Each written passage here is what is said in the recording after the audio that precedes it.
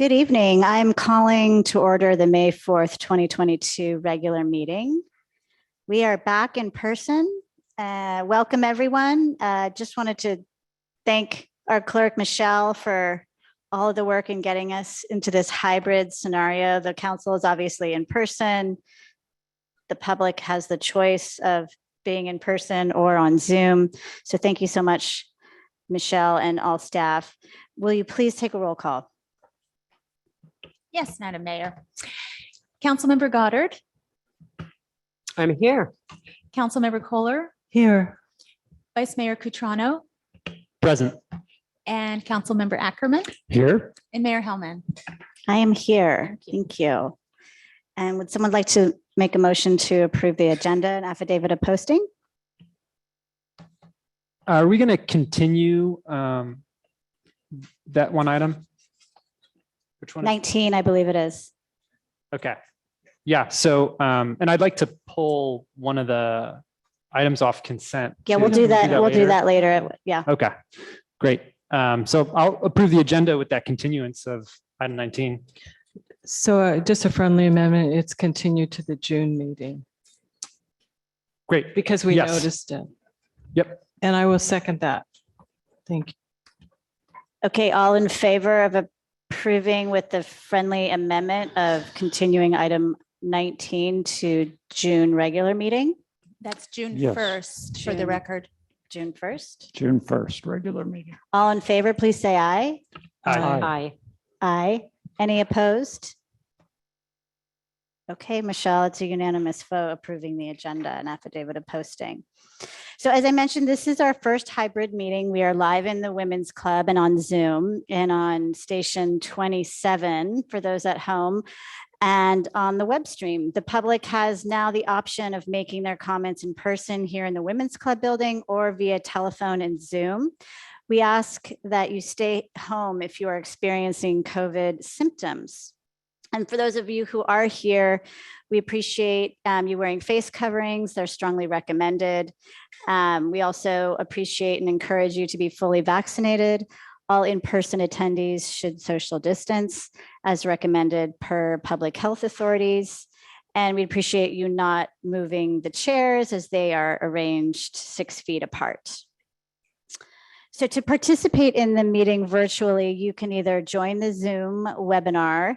The link is in the agenda posted on our website, and use the raise hand feature to provide verbal public comment, or dial the Zoom telephone number, which is also listed on the agenda, and press 9 to raise your hand to provide verbal public comment. For each public comment time on each topic tonight, we will first take the in-person comments, followed by the participants on Zoom who have raised their hands, and the telephone comments. And this is the first time we're using this system, so we appreciate your patience if we encounter any bumps in the road. And with that, we will get started. Councilmember Kohler, would you read the land acknowledgement, please? Sure, I'd be happy to. I do need glasses though. Okay, the Fairfax Town Council acknowledges that we are located on the unceded ancestral lands of the Coast Miwok people of present-day Marin County. We honor with gratitude the land itself and all of its ancestors, past, present, and emerging. Thank you.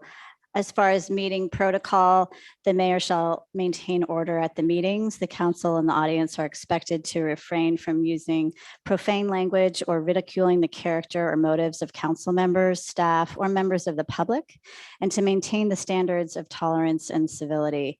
Please turn off your cell phones or place them in silent mode.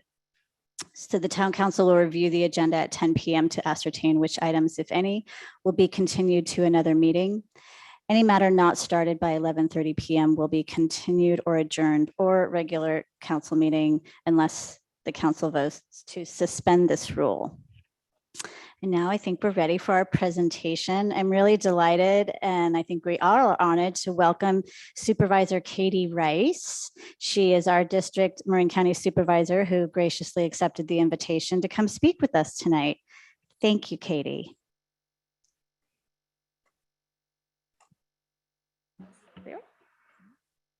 I am so glad to be here today. It's so nice to be out and about anywhere, frankly. Thank you for inviting me, Mayor Hellman, and so nice to see you, council, in person, and your new city manager and everyone else involved in the public. Really nice to see folks here. I have 4 things I thought I'd share with you. I've got a quick COVID update. I want to talk about 2 things that we're working on at the county that align very well with work that Fairfax Council and the community has been working on, and that is our reusable foodware ordinance. And also we are actually working on a single engine stroke, a SOAR, first a policy moving towards an ordinance, and I'll go into that a little bit more. And then lastly, maybe we can talk a little bit about PG&E and the tree cutting work that's going on, and all related, as it seems to be impacting mostly unincorporated Marin in our West County area, Woodacre, and then here in Fairfax. So first off, with regards to COVID, I think the community's moving forward. We are fortunate. We have done so well in terms of become really highly vaccinated community, and that's now being reflected in our case rates. While we do have some community prevalence of the infection is out there, the disease is out there, we're just not seeing the commensurate hospitalization. So, that's really what our public health officials are looking at right now, is how is the healthcare system holding up and what is the severity of the disease. So definitely COVID's out there, whatever the new strain is, and I'm not sure what it's called. It is highly transmissible. It's definitely in our community. People are getting sick, but if you're vaccinated and boosted, it tends to have a much milder impact. And again, our hospitalization rates look good. So you can still go to the COVID website, the Marin County COVID website, and get updates. I think they're posting 3 times a week, and just give the basic stats. And if there's any new important messaging that comes out, I know that whole public health team will be on it. And they continue to work really closely with our schools. And that's been a great and important partnership. But anyway, so we're still on it, and everybody still needs to be aware, and I think cautious, but also practical in how we move forward. So that's that. Secondly, so as your council members, I think probably all of you know, and a lot of your community members know because you showed up at our hearing 2 weeks ago, we introduced our own reusable foodware ordinance, which, surprise, surprise, looks a lot like the town of Fairfax reusable foodware ordinance. I want to thank Fairfax for leading the way on that. And I think I wasn't directly involved in the development of that ordinance, in our ordinance, but I know there was a lot of work in trying to find alignment, because ultimately I think what we'd really all like to see is some uniformity across the county as each of the cities moves in this direction. Super important, and a nod to Fairfax for getting that going. And I'm already seeing evidence of, we're seeing vendors already switching over voluntarily, and I'm not sure what the experience here is in Fairfax, but I assume pretty good. So happy to I know you'll keep in touch with us about that, but again, a nod to Fairfax for getting that going. The third thing I wanted to talk about is this. So I understand, I remember reading the paper and heard that your council and your community is looking into developing an ordinance banning sometimes some types of lawn care or yard maintenance equipment, gas powered maintenance equipment, landscaping equipment. So as you're all aware, and I'm sure this was part of your conversation, there is state legislation that is going to phase out actually fairly quickly the sale of certain types, depending on what is actually marketable out there, whether it's lawn mowers or weed whackers or leaf blowers. So we started looking into this internally, Supervisor Rodoni and myself, late last year. And I think wanting to go in the direction that I was hearing your council go in terms of developing an ordinance, but then also creating some sort of buyback program, because we want to address this as an equity issue, but also we want to make sure that anybody that's actually changing out their or getting a new battery powered or electric equipment is actually taking their old dirty equipment off the market completely. So in our work, and we're approaching this both from a climate position, and then also in terms of public health. And our climate action plan actually does identify a ordinance to be in place by 2030. But obviously we need to accelerate that. We know how dirty these things are. But as we started to do our deep dive into what it would take to establish a buyback program, and wanting to be sure to be put in place a program that was not only equitable, but also accessible, and frankly had the safeguards in it to make sure stuff really got off the market. We took a step back. My staff is working with Parks and DPW, and we're actually have adopted an informal policy internally for all our DPW work and open space and parks work. We're going to be, they are going to be phasing out equipment, replacing their gas-powered equipment that has a feasible alternative, battery-powered or electric alternative that can actually do the job that needs to be done. So right now I know that chainsaws are an issue. So the idea is we're going to try to convert over our internal fleets, hopefully within the next year, 18 months. The funding is going to be put in place to do that.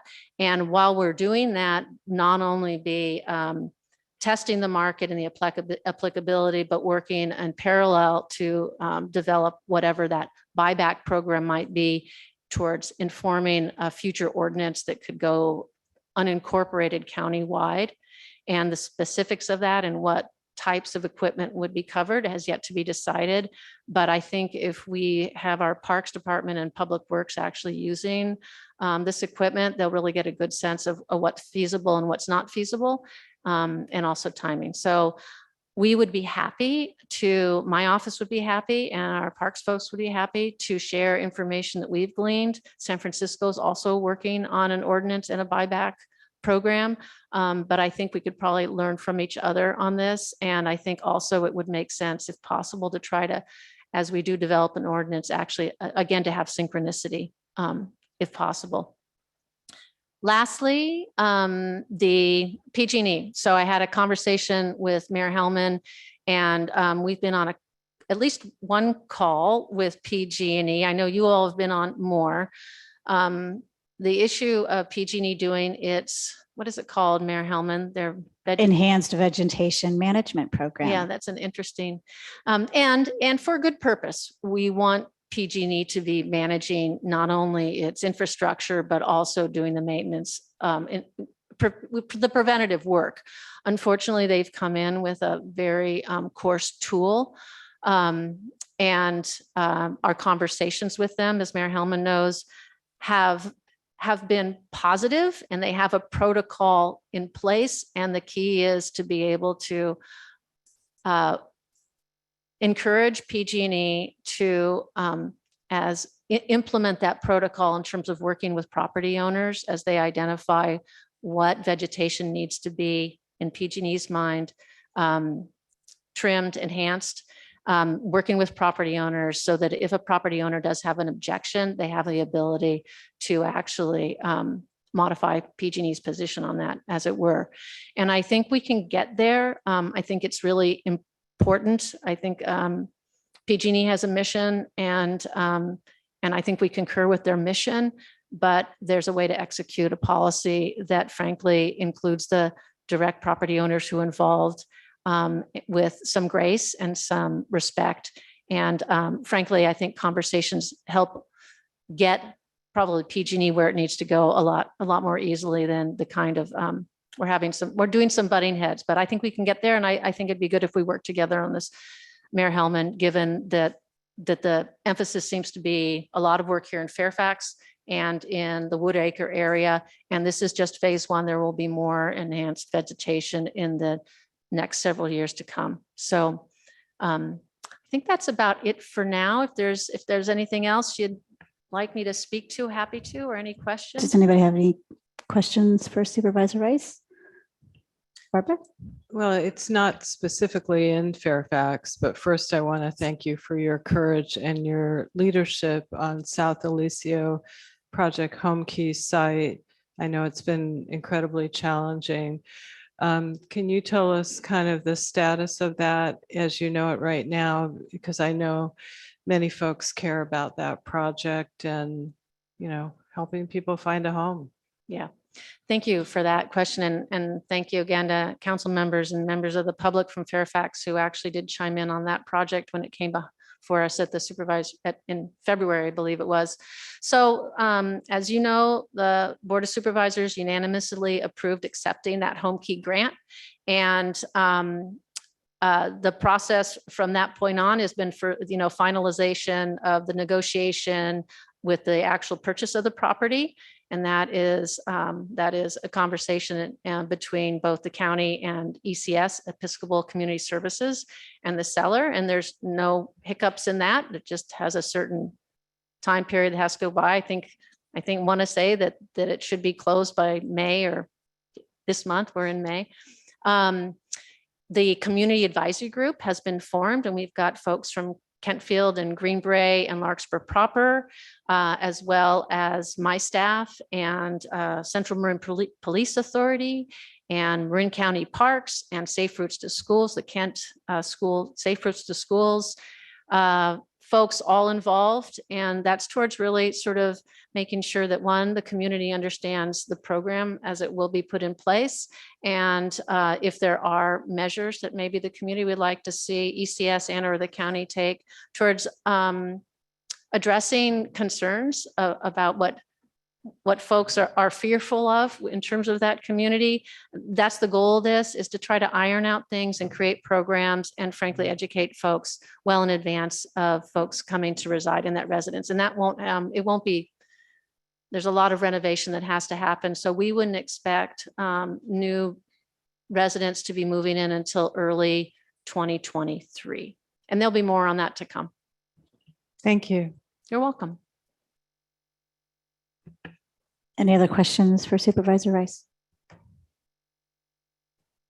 I just have one. Thank you for coming, Supervisor. And in another capacity, we both serve on the Transportation Authority of Marin.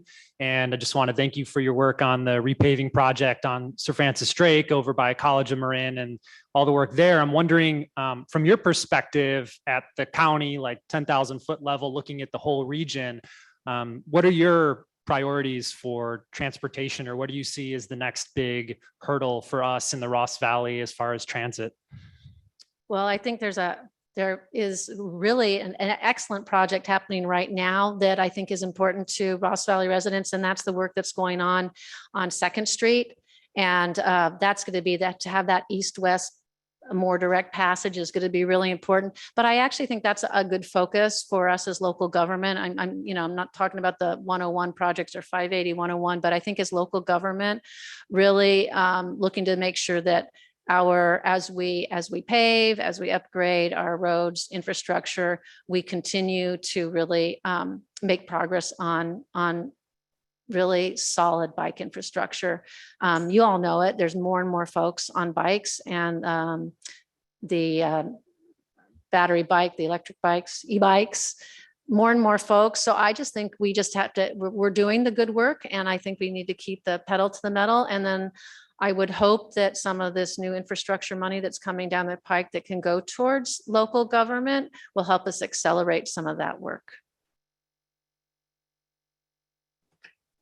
Okay, think we ready to go open public comment. Anybody have questions for Katie? Supervisor Rice? You may have some raised hands on the Zoom, Michelle. I don't know. I don't see anyone in the room. Let me just ask people on Zoom, you can raise your hand now, and then I would call on you if you had a public comment.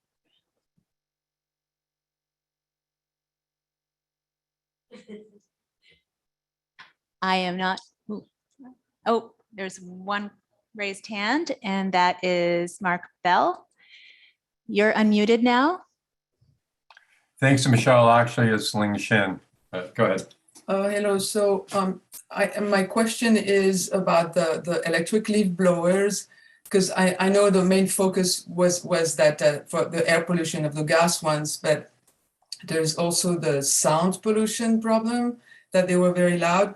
And in the electric ones, some of them are very loud and shrill, this high pitched continuous sound that's really damaging for the nervous system. So I'm just wondering if there's a plan for regulating as well, like how loud the electric ones are going to be. You know, if there's like, you're going to replace it with like a really noisy electric one, or is it possible to also ask that people don't buy the really loud electric ones and get the more quiet ones? Because some are pretty quiet.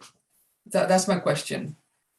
Yeah, thank you. I think that's a great question. And I think your last statement is really important. There is a range of quality, noise level, probably battery lifelong capability. The range of equipment that's out there now has a lot of variety. So I think, and to the degree, I know public agencies can't recommend specific brands or not, but I think that part of what we can do, I know at the county level, is as we test out equipment, I would like to be able to actually provide information and education about that range of types of equipment out there towards addressing noise as well. And I think that frankly, users would rather have a quieter piece of equipment, but I think it's a valid concern. And again, a lot of issues like this, when we're talking about noise and landscaping equipment, in my view, are things that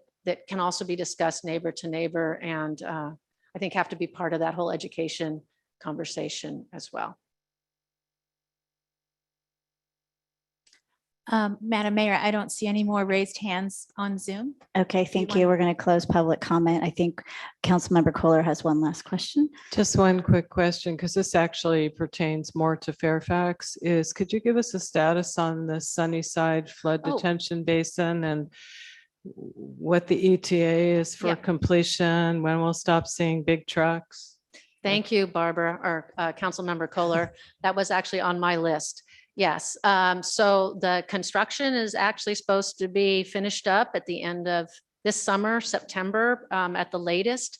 There will still be landscaping that needs to be done, but they won't be putting in landscaping until October. You know, you try to hit the rainy season, and I suppose that could always be put on hold if there is projections of a dry fall. But all the construction is supposed to be done by September of this year, hopefully sooner. And we've had some really patient neighbors out there and a patient town and town members. But thank you for the question, and Thank you. almost done. You're welcome. Great to see Thank you all. And you. yeah. Uh, Yeah, Chance, I just want to say, Councilmember Catrano mentioned the Transportation Authority of Marin, and Councilmember Ackerman serves on Flood Zone 9. And Councilmember Kohler sits on the Marin Wildfire Protection Agency. You guys all have other hats as well, I know, but all of you have many, many hats that you wear, right? Just want to thank you for all that work in in your positions. It goes way beyond the council. Really appreciate it. Thank you. Thank you for being here. Thank you. I'm sorry, sir, we've closed public comment a few minutes ago. Sorry, missed that opportunity. We will have a chance for public comment on items not on the agenda if you'd like to come up now. And thank you again, Katie. So now we will open time for public expression. This is the time to address the council on matters not on the agenda. Individuals are limited to 3 minutes, subject to the mayor's discretion. The council is permitted to take action, and state law strictly limits the right of the council to discuss any unagendized items unless it can be demonstrated to be an emergency nature or the need to take immediate action after the posting of the agenda. If there are still raised hands after 30 minutes, open time will be continued to the end of the agenda. So with that, I see. Okay, I'm Liesl Blasch. I live on Pacheco Avenue, and I wanted to thank the town of Fairfax for the sidewalk repair grant program. We had a really difficult piece of our sidewalk that we were able to replace, and the town paid for half of it, basically. I also want to give a big shout out to staff. Elena and Mark were both very helpful in getting our grant processed. And I just want people to know that as homeowners, we are responsible for the sidewalks around our property. And since I'm on a corner, I have a lot of sidewalk. And I know we've got so many other expensive things in our lives that it's hard to think about the public sidewalk. But as a sustainability advocate, I just want to note that I want to make my neighborhood as walkable as possible because it's healthy for people to be able to walk to the store or whatever. It's healthy because it cuts down on the use of greenhouse gases. It also builds community. When you're out in the community walking around, you talk to people and you see people. But another really important component of this, as I'm realizing more as I age, is that we want to be an age-friendly community. And for many people who are older or frailer, falling could be a death sentence, basically. So I think we really all want to think about how we can make this a more accessible community for everybody. And so for those reasons, I'm especially grateful to the town, and we're committed to doing more with our sidewalk as time goes along. But I'm really grateful and appreciative that you have this program. Thank you. Thank you.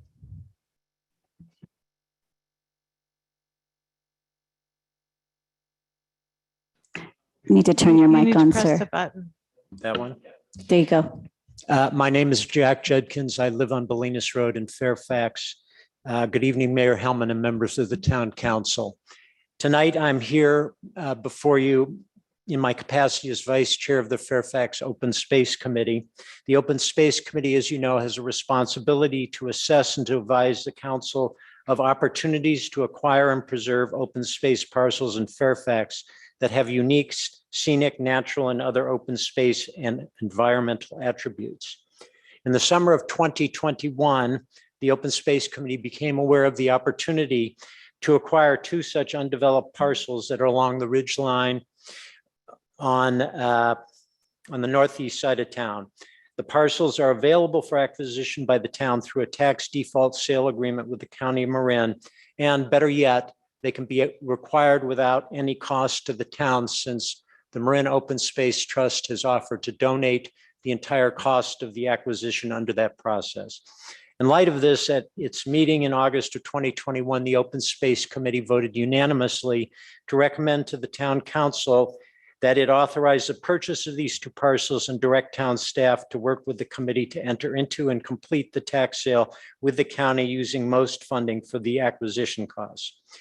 Within a week of that approval, I had sent to the then interim town manager a request that he place this item on the town agenda as soon as possible. Subsequently, he assigned a staff person to work on that. Since then, the committee has provided to the town reams of information and documentation about the property and about the tax sale process. But here it is, 8 months later, and still it is not on the town council agenda. My reason for coming before you tonight is simple: to bring to your attention what we strongly believe is undue delay in getting this before the council, and to ask you to provide your assistance in having this matter placed on the June town council agenda. We are sympathetic that the town has had personnel problems over the past year, but an inordinate amount of time has already passed without the town council having yet been given the simple opportunity to weigh in on whether this is a desirable open space acquisition or not. If the town approves and authorizes the acquisition, then staff and the committee can work out issues as they arrive. There is time sensitivity to this. The acquisition cost of the property rises as each property tax installment date passes and new property taxes become due.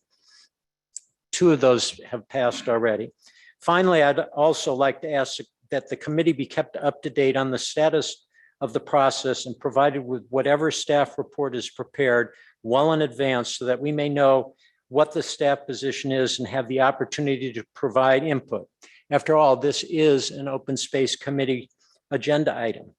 To date, there has been very little information or communication from staff to the committee about progress or reasons for the delay. Thank you for listening to me and for any assistance you may be able to give to get this matter before you in June. Thank you. Hello, I'm Susan Pascal-Moran, and here in my capacity as Chair of Open Space. I'm primarily here to support what Jack Judkins has just outlined, the ongoing difficulty that we've been having in terms of getting this on the agenda. It absolutely needs to be addressed ASAP, and I'm begging you to do that.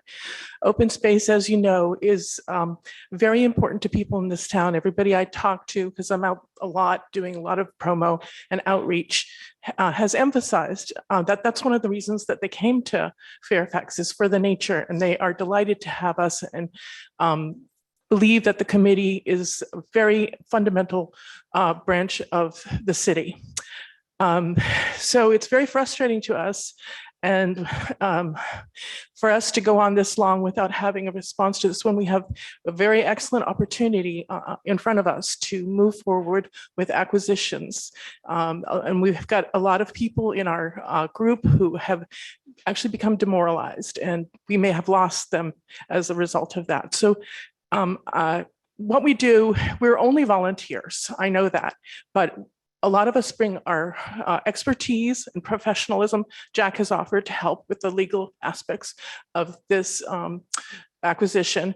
And I bring my passion, as you know, and we just really need your help in moving this forward. Thank you.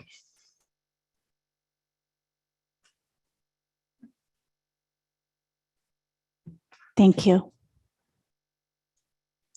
Miriam Weinstein, Oak Tree Lane. Two quick items, and I don't even know if they should go to you or the planning committee, but a couple of years ago, we got the square footage lowered for houses from 5,000 square feet to 3,500 plus an ADU, plus, I don't know if it's changed, a 600 square foot garage. And I'm just wondering if we can tamp those numbers down a little bit more. I mean, no one needs a 600 square foot garage. And to lower it from 3,500 to 3,200 is still a mega house for Fairfax. So that's my first concern. I don't know, other than just bringing it up, what to do. I guess I could start a petition again. The second thing I've been wondering about is in the green, I think we have a green building ordinance, or maybe it's public works, but a requirement that paving projects of a certain size be done with a permeable surface. So if the water goes into the ground rather than into the sewer, which lightens the burden on the sewer and it's better for the ground. City of Seattle has an ordinance requiring it. I think if they can do it, we can probably do it. Thank you. Thank you.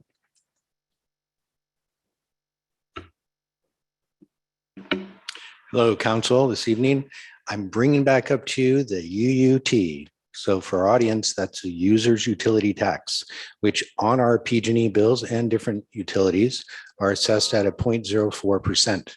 The state of California, as you know, because you've been sued in the past, and I was recipient of some of those proceeds, has a limit of $360 on those accounts. So if your UUT, for instance, exceeds $360 on your PG&E, there's a cap. Upon request, that's supposed to be reimbursed.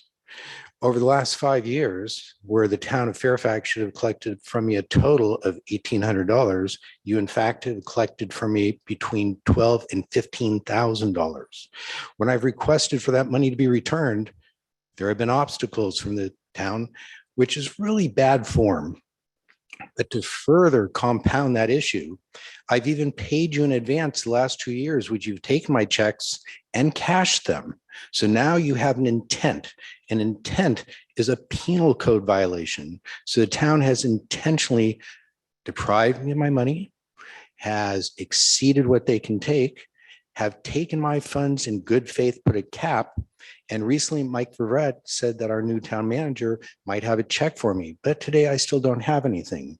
In contacting PG&E, they've told me that most towns in good faith put that cap in place, but Fairfax requires for that UUT to be reimbursed to the town on a monthly basis. They've said that different towns, besides putting a cap, are very compliant with these laws, but Fairfax seems to be failing. And so as Fairfax wants to purport that they're a very mindful town, I think it really wrong that you steal, theft, terrible words, very offensive, but when you take something improperly, you continue to do something that you know is wrong. And I've written about this. You have been sued in the past because in the past, I also got a check. Does it really require to file more litigation to shame the town instead of have the town just do what's correct and reimburse my money when I request it? And these are not small amounts. If you look in your last year's budget, the town of Fairfax collected $365,000 on that UUT. Whoa, those are big dollars. My little contribution for that for last year, I don't recall, I wasn't planning on being here tonight, might be a couple thousand, $3,000, which means a whole lot of other people are paying this UUT also. I think it's time that Fairfax acts responsibly and returns our money, follows and complies with state law, and especially when people give you your money in advance to cap this, as PG&E said, every other town gives them a list of exempt properties, follow the laws and reimburse my money. I mean, I'm making a point of making this a very public thing. So should I decide to file litigation, all the demurs filed, I'm representing my entire tenants. So I get 5 minutes because last year alone in my utilities, I paid $107,000 in total. So I do have an interest here. You have another minute. Thank you. So I'm hoping the town of Fairfax will do the right thing and reimburse those funds to me and to everybody else, because those funds that are collected are put into your general fund so that there's generally no accounting for the general public to see that. On your consent calendar, items 2 and 7, if you'll please pull them so that we can address this UUT, I would appreciate it. Thank you. Thank you. And Michelle, if you could have that face me so I have no way of. Yes, Madam Unless Mayor, I we haven't been in person before. Like I said, I face it to the speakers so they can keep an eye on the clock. And then when it gets to 0, I turn it to Got it. you generally. Okay. And I guess we have more speakers. Go ahead. And if you're on Zoom, can I just put in a plug to raise your hand Yes, now? please.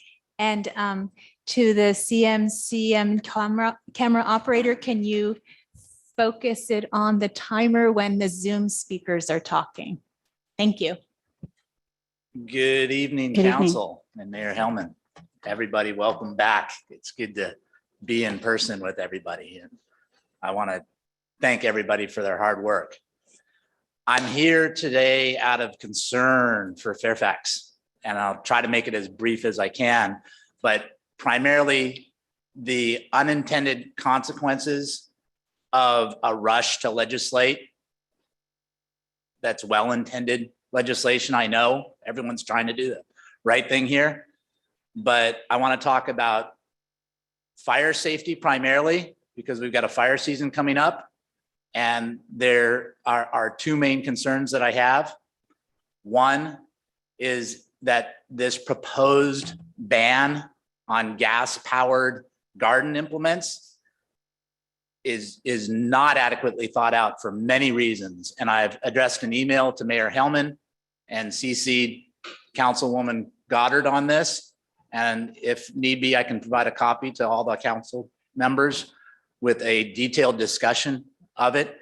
But basically the battery technology is not there. Even though everybody wants to have a greener environment, the battery technology is not there to allow for a full day's worth of work. And there is a lot of fire material that needs to be cleared unless you want Fairfax to burn. It's coming, the technology is getting better, but it's not there. Secondly, on this legislation, there's many other points that I make in the email, but secondly, on the legislation, the town of Fairfax is apparently spending in the tens of thousands of dollars to do this retrofit. All the people who own these items here in town and all the people who work here in town cannot afford those expenditures. Unless there is a way to outfit everybody and ensure that the work that needs to get done can get done so that the town can maintain safety, it's on you for making the wrong choice I'm sorry to say this and bring it out in public. Secondly, on fire safety, there is a problem that is a complex problem that requires multi-agency jurisdiction and intervention and probably changes to the Muni code. But there are fires being lit directly behind the Fairfax Muni yard. And there are fires being lit behind the Fairfax Pavilion that are not in designated fire barbecue areas. And there is garbage and there's creekside erosion. And there is a problem there that requires social services. And that is another place where our town might easily burn. I've filed at least 2 police reports, and I've had our fire safety inspector, who wasn't previously aware of it, go out there. I'm aware that Councilwoman Goddard has been there. I don't know who else has been there, but it is a problem, a pressing problem that needs to be solved ASAP. That's all. Thank you.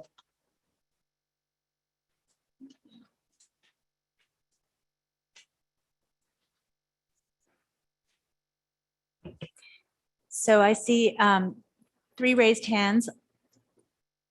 Is this working? Yeah. On Zoom, I'm going to unmute Mark Bell first, followed by Heidi Beater. Mark, you're unmuted. Okay, thank you. As you go through the land acknowledgement and refuse to even recognize the hominids or Neanderthals who lived here previously, I just really find it absurd. Furthermore, unless you yourselves have ceded your houses to the Miwoks, really all you have is a bunch of performative psychobabble. And I don't understand why you continue to trot this thing out at every opportunity. If you're going to do it, then at least recognize that the Miwoks took the land from the Neanderthals by wiping them out. That's the first thing I have to say. The second thing is what's going on with PG&E's company cutting down the trees. Sierra clearly brought this up at the last meeting. Other people have brought it up in previous meetings. So I would say about 4 months that this has been in front of you, and suddenly the mayor has discovered that there's something going on with PG&E whacking down the trees. Don't you listen at meetings?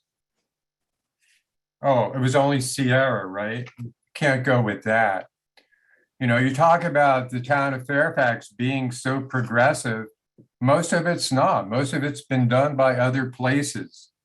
And you're following, which is not a bad thing. But, you know, when you talk about the town being progressive and then at the same time you have a land acknowledgement, which basically tells people that they're racist because they're living on stolen land, I don't see how those two ideas go hand in hand. The other thing I want to touch on is that I look at the report from the woman who we share with Corte Madera, and in her report, which I found last month, all she's talking about is getting another $25,000. I thought that we're paying consultants or like this because they know how to do this work. So why is like her only point that she needs another $25,000, and yet the town can't come up with $4,000 for the Fairfax Festival children's part? I mean, don't the kids at least deserve $4,000? And once again, I would like to congratulate the town of Sonoma because they realized in just a matter of months what the town of Fairfax didn't in years. That's all I have.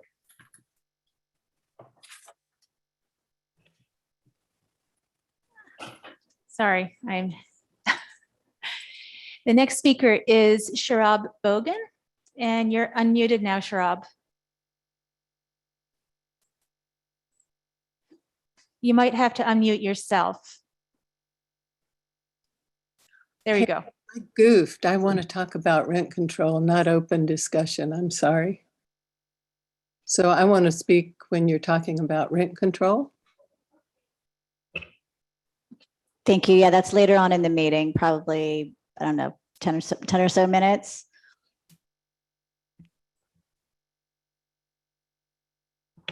There are no more raised hands on Zoom, Madam Mayor, if you want to. Yes. Thank you. Thank you. Sorry, it's a little rough. We're getting the hang of it. It's all good. Thank you. Okay, I'm closing open time and moving on to consent. The council may approve the entire consent calendar with one action or vote. In the alternative, items on the consent calendar may be removed by town council or staff member for separate discussion and vote. The opportunity for public comment on consent calendar items will occur prior to the council's vote on the consent calendar.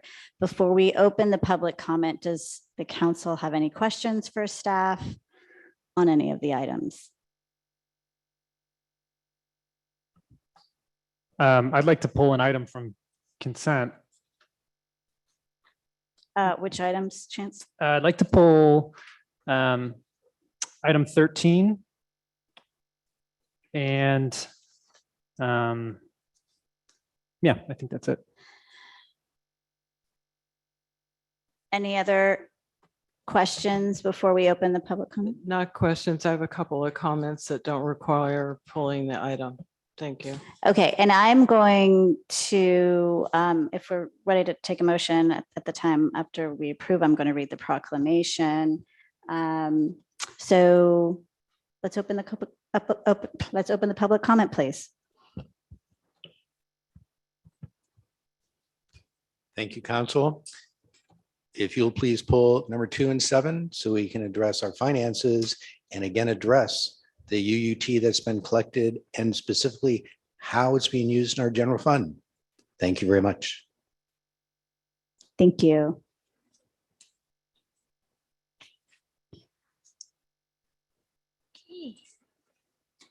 I see Janet Janae Rizzi in the audience. Are you going to speak on an item on consent, or you don't want to put you on the spot, but now would be the time. Now's the time. Okay. Okay. Thank you. I wanted to thank Mayor Hellman for inviting me here and for getting this on the agenda for me, and thank the council for signing this proclamation. So I'm here as a representative of Moms Demand Action for Gun Sense in America. I'm the local group lead in Marin. We started in 2014 after Sandy Hook by Shannon Watts, who was outraged and put a note on Facebook, and from there it grew, and we now have 8 million volunteers throughout the United States. We have chapters in every state and groups in many communities, including Marin, San Francisco, the East Bay Peninsula, San Jose, San Diego, Los Angeles. And we are a nonprofit. We are nonpartisan. We support the Second Amendment. We don't want to take guns away from anyone, but we're primarily a gun safety group. We promote laws and that promote gun safety. And I asked Mayor Hellman if she would sign this proclamation in honor of Hadia Pendleton, who we honor on Ware Orange Day every year, the first Friday of June. She was in Barack Obama's second inaugural, and 2 weeks later, she was shot and killed in a park in Chicago. Her friends decided to honor her by wearing orange on her birthday. That was her favorite color, but it's also the color worn by hunters so that people see them and they're safe. So every year at this time, different communities throughout the country have events to honor her and to honor everyone who is a survivor of gun violence. In San Francisco and Marin, we walk across the Golden Gate Bridge, and that's what we'll be doing again this year. And this year we'll be joined from communities and community partners throughout the entire Bay Area. So we think that it's going to be a big group. So this proclamation is just to bring this event, this issue to the public's awareness. And so anyone wants to join us, everyone is welcome. We're starting in San Francisco on June 4th, walking across the Golden Gate Bridge and wearing orange shirts. And you might also just recognize us by our Moms Demand Action shirts, which we wear at when we go to Sacramento or do anything else. So I wanted to thank you. Thank you. Okay.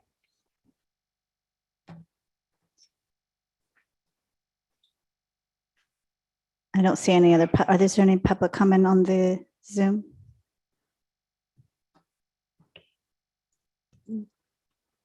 Yes, it keeps changing. I'm not sure. Mark Bell, your hand is raised. I'm unmuting you. Thanks, Michelle. Item 15 about the parklets. I read I guess it's a kind of a synopsis of the report. And there are certain things that I have questions on regarding that item. There's nothing about the fees. There's something about a use permit. I'm not sure exactly what the square footage is of 2 parking spaces, but it's probably close to 200 square feet if my rough measurements are correct. And I believe that the retail space in Fairfax is running about $25 to $30 a square foot. Obviously, this is outside, so you're not going to get the same type of return on the floor space, depending on the weather. However, unless we're going to charge some real equitable fee for taking these spaces that can be used for the people of Fairfax, there's a major problem, because really what you're doing is you're rewarding restaurants, you're giving nothing to the retail places, you don't have them, and that's public space, that's public land, and we should have a real rental fee on that. The second was at number 10A of item 15, wasn't a clear definition of what the sightlines would be. Most people, or we did, and a couple other people talked about how Village Saki's parklet really impedes your ability to see what's happening on the road, because they have almost opaque windows and they have shades that they keep down during the day. It also doesn't state how high the walls are allowed to be, and if there's going to be plexiglass on top, is that going to be clear only? And I would expect that this would be in a report, since I know a lot of people had mentioned those issues when this came up at the last meeting. So that would be my main concern as far as the consent calendar. And I would like to know what the fees are, what's going on with the sight lines, how high are the walls allowed to be? Is there going to be something about if there is plexiglass panels that they only be clear? And I'd like to have those questions answered tonight, like soon, like now.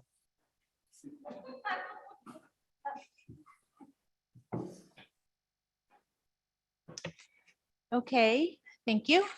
The next speaker is Joe McGarry, and I'm unmuting you. Thank you, Michelle. Good evening, council. Yeah, I thank you for the proclamation of gun violence awareness, and thank you very much for the speaker and for the thoughtful share a few moments ago.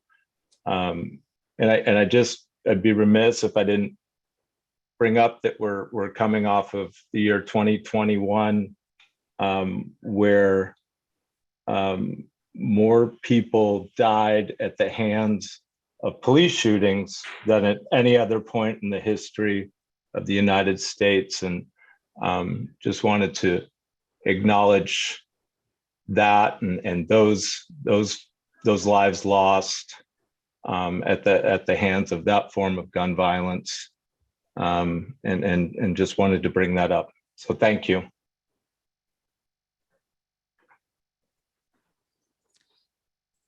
Thank you. Madam Mayor, I don't see any other raised hands. Okay, we're going to close the public comment. Thank you, and consent.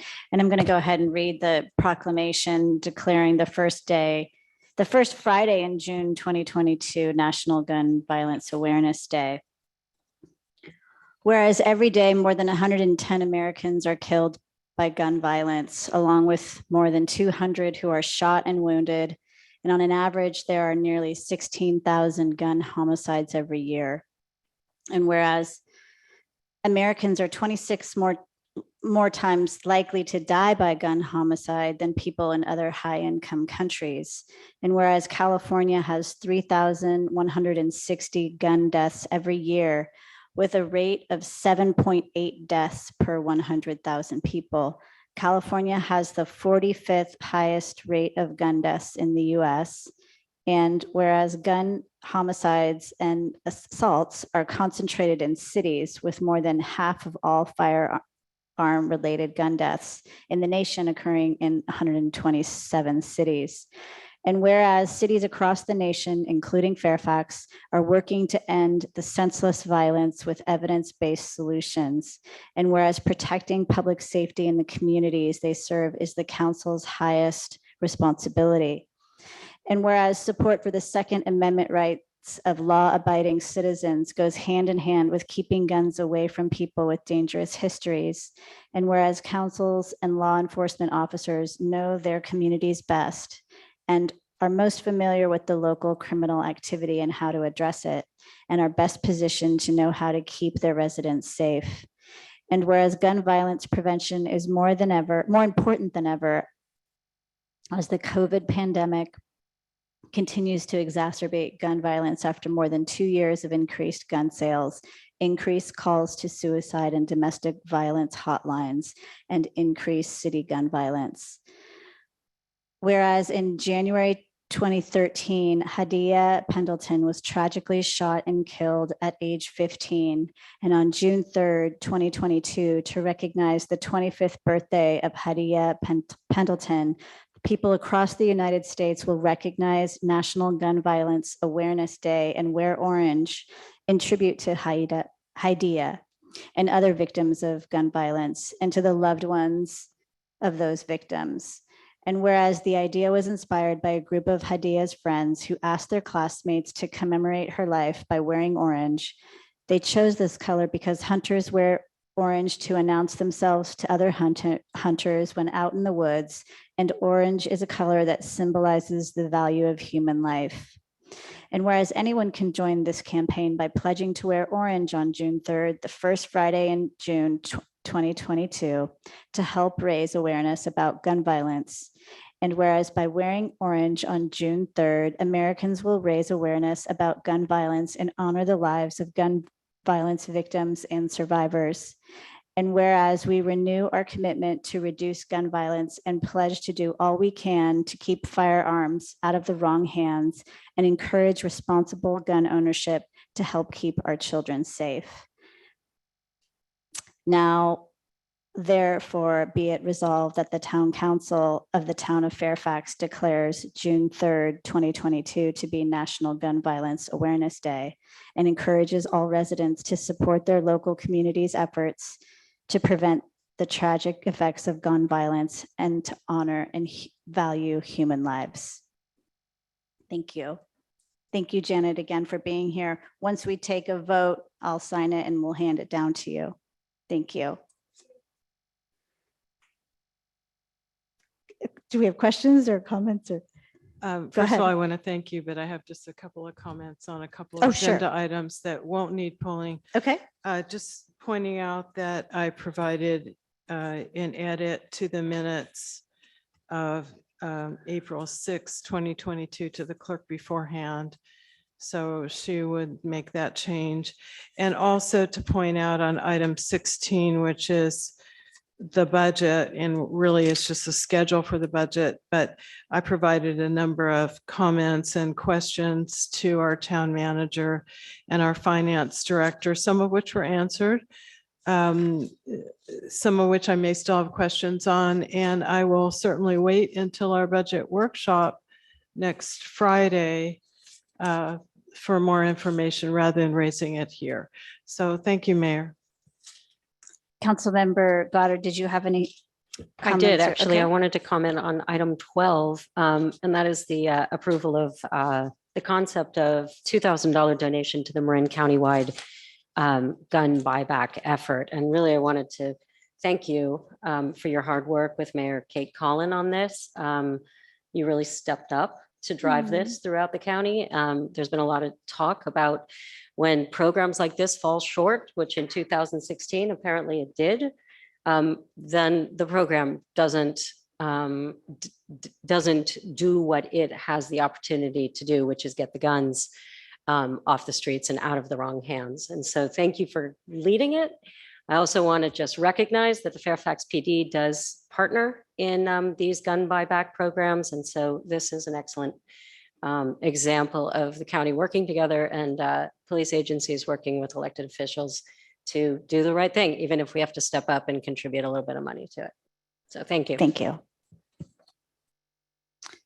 So with that, can I request a motion to approve consent calendar with, do we have, you pulled item 13?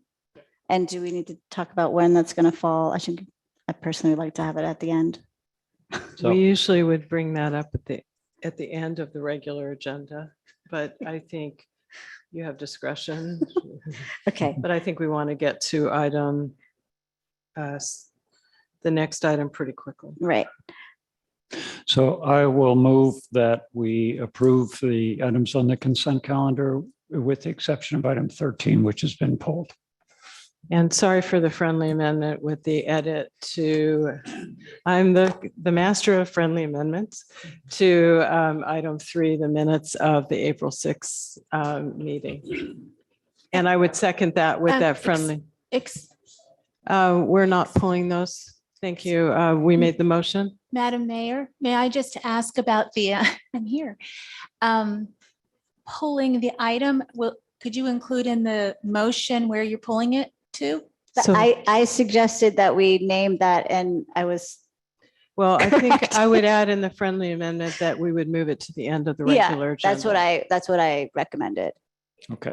Thank you. Amendment. Do we have a accepted. second?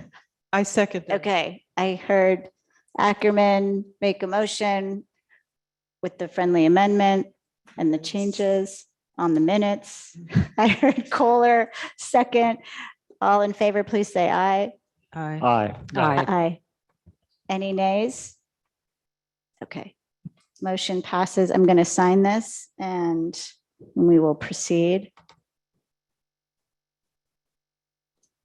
Do you mind passing this down?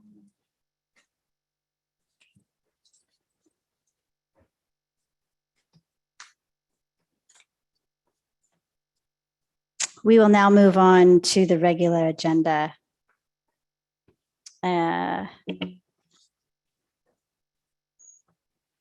Both public hearing items have been continued to the June 1st meeting, items number 18 and number 19. Our regular agenda item 20, introduce and read by, no, that's not it. We're on 17, Mayor. Thank you. I'm like, that is not it. Excuse me. Pardon me.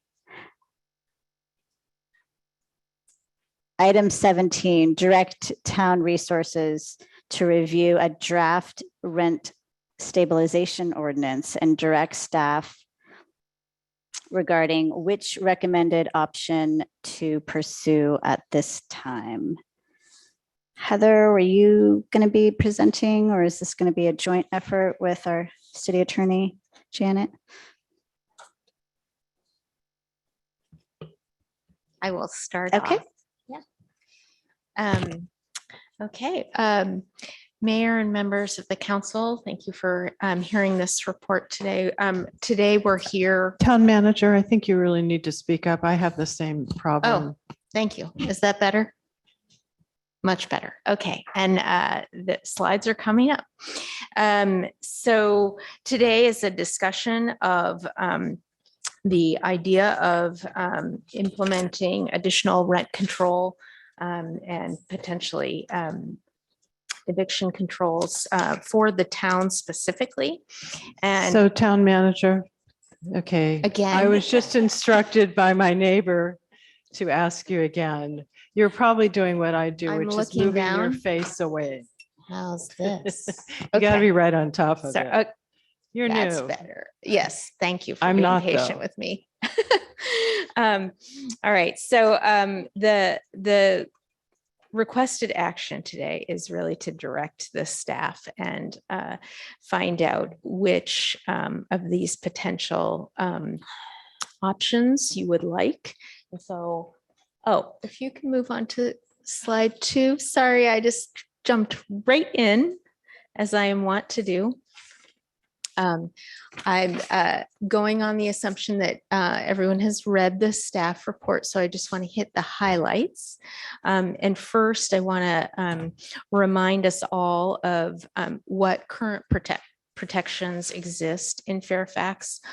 So Fairfax benefits from rent control through the California Costa-Hawkins Act, and that does limit some of the choices within Fairfax within local jurisdictions. So it prohibits local rent stabilization for single family condominiums and ADUs and apartment buildings, which would which have been built after 1995.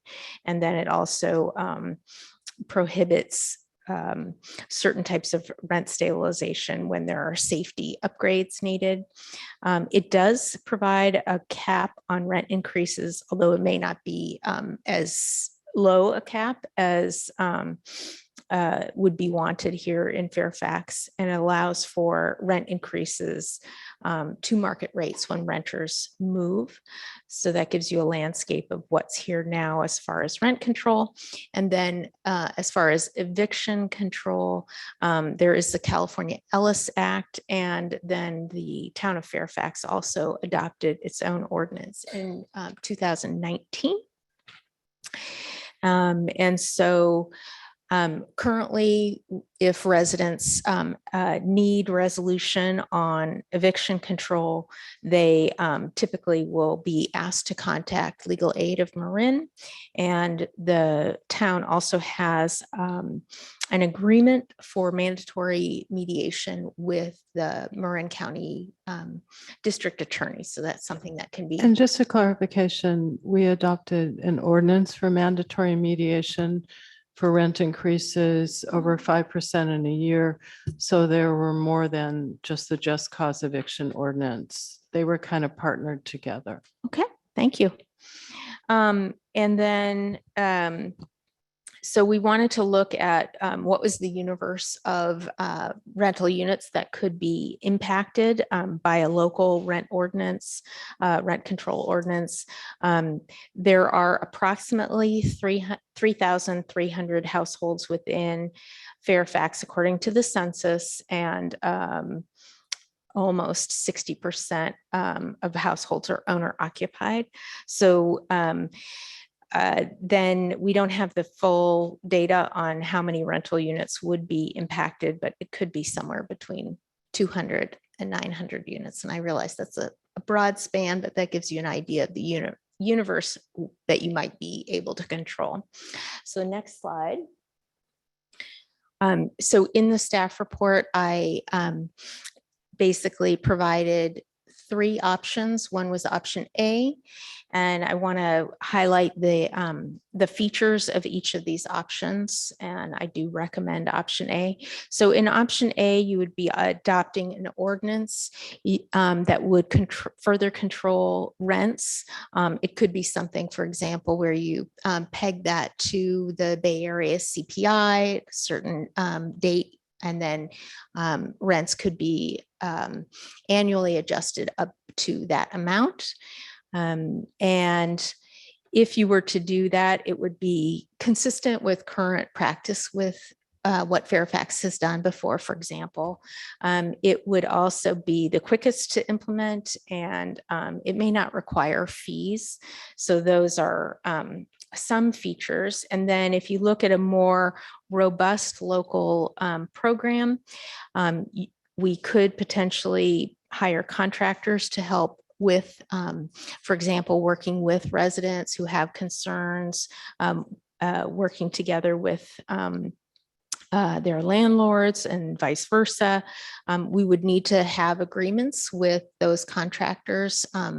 Examples of contractors might be additional services that we would want from legal aid of Marin, or perhaps the city of Berkeley, as they have a rent program and they might be willing, well, they've told us they're willing to contract for some of the adjudication process. Those systems would need to be developed. So there's a significant amount of time and staff work that needs to go in to really make sure that we can implement your policy vision, if that's the vision you choose. And then option C is yet more robust and more local, if you will. And that would involve hiring staff. We would need to, go through the process of hiring that staff. Also, we would need to make sure that we have offices for them and somewhere that, people could come in, which is in short supply in Fairfax, as I've learned in the last, I think I'm on day 62. And then we would, and then if you were to establish a rent board, you'd need to decide whether that was the council acting as rent board, or appointing a separate rent board, or electing a separate rent board through an election process. And each of those have their own timelines and need for staff support. And then also in that option C, you would definitely need permit fees in order to do that. So that concludes my summary report, and just open it up if you have questions for myself or for our town attorney.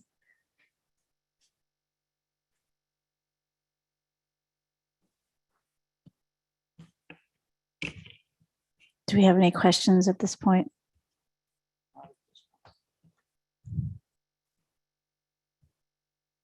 Okay, no. We're going to open it up to public comment then. Open comment. Michelle, will you give me a sense of if the folks on the Zoom could please raise their hands so we have an idea of how many members of the public are interested in commenting, and we may need to adjust the time, but likely not. I'm just watching the hands go up. There's like a slight delay. So it looks like right now it's 13 and holding step 14. Do I hear 15? Yes. 15, 17. Sorry. This is important government business. Okay, I think we're at 17. Times 3 minutes. 18. And we have a number of people in the audience.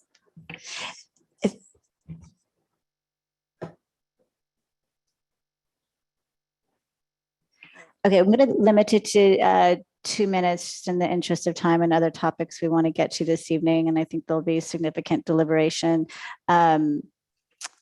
You are welcome to echo the comments of the person who spoke before you. If you have something distinct and unique to say, we welcome that, but it's perfectly fine to say that you echo the person who came before you.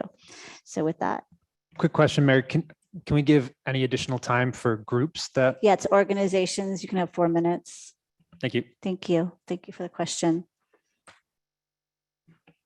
Please. Hi, everyone. Nice to be here in person. Good evening. I'm Megan. I'm a resident of Fairfax. I'm also a renter, and I'm part of the DSA rent control campaign. And I'm here today because this issue is important to me, not just because personally I'm a renter. I'm paying more than 30% of my income in rent, but my life's work has been in the community and specifically working with children in foster care and families in foster care. And housing protections are critical for this population. I wouldn't be here today. I wouldn't have joined this campaign if I didn't believe this was an urgent moral issue for Marin, for Fairfax. Just to tell you a little bit about how urgent it is, 10% of children entering foster care do so because of housing issues. And nearly 25% of children, young adults exiting foster care experience homelessness within the first 4 years. This has a lot to do with evictions. It has a lot to do with rising housing costs. It means that without housing stability, we have families that are separated from each other. We have young adults become homeless. We have people leaving the community that they call home. I'm sharing this with you because I'm worried about what's going to happen to families in Fairfax if we don't have strong renter protections. I know that just like me, and I care about the community, it's why I'm here, it's why you're here. And I believe that just like I do every day, you'll show up to do what's right, even no matter the logistics. I'm urging you to pass a strong rent control ordinance and strong just cause eviction protections. I was really distressed that the staff report did not even mention just cause eviction protections. When we talk about supporting the community, really supporting the community, we need to support those vulnerable community members, our teachers, our students, our seniors, and keep them in their housing.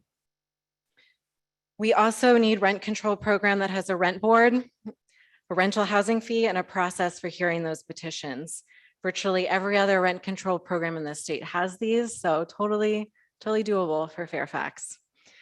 Let's be accountable to our community. Let's love our community. Let's respect our community. I'm urging you to please pass a rent control ordinance and strong just cause eviction protection in Fairfax. Thank you. Thank you.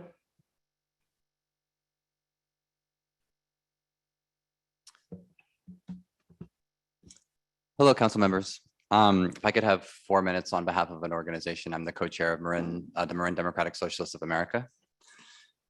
So good evening. My name is Kurt Reese. I'm the co-chair of Marin DSA and a volunteer organizer on the campaign to establish rent control in Marin, starting right here in Fairfax and neighboring San Anselmo, where my wife and I rent our home.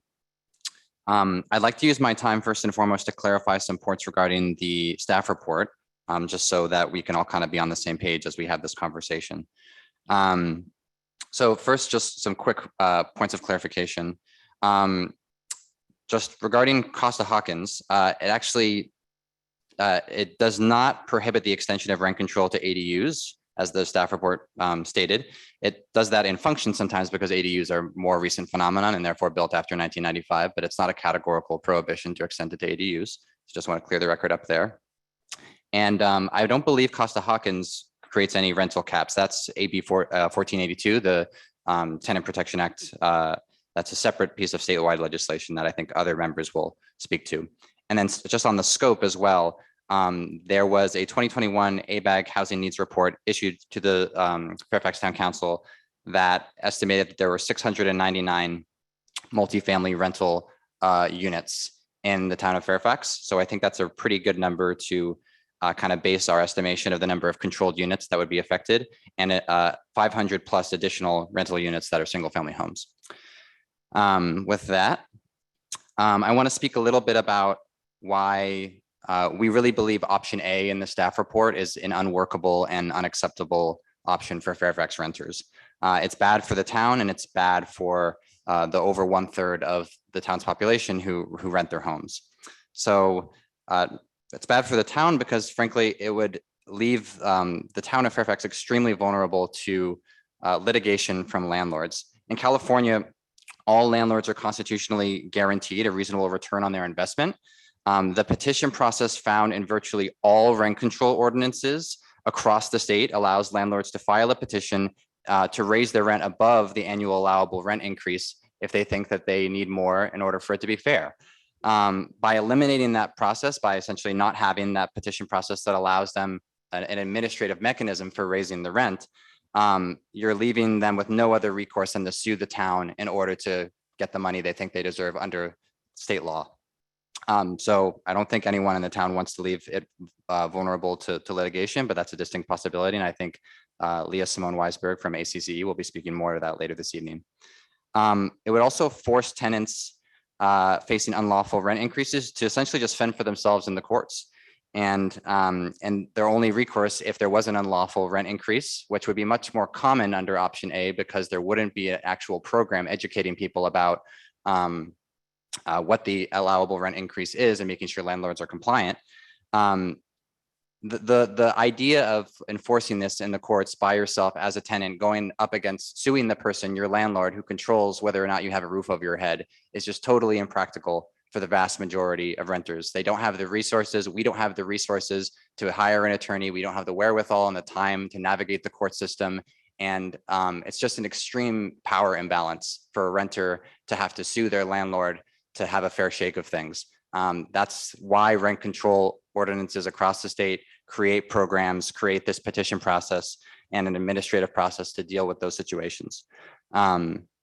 And then I just want to say that what our campaign has been advocating for, I realize I'm short on time, is something not quite articulated in the staff report. It's something between B and C. We're asking the council to establish a rent stabilization program responsible for administering a petition process paid for with an annual an annual rental housing fee. It would be totally, the administration would be start out by third parties, Legal Aid of Marin and the hearing examiner from Berkeley, both of whom have already stated in writing that they're willing to play these roles. So we're just asking to create an ordinance that would actually have the mechanisms, the tools, the structure to be able to adapt to Fairfax and to truly protect renters, which is the goal of this. So I would just hate for the council to take up this conversation, but not actually create something that would accomplish the purpose. Thank you. Thank you.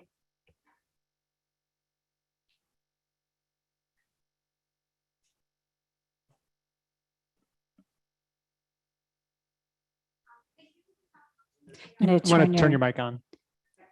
Is that on? Yes, Okay, thank you. okay. I want to say thank you to the town council for the opportunity to speak to you this evening. My name is Maureen McManus. Excuse me. I'm here as a member of the California Alliance for Retired Americans who are in support of the rent control ordinance in Fairfax. I am a retired senior who has rented in Fairfax for over 30 years. I'm also a member of UFCW Local 5, who presently works at Fairfax Market. I'm lucky to be able to live and work in the town of Fairfax, but for how long? I have 5 adult children who were raised in town. 3 of them have left Marin County for reasons of not being able to afford housing. 2 still live at home for the same reason. My coworkers who are lucky enough to live in town either live with several roommates or live with family or have second and possibly even third jobs. Out of 25 employees, 10 or less live here in town, where the remainder live outside of the county and must commute. I'm sure you have seen the help wanted sign, $20 per hour in front of Fairfax Market right now. The union wage is good, but unable to meet the high cost of rents or home ownership here in town. Renters here in town are seeking protections and security. I'm a retiree who works a part-time job just to supplement my income. You and I know I am not alone in this. Many of our town seniors have re-entered the workforce just to meet rental costs. Rent control will enable our friends, family, neighbors to stay in our community. Would also allow seniors to stay or come back to the community. It would be one less worry for myself and all Fairfax renters if stronger rent protections and caps were in place. I love living in Fairfax. I want to stay here. As a longtime resident of Fairfax, I strongly, very strongly urge the town council to pass a rent control ordinance that would stabilize rents, strengthen the just cause eviction protections in Fairfax. Thank you. Thank you.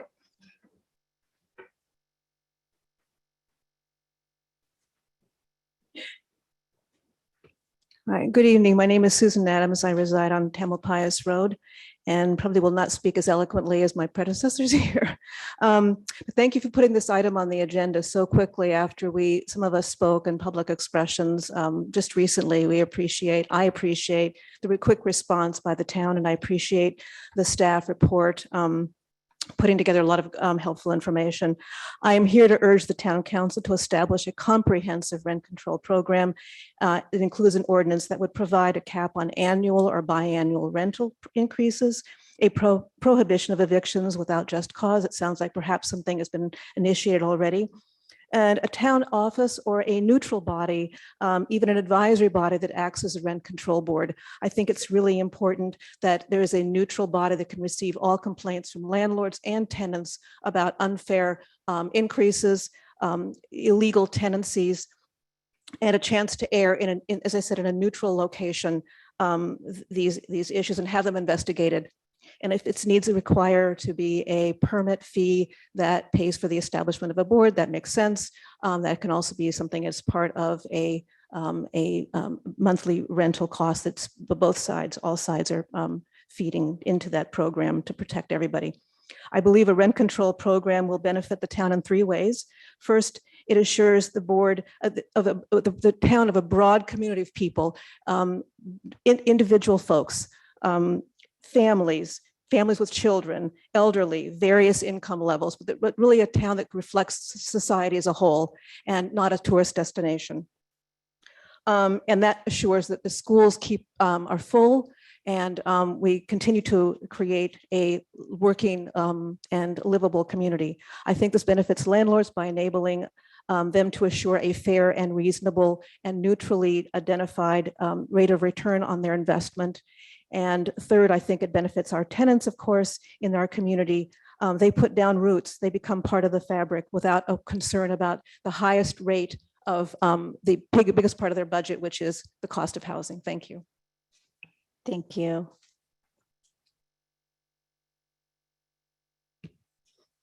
Hello. Hello. That's probably a better distance. Okay, so good evening. My name is Chris Parando. I'm 25 years old. I'm a lifelong resident. My family has lived in Fairfax since my great-grandpa bought a place off of Deer Park in 1952. We've been here ever since. You can't kick us out. I love this city, and because of that love for this town, I have devoted the last 7 months of my time volunteering with Marin DSA to fight for rent control in Fairfax and the county at large.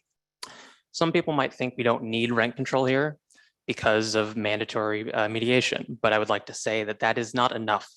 Mandatory mediation is only brought up when the landlord increases rent, annual increase of more than 5%. That's a pretty high barrier to reach.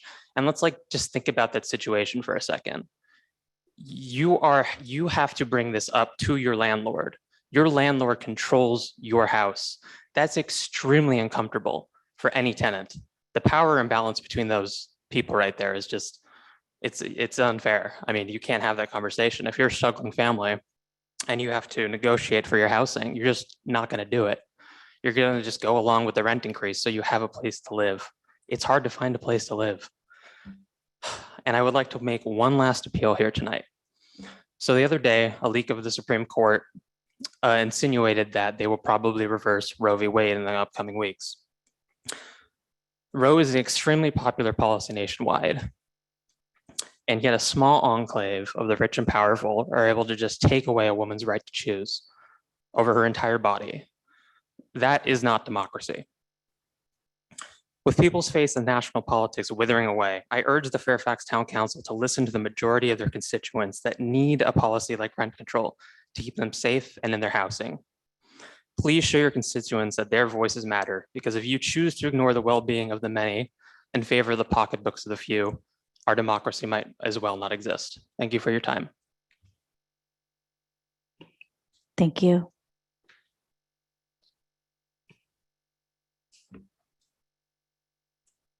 Good evening, Town Council. Thank you for letting me speak. My name is Heather Juliet Wyndham. I moved to Marin County in 1990. And for the last 10 years, my husband and I have lived here with our children in Fairfax at the same apartment complex. We love it here. Fairfax is our true home, the town my 12-year-old son and 10-year-old daughter have been raised in. Our children are thriving at their schools and love this town. That said, I'm here in support of establishing rent control in Fairfax. We've been very fortunate to keep renting the same apartment for the last decade. The owner of our complex has kept the rent affordable and so far has only raised it in small increments every couple of years. We've been very lucky. But when the tenants upstairs from us had to abruptly move out, the new tenants moved in with a rent price over $800 higher than ours. This alerted me to the fact that inflation market truly dictates rent cost. And if such a hike happened to us, we would currently not be able to afford it. I'm a community member. I work in education as a classified employee for the Ross Valley School District and have worked for the district for 5 years. I've worked in many different Marin schools over the last 20 years. We want nothing more than to have our kids stay at their schools and continue to be hardworking citizens in our community. I ask that you create a rent viable control ordinance that will put a, I ask that you create a rent control ordinance that will put a viable cap on rents and strengthen renter protections. It would make such a difference for all of the renters in Fairfax. Inflation has caused prices to rise, yet salaries in my world are remaining the same. It is a difficult problem for many of us. I hope that our town council will direct their employees and staff to write a strong rent control ordinance that includes a rent board and a petition process. It's only fair to give our local longtime renting residents the chance to keep themselves and their families housed in Fairfax, the place they call home. Thank you. Thank you for your time.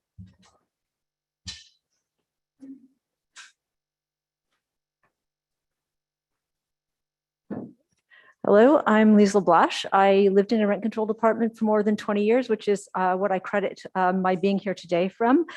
I just wanted to note that I read the staff report and I was disappointed. I feel like without enforcement, rent control is completely performative. You really don't want to, the real value of rent stabilization is having that enforcement mechanism and a board that people can go to when there's a problem. Otherwise, the burden is entirely on the tenant to seek a remedy, which is really unfair for a lot of lower income people. And going to legal aid, you can do if you're extremely low income, but if you're sort of somewhere in the middle, you end up having to foot the bill yourself, which you're probably unlikely to do. We need to be aware that everyone around the county is watching Fairfax, people who are interested in equity. And it's up to us to kind of blaze a path for others. Our precedent could help groups representing low-income communities of color, like the Canal Alliance, make their case in their jurisdictions for rent stabilization. So it's not just about us, it's about the entirety of Marin. And I think the model ordinance that the DSA has created really lays out a mechanism to support administration for this type of ordinance, a stronger rent control ordinance, rent stabilization ordinance. And a possible staffing mechanism. You know, we've got people offering to help with this, from Legal Aid of Marin to the City of Berkeley. So I think that this is really wonderful that we're getting this much support from all over the place. I would like to see a more careful and maybe less reactive analysis of this possible ordinance that we could adopt, and really understand how it's been costed out, especially the Part C. And really like to see a little bit more of that before you decide quickly to move forward with some of these options.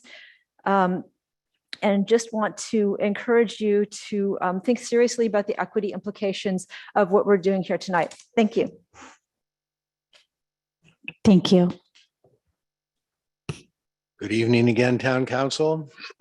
Since I get to chew on you on a few things, I wanted to add actually a nice thing. So tomorrow, May 5th, 43 years ago, I was married at Deer Park Villa. So needless to say, I like our town. I appreciate our town for 43 years, and before that time, ripping through here on my little bicycle.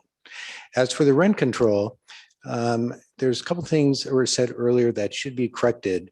I believe for the Costa-Hawkins Act, that precludes rent control on any building with its first occupancy permit after 1995, with the exceptions of, I believe, Berkeley and San Francisco that were part of that act. The thing you want to consider about on rent control is how it's going to affect. So rent control as a whole really subsidizes big business. So if somebody says, hey, I can't afford to live there, I need to be paid a higher wage, and the business says, hey, there's affordable housing, no, so we can push people down. If large businesses had to pay their fair share of what somebody is worth, and somebody wants to live in a certain area, they're going to have to pay a wage that they can afford to live. One. Two, when you're pushing through this rent control, especially with the Costa-Hawkins Act, who is it really going to affect? Well, after 1995, no. Affordable housing, no. So it's really affecting those occupancies of buildings that were built for first occupancy before 1995.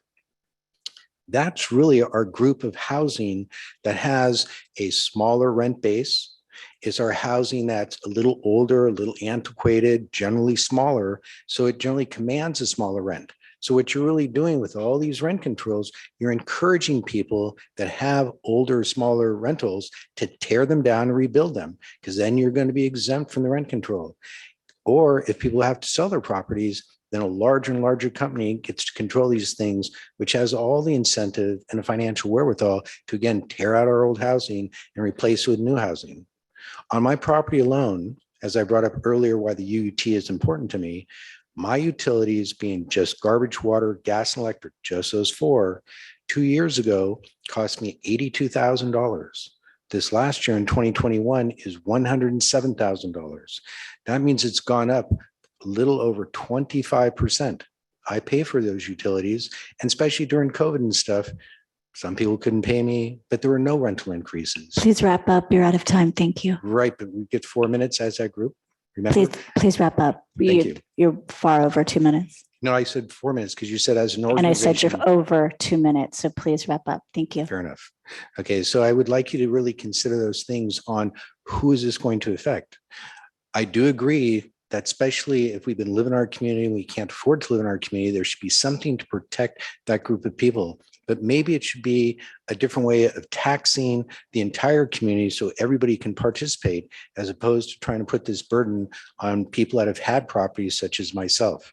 So I think of expanding this to a larger area so we can actually protect our seniors and our people that do have disabilities. And that's why I've always encouraged to bring forth a BID and take no HUD money. Thank you. BID Thank you for tax your comment. ourselves.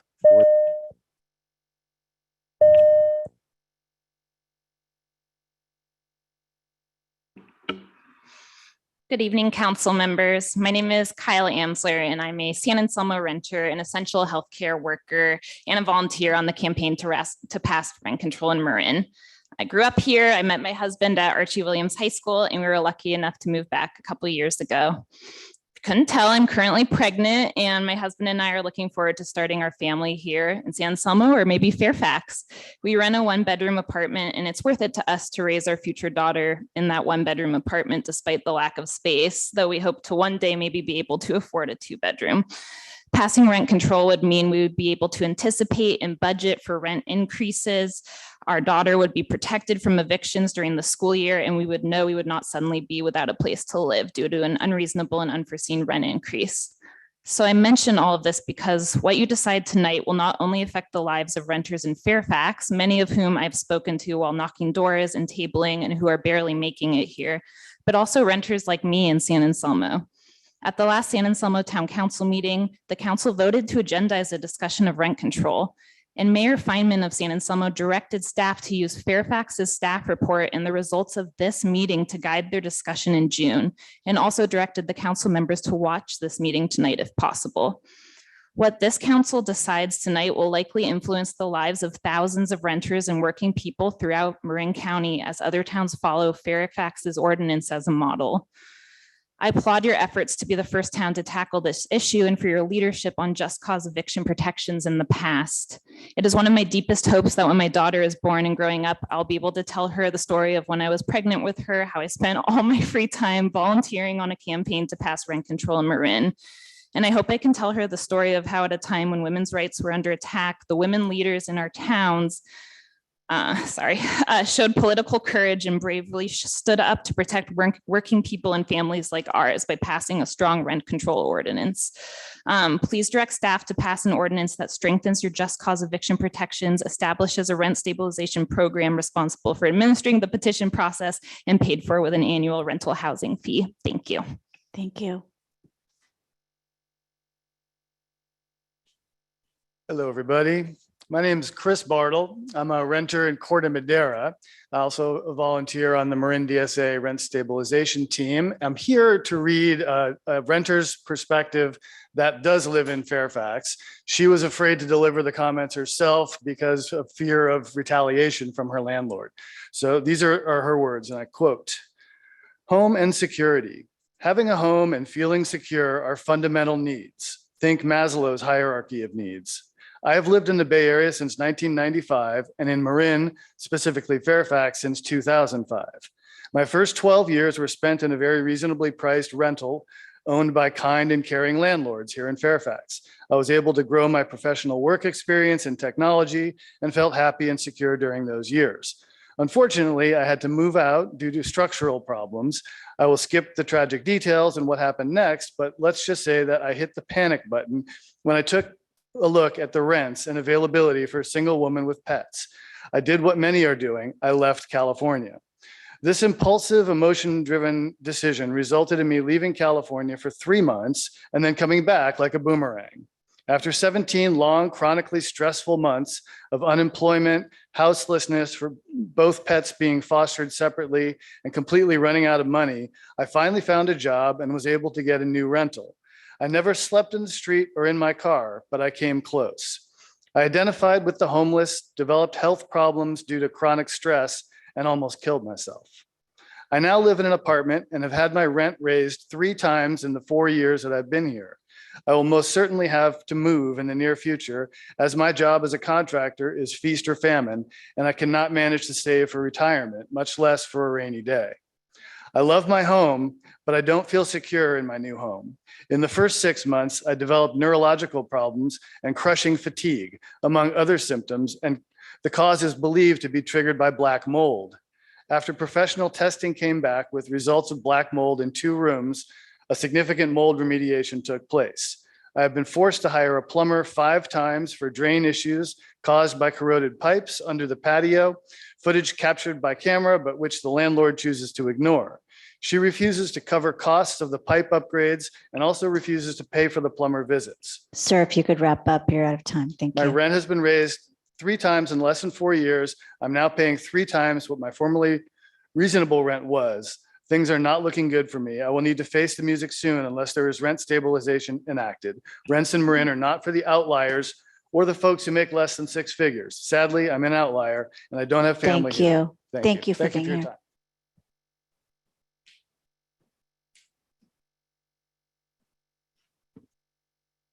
Hi, it's good to see you all again. My name is Wendy and I used to be a renter in Fairfax for 11 years until I lost my home and there was nowhere to go. And I'm really heartened that this is finally coming up in this town. I begged for it for years and years and years. And I'm grateful that I was the instigation to passing the laws that we have right now. And we all know that there's something and they're not enough. And I hope that I'm just really heartened to see that there's people organizing again. And whatever you pass or whatever you decide on, I hope that it's something that actually sticks and actually works for people and isn't just in writing only, that it actually does something to change people's lives so that people have homes here. I can't believe how much there's not that much for rent to begin with, but I also can't believe how much the rents have gone up in just over 2 years since I've left here, and not by choice. So whatever you pass, I hope it actually sticks. And the other thing about all of these laws, I don't think renters are necessarily aware of them. And whatever you pass, I hope that something is done so that people are educated, both landlords and renters, about what laws exist. Thanks. Thank you. Miriam Weinstein. I'm just going to basically say I support the strongest possible ordinance. I've actually been looking to move out of Fairfax for a year now. And last year there was a dip in rents in Marin. So I looked at an apartment at Woodlark in Larkspur, and it was $2,800. That apartment right now is $4,400. There was another one at Serenity in Larkspur. Last year it was 26. This year it's 35. Rents have actually gone up over $500 just in the last month in Marin County. I don't know that there's anything you can do in terms of capping rents when people move out, but without that, you're totally dependent upon the landlord's good graces. My downstairs neighbor's moving out. I asked if I could move downstairs with a rent raise, and I just had a rent raise a month ago, my fourth, of $1,100, no, $1,100 in the last 8 years. And she said no, because the rent was going to be higher than I could possibly pay. So she's definitely looking at over $3,000 for the apartment. And I guess that's her right. But if there's something that can be done to cap those, which I doubt that there can, but it's be a really good thing. Thank you. Thank you. Hi, my name is Lakshmi. I'm a renter in Fairfax. I don't know what all the laws are surrounding all of this, so I'm a little naive, but I have a lot of personal experience and I know a lot of the issues beyond my own story. I've lived in Marin County for 30 years. I'm a musician and a creative. And a few years ago, I lost my home and I was homeless for eight months. I also had to foster my animal at the time, and it was really hard to find another place. And just to give some context to that, as a single woman, my community is my foundation. I don't live in my house with my family, but my family is spread all over Fairfax. And to think that I have to leave where I have a foundation, where I have an emotional base, where I feel safe and connected to life and purpose and meaning, because I can't afford the rents anymore. It's really hard. And I know I'm just one voice. So I'm not speaking just for myself. I'm speaking for all the others like me. Many musicians and artists that I know left years ago because they couldn't be here anymore. It's sad for me to learn that they're only for houses before 1995 and that there can't be a cap on how much rent gets raised when people move out, because that is an issue. And I just found a home after I had a year and a half of insecure housing, and everyone's asking me, is it permanent? And I'm like, well, it's as permanent as I think anything is in Marin at this time. And that's hard. So that's all I have to say. Thank you. Thank you. Hi, everyone. So nice to see you all in person.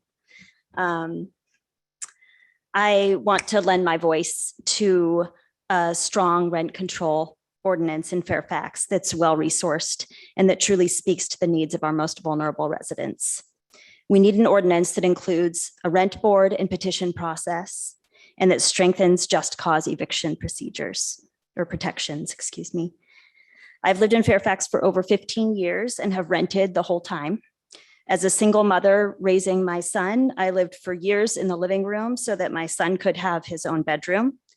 There have been many times when I was on the edge of having to move out of town, out of the county, really, because my rent was raised unexpectedly and at times exorbitantly. I'm a white, college-educated, fairly well-resourced person with regular, well-paid work. Fortunately, thanks to the help of my friends and family at the most difficult times, I was able to make it through and stay in town. But how many people have had to move elsewhere in order to survive, even people who grew up here? People who continue to work here but have been forced to move away. Seniors and others living on a fixed income. As Liesl said earlier, in order to begin to address the racial and financial inequity that at times really defines this county, this is an important place to begin. It's essential that we put together an ordinance that adequately protects renters living in Fairfax. Many of us will never be able to afford to buy a home here, but at the very least, renters could be protected from unfair financial extraction as they continue to pay rent and contribute to the cultural fabric and richness of this town by implementing a strong, well-resourced rent control ordinance. Thank you. Thank you. Is there any more members of the public who would like to speak before we pivot to the Zoom? I don't see any.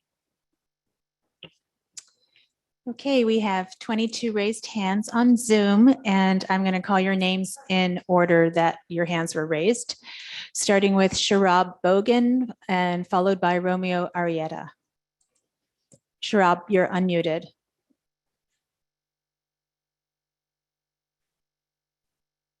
You may have to unmute yourself again.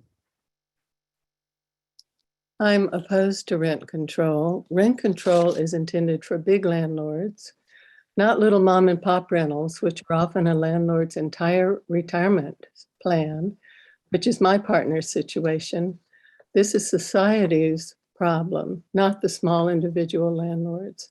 If we as a town want to donate money to tenants in the form of a tax, and we vote on that, then the town can help the tenants, but not to have a vote where we tax the small landlords, where the landlords are required to finance the tenants. My partner built his rental with his own hands with the idea that this would provide retirement income. After a tough divorce, he does not have a pension. He's in his mid-70s. He's had health problems. He depends on the rents and Social Security for his subsistence. Thank you. Thank you.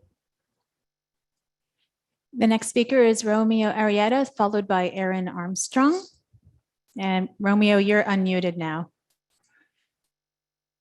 Great. Just wanted to test it. You can hear me? Yes. Okay. Good evening, Mayor Hellman and Council. My name is Romeo Arietta, and I'm representing the Marin Association of Realtors. Many of our members have clients who own real property and are concerned about their continued ability to provide homes for rent in Fairfax. Rent control does not create more rental units. In fact, we've seen that communities enacting additional strict rental protections see a drop in available renter units. Most notably, for example, Portland, Oregon experienced a 14% drop in available rental units available after passing restrictions. In an effort to determine how many renters in Fairfax are affected, I'd like to ask the council to consider how many residents have requested mediation under the current restrictions that exist in Fairfax. And at this point, I'm looking at the clock. I do represent an organization. I don't plan to go the whole 4 minutes, but I'm gonna ask for a little That's bit more fine. time. Please go ahead. I also asked the council to look into AB 1482, the Tenant Protection Act, which took effect in 2020, and it sets a rent cap of 5% plus inflation, or 10%, whichever is smaller. And that same legislation also has mandatory mediation. And then one thing that I would like to point out is that the standard California Association of Realtors lease contains a form called the RCJC, and that is the disclosure form that advises tenants that these protections exist. So all renters should get that if the person renting them is using that California Association of Realtors form with that lease. Please also consider the administrative costs and whether the town has the resources to create a new bureaucracy. I know that every organization is facing limited resources. I'd also like the council to consider if any of the fees for administrating rent control would be passed to the renter and effectively raising the rent. And I look forward to working with the council and staff and providing any information needed for consideration, particularly the numerous renter protections that are already in place. Thank you very much. Thank you.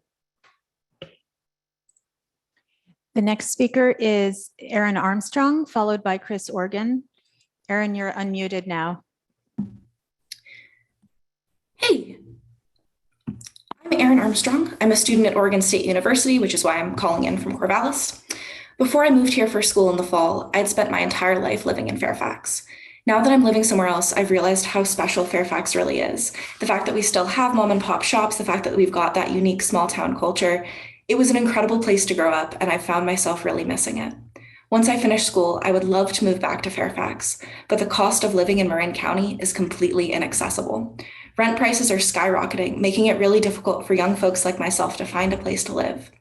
That's why I'm asking the town council to establish strong rent control that actually protects Fairfax renters. I love this community, and I want to be able to remain a part of it for the rest of my life. Without rent control, my community will become impossible for me to live in. In talking to my friends from Fairfax, I found that many of us have the same issue. Many of us want to have families here, work here, or live here, but we're aware that we won't be able to afford it. Rent control gives us the ability to stay in the communities that we love. Please pass a strong rent control ordinance to give young people like me a chance to stay in their hometowns. Thank you so much for your time. Thank you. Thank you. The next speaker is Chris Organ, followed by Morgan Hall. Chris, you're unmuted now. Hello, I'm Chris Organ from 99 Redwood. I'm calling as to represent California Alliance for Retired Americans. We have submitted a letter, and as you know, we work to protect seniors, and seniors are very vulnerable in terms of rent increases. I think it's very important for the town to establish a good rent control program. And I am a retiree from SEIU. I negotiated contracts actually with the town of Fairfax. And I wanted to point something out that with working people, when you represent them in the union, there is a principle of trying to resolve problems early on, recognizing that there's an imbalance of power between the employee and the employer. And you all as employer are very familiar with this relationship and has worked very hard to work with your union and provide for a resolution process that works so that raising a complaint does not come back to the person for raising the complaint. That, I think, is the whole point about raising the standards of just cause eviction and putting in place a rent control board that has community interest at heart, bringing both the landlord and the renter together, but not in a mediation kind of escalation, but in something that actually helps to resolve the problem. And if that's what you do with the new ordinance, then you will be providing a resolution to the balance of power issue. I ask you to do that, and I commend you for taking up this issue. Thank you. Thank you. The next speaker is Morgan Hall, followed by Alison Hamburg. Oops, sorry, hang on, Allison, you jumped. Okay, Morgan Hall, you are unmuted now. Hi, this is Morgan Hall, 10 Mulch Lane here in Fairfax. I just wanted to say, gasoline is pretty expensive and selling gas is a business. Groceries are expensive. Selling groceries is a business.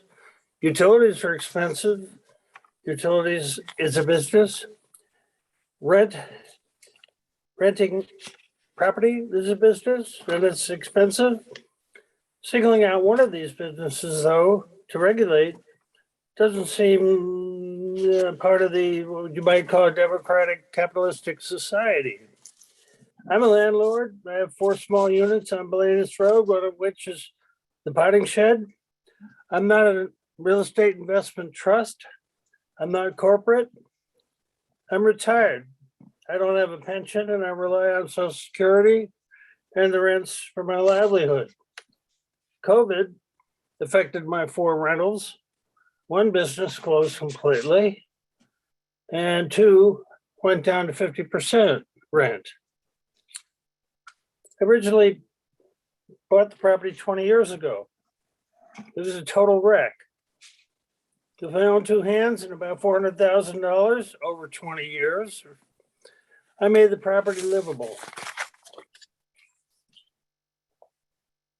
I believe that if there has to be rent control, then the focus should be on the big guys, the corporate real estate people, the REIT, real estate investment trusts, that might have 5 or more units, but not the mom and pop, not the rental, retired people. They're part of the community. The big guys, they don't contribute anything to the community anyway. Thank you. Thank you. The next speaker is Alison Hamburg, followed by Maddie Hirschfield. Allison, you're unmuted now. Great. Hello, everyone. I'm here to express my support for strong rent control ordinance that includes a rent stabilization program and does not put the onus on renters to address matters through mediation or court. My wife and I were renters in Fairfax from February 2021 through January 2022, so just about 11 months. Unfortunately, we had to move out of our housing after only 11 months because our landlord informed us that at the 12-month mark, she would be raising the rent by up to 10%, the maximum allowable percentage by California law. We are professionals with master's degrees and decent salaries, but we're still building our financial foundation, and so the lack of rent control threatened our housing stability. Furthermore, we believe that our landlord instituted the rent increase in a retaliatory manner following requests for repairs. And while we know this is illegal and we are aware of our right to landlord-tenant mediation, as one of the speakers earlier said, the distress of facing this retaliation and our fear of entering the mediation process ultimately led us to move out. And if rent control was in place, this situation could have been avoided. We moved from Oakland to Fairfax because of our love of nature and really hoped to be able to stay in that area for years. But unfortunately, we're no longer living in Fairfax. So Fairfax has an opportunity here to lead the county by being the first to establish strong rent control and strengthen just cause eviction protections. And I urge you all to hear the voices of those who have been speaking and protect those of us who can only live in the area by renting. Thank you. Thank you. The next speaker is Maddie Hirschfield, followed by Rainero Miranda. Maddie, you're unmuted now. Hi, before you start the clock, I just wanted to say that I had my own statement, but Emily Conway, who works with us at the North Bay Labor Council, couldn't stay on this long, and I'm going to read her comment because she grew up in Fairfax. So I will start now. Hi, my name is Emily Conway. I'm the the research and policy associate with the North Bay Labor Council. And on a personal note, I grew up in Fairfax. My family were renters at Creekside Apartments and Village West condos from 2005 to 2017. At previous council meetings, I spoke on my personal experience growing up as a renter in Fairfax, the instability, stress, and financial fragility that came with not having policies in place to protect me and my family from the whims of greedy landlords. I spoke on the broader statistics for rent-burdened individuals. Rent-burdened households have higher eviction rates, increased financial fragility, and wider use of social safety net programs compared with other renters and homeowners. I told you that through a rent control ordinance, you as council members could provide Fairfax renters with stability, decreasing their risk of long-term hardship and opening the door for them to create critical financial safety nets for themselves and their families. Today, I hope that at the base level, passing a rent control ordinance is already strong in your minds. So with the hope that you each support the idea of this ordinance, I want to emphasize a different aspect of this issue, that Fairfax needs this ordinance now, and it needs it to be strong. Thanks to the work of Marin DSA, Legal Aid of Marin, and other community organizations, a lot of legwork has been done for you on this. A model ordinance has already been written by leading state expert, and Legal Aid Marin has already committed to providing tenant and landlord liaison services for 1 year for free. With housing prices in Marin surging, not only in the past decade, but in the past 6 months, your community members need this ordinance now. I'm going to skip on. If there's one thing I know about Fairfax, it's that our community is small but mighty. When it comes to helping our neighbors, we band together and we do the right thing. So council members, please pass a strong rent protection ordinance with the rent board today. Thank you. Thank you. Rainero Miranda is next, followed by Rovi Lynn Antonio. And Rainero, you're unmuted now. Very good. Thank you very much. I'm a psychologist. I'm Latino. I'm surprised that nobody else Latino has spoken. And there are many of us in this community that work very hard. It goes to show that we are a very progressive community in our heads. We think a lot progressively, but when it comes to action, I feel like we're still lagging. So that's one of the reasons why I'm here. I love this community and I feel very welcome here. I have my private practice, but I mostly work with the different agencies in the community that serve minority populations and white poor. And as a psychologist, I see the need to really pass a strong rent control ordinance, because a lot of the mental issues that I see are coming from people worrying about housing, how they're going to pay the rent. We live in a beautiful community. I guess we pay for what we got. These beautiful mountains, this nature. I'm willing to pay more to live here, but I only ask that I can pay because I want to continue to serve this community. I used to live in San Anselmo and I had to move out because they raised my rent $200. And that was a lot for me. So that can break it. And the same can happen here. Someday I may have to leave and serve another community, but I really want to stay here. That's where I want to stay. There's something magical about staying the place where you work. You pick up papers from the streets. You talk to everyone. You talk to the people that are not doing too well. You invest in the community when you live here. This is home. And so let's try to keep everyone who lives here and work here in town. Thank you so much for listening. Thank you. The next speaker is Rovi Lynn Antonio, followed by PJ. And Rovi, you're unmuted now.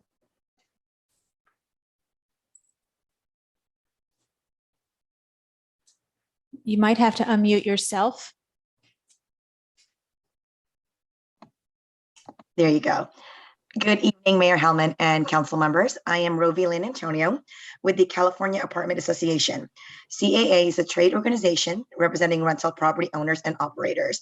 We work with local jurisdictions to provide firsthand housing provider testimonies and subject matter expertise on issues related to rental housing. Thank you for the opportunity to join you this evening. CAA asks that you take a pause on moving forward with any of the rent control proposals this evening to allow for information to be factually shared and closely examine the existing safety nets Fairfax renters currently have to address rent increases. There are two laws that regulate rent in Fairfax: the rent mediation law adopted in 2019 and the statewide rent control law adopted in 2019 and took effect January 2020. These two laws provide avenues for Fairfax renters to challenge rent increases. These two laws regulate rent increases and prevent rent gouging in Fairfax.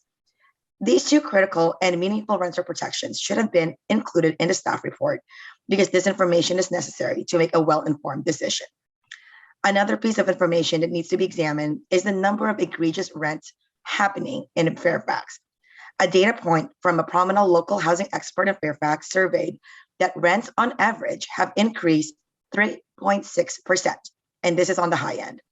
And as you can see, these rents are far below the 5% threshold when rent mediation is triggered. A better approach is to conduct a learning session on how current local and state protections serve Fairfax renters so the community is aware of these safety nets. The town council should evaluate city's rent mediation program and review the cases it has taken since the program's inception. Doing so will allow the town council to receive data on how many rental disputes have occurred and whether the rent statistically increased over 5% year over year. Reviewing these data points are important as you review proposals for stricter rent control and whether it is prudent to develop a law that gives legal authority to sue your local housing providers for giving rent increases on average of 3.6% to solely keep up with an ever-increasing operating and maintenance costs. Lastly, please take the time to recognize that the global pandemic has hit rental housing dramatically. Some owners have been forced to offer rental housing at little to no compensation for 2 years. Please acknowledge their hardships as well. CAA and its members offers its assistance and subject matter expertise to review the current rental regulations and engage in a productive and realistic discussions on how current state and local laws reconcile and how they are applicable to address the town's rental rate disputes. Thank you. Thank you. The next speaker is PJ, followed by Joe McGarry. PJ, you're unmuted now. Thank you, and good evening, council members. I don't think I can say better than the speakers who have spoken earlier why rent control is needed in Fairfax and why it's best to advocate for a much stronger, as strong as possible, rent control ordinance. I'm glad I'm speaking after the prior speaker because I'm hoping to use my time to discuss some of the issues why you may not consider rent control. We've heard from landlord, trade association providers, as well as mom and pop landlords, and they have concerns just as the renters and future renters of Fairfax have concerns. What I am curious about is why landlords are given a sort of special status when discussing these items that allows them guaranteed profits in the form of rent increases. Fairfax and Marin overall has an extremely low occupancy availability rate, extremely high occupancy rate, suggesting that rents could increase. And so landlords are always able to get their units filled, or so it seems. The ordinance suggested does provide for annual increases to be discussed, as well as adjustments for inflation. It's unclear to me why landlords would need to increase rents higher than the set guaranteed profit amount plus inflation increases. Even small mom and pop retiree landlords, nobody else's retirement is guaranteed such special protection. If my retirement fund is in the market and the market collapses, I'm out that money. We also heard that the current rent increases are lower than the cap. I'm not sure why that is an argument not to have the cap, because presumably there isn't a controversy that the cap is acceptable to landlords existing now. I see I'm out of time, so. Thank you. Thank you for your comment. The next speaker is Joe McGarry, followed by Linda McCarran. Joe, you're unmuted now. Thank you so much. Good evening, council. And yeah, I want to just echo it. Somebody spoke earlier about your urgency in bringing this matter forward, and I want to thank you for that. How quickly it's being brought forward. Yeah, it will echo a lot of the thoughts that have been shared this evening in favor of rent control. And I just want to say I saw the DSA tabling in front of Good Earth for months and listened to a lot of the conversations and heard a lot of the support from members of our Fairfax community. And I think the expectation when they support rent control, what they're expecting of you as a council is strong rent control. I don't think that those folks, when they sign that petition, envision something like option A. They envision something that had substance and that did had a rent board and a process for hearing petitions, and I think that was their expectation. And another comment tonight about Latinos who aren't here tonight. I tried to get some of my coworkers to show up tonight, and it's like they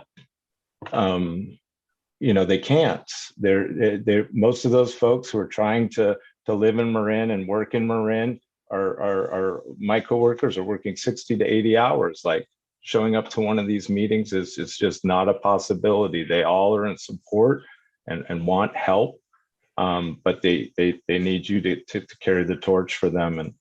And just lastly, the person speaking about Portland, and I lived in Portland for a long time, and that situation, that study that was referenced, the Portland Housing Bureau pushed back on that the study didn't account for the fact that housing rentals were dropping in a lot of major US cities at that time, and that the decline specifically in Portland started in 2014 and accelerated in 2017, the year before the rent control went into place. So I just wanted to throw that out there. And I just thank you, council, and please, strong rent control. Thank you.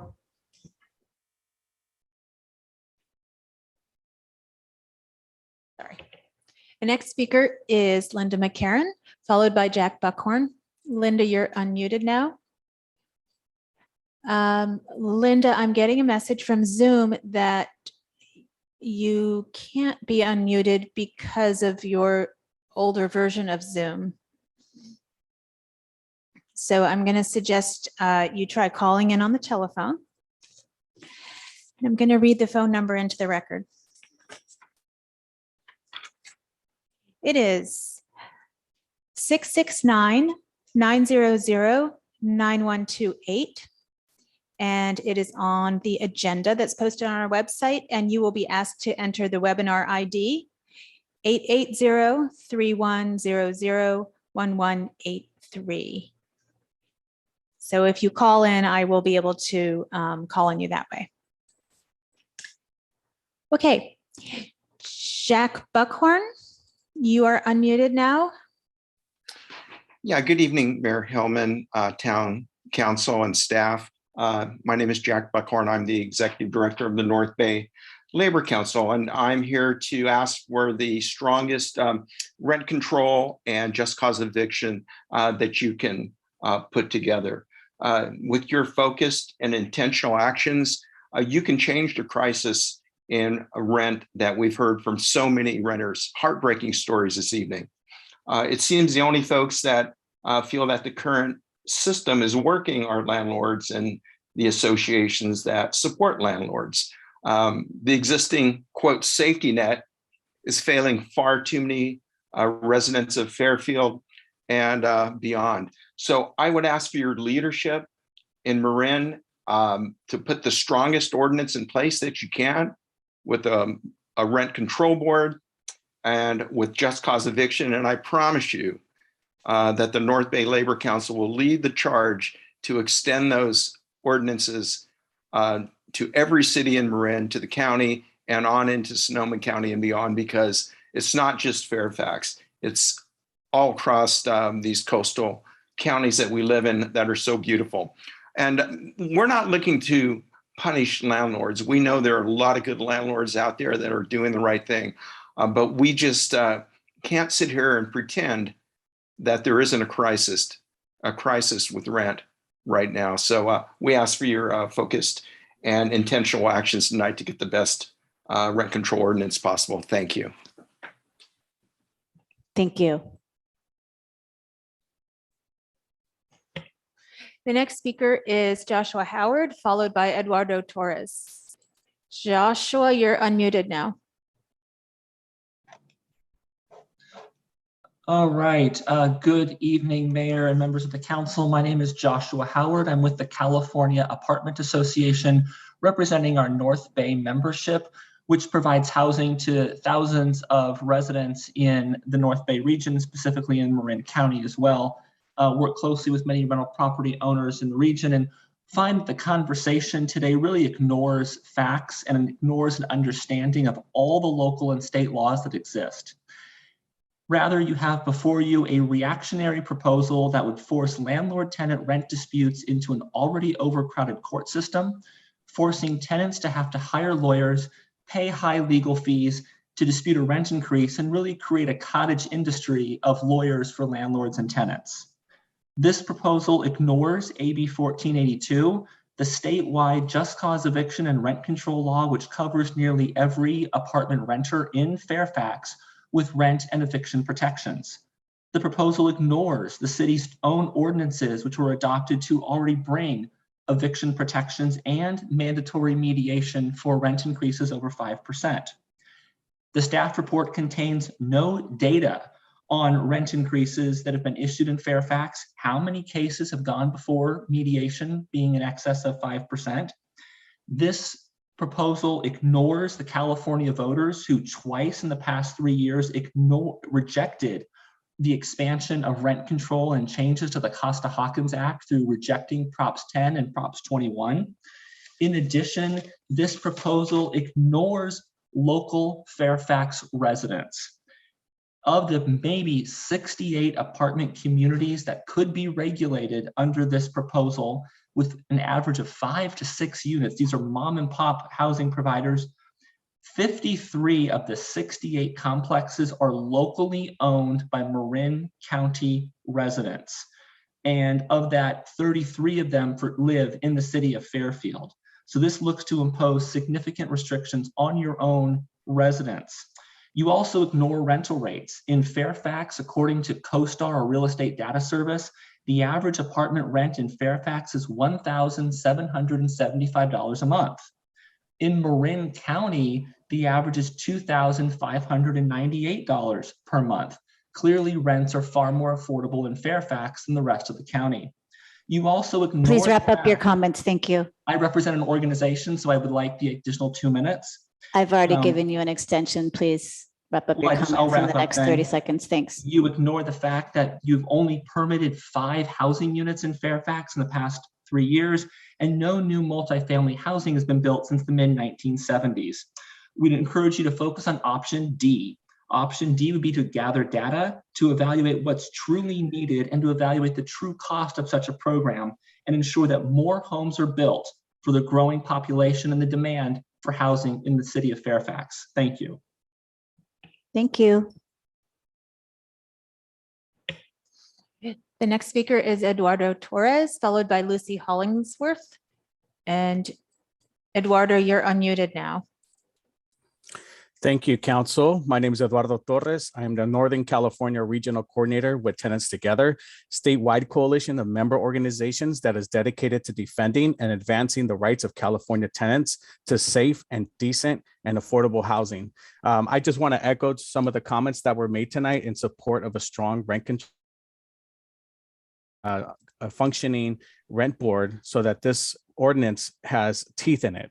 But I also want to just kind of like make some quick comments about some of the things that were mentioned early on around Costa-Hawkins. It doesn't provide rent control. It actually prevents rent control from being stronger in cities that do have rent control. The Ellis Act is not a tenant protection. It's a loophole that property owners use to evict tenants. Both Costa-Hawkins and the Ellis Act are both state laws that are burden to tenants and cause more damage for California renters. I just want to reiterate that these two laws are not tenant protections.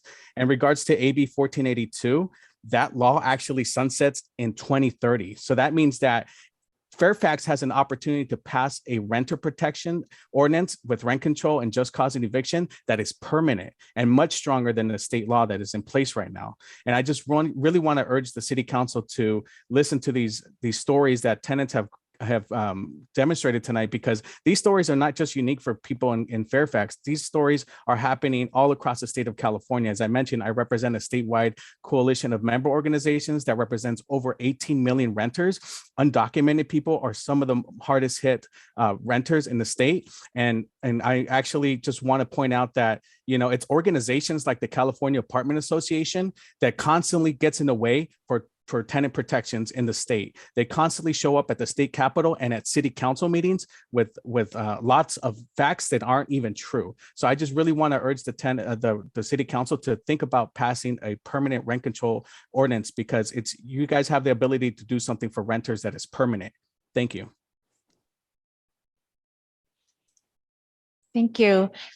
The next speaker is Lucy Hollingsworth, followed by Erica Milligan. Lucy, you're unmuted now. Good evening. I'm Lucy Hollingsworth, a senior attorney with Legal Aid of Marin. The loss of naturally occurring affordable housing in Marin is expected to accelerate as we emerge from the pandemic. The state rent cap allowed 8.8% increases in rent last year, and we expect this year to reach the maximum of 10%. And that is only for units not excluded by Costa-Hawkins.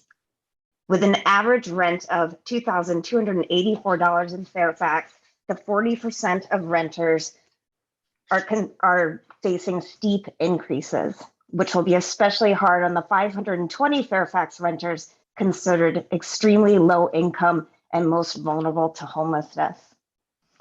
Fairfax is also facing a housing element cycle that requires the town to affirmatively further fair housing by, in part, protecting low-income tenants who are disproportionately seniors and people of color.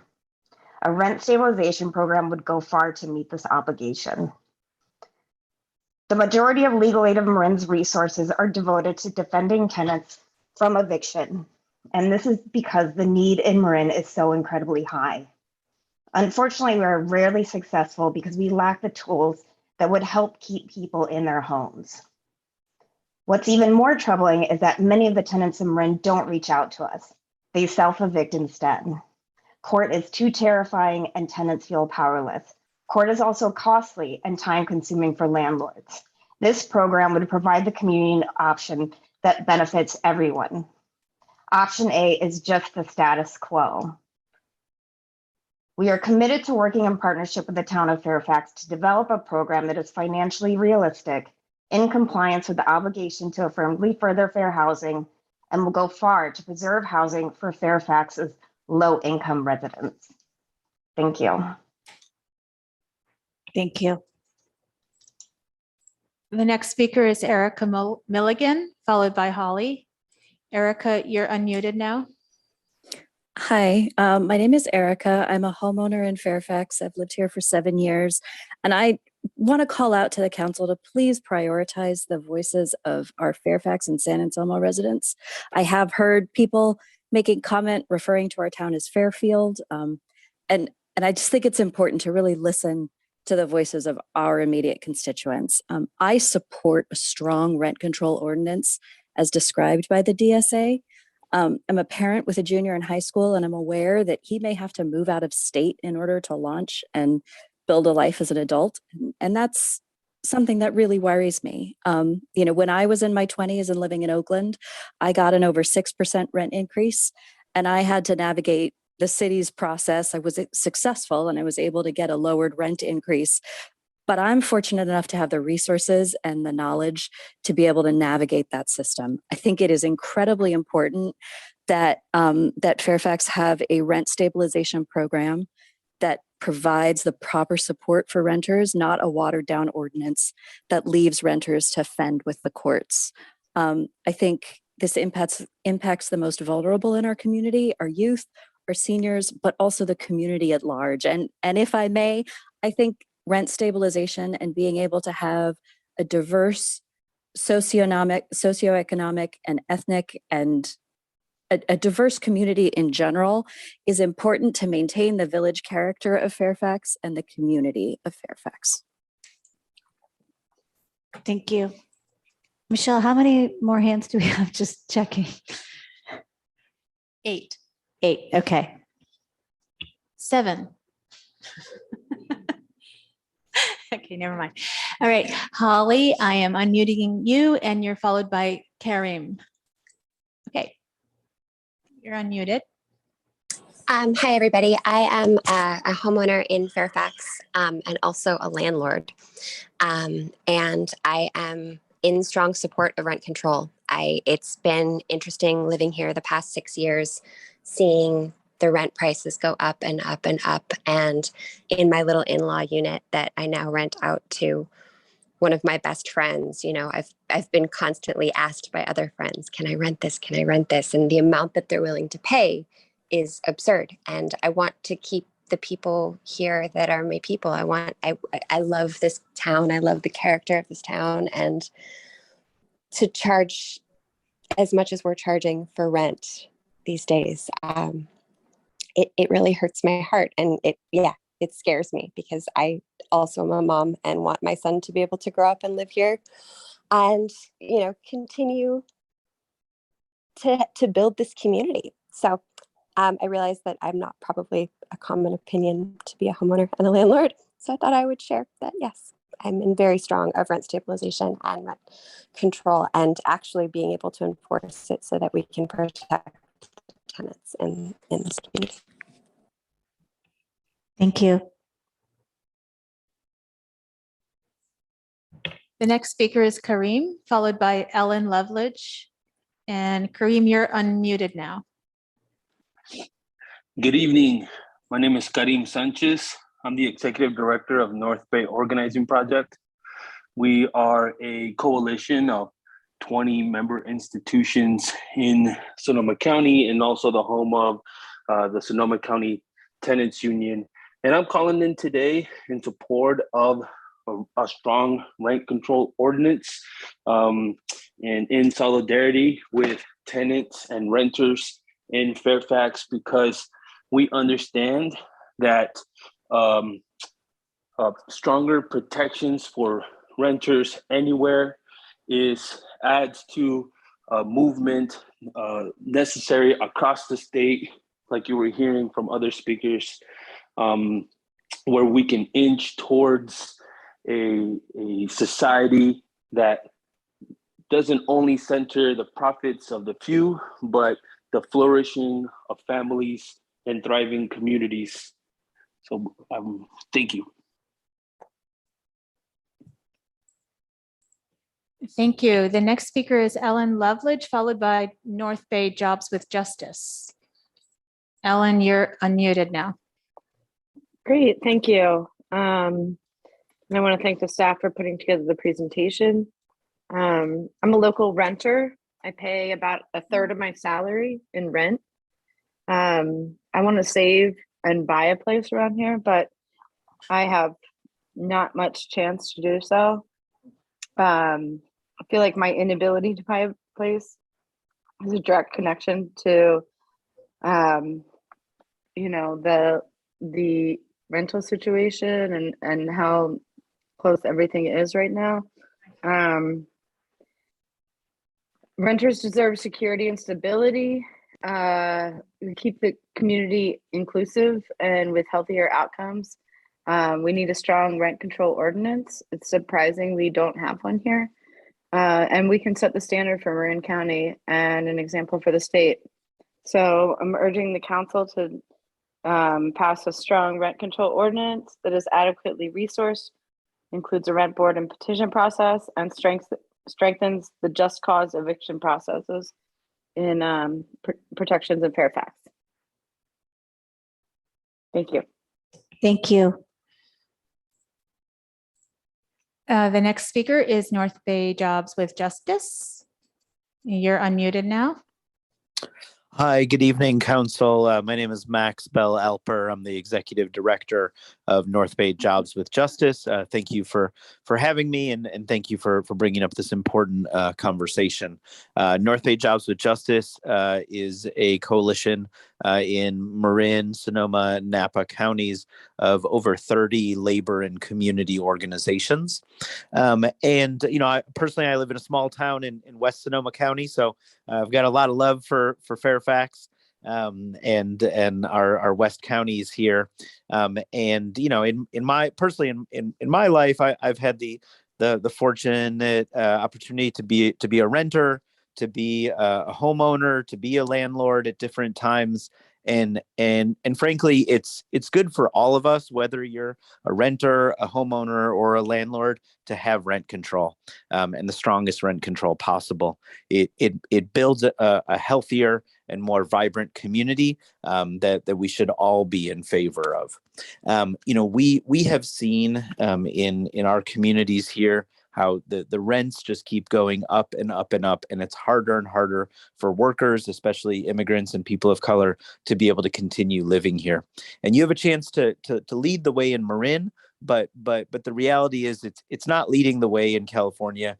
Rent control and just cause have been done a lot in other places, and we have seen how that benefits the community.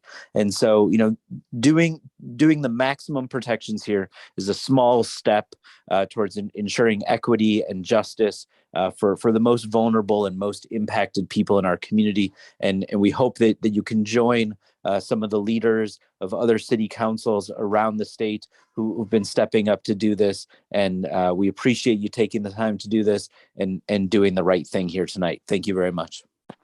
Thank you. The next speaker is Lee Simon Weisberg, followed by Poindexter. Lee, you're unmuted now. Good evening. My name is Leah Simon Weisberg, and I come to speak with essentially two hats on. One is I'm the chair of the Berkeley Rent Board, and the other is I am the legal director for the Alliance of Californians for Community Empowerment, which is a statewide organization that has worked for tenant protections across the state.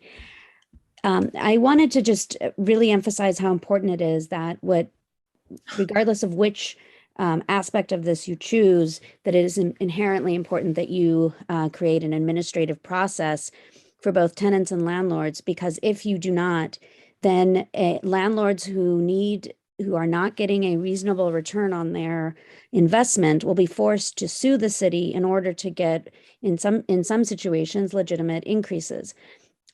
Equally important is that tenants will be forced to, if their landlord gives them an illegal rent increase, instead of having an administrative process with a hearing officer to determine those things, will essentially not have that opportunity because they would have to find the resources to go to court.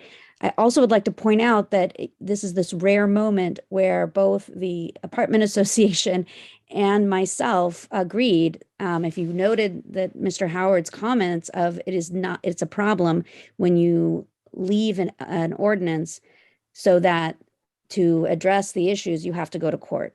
So I think that's really important to pick up on that one item that we both found to be the same. So it is inherently important that you have an administrative process with a hearing officer. So you at minimum need to do either the B or C option, or otherwise you're really going to undo the process for all of the rent control ordinances. And I don't think that Fairfax wants to be known for that. Instead, we're hoping that you will follow the ordinance suggestions that DSA shared with you, which is a reflection of the best practices across the state. Thank you. Thank you.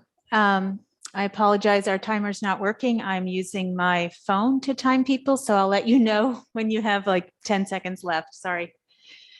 All right, but there are only two of you left. That is Poindexter. I think it's Brian is your first name.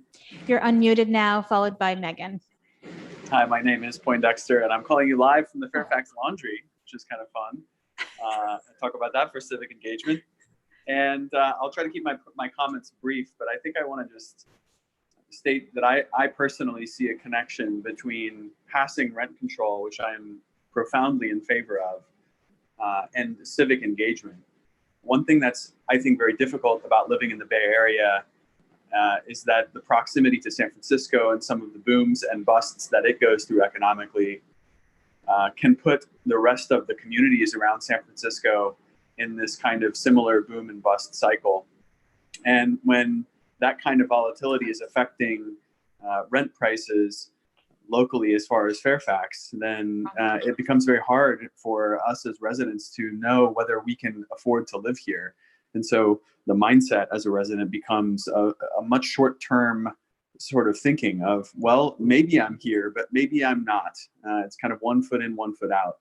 And if we want a town that encourages all of its residents to really engage in civic projects that have long-term timelines, then it's really important also to create an economic situation where we can know that we are able to stay here for a long time. And I see rent control as directly protecting that ability to kind of project ourselves into the future and to see ourselves having a life here, and then building the community around that. And I think that's going to be really important for the spirit and culture of this place that a lot of people have mentioned. So I'll wrap my comments there and just thank the town council for hearing us all tonight. Thank you. Okay, Megan, you are unmuted now, and our battery has been replaced in the remote. Thank you, Chief. Hi. So I grew up in Fairfax my entire life, and then we moved back in 2018 to raise our children here. And part of the decision for choosing to move back here is that I wanted them to experience the Fairfax that I grew up with, which involved a wide variety of people.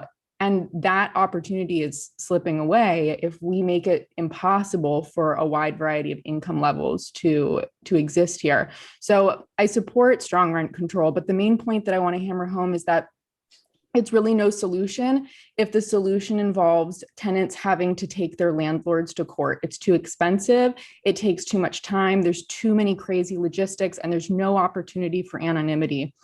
There's also a huge growing trend across this country, but especially in this area, with institutional buyers who have huge pockets buying investment properties with nearly endless ability to pay legal fees. There's just no real hope for tenants to be able to take that on in court. There also is just the last thing that I'd like to say before I run out of time is there have been a lot of political frustrations recently. And what I hear most frequently from people is, well, is there anyone who can do anything? And there is an opportunity here to do something. And so I would really just encourage everyone who has an opportunity to make a difference with affordable housing to make sure that it counts. Thank you. Thank you.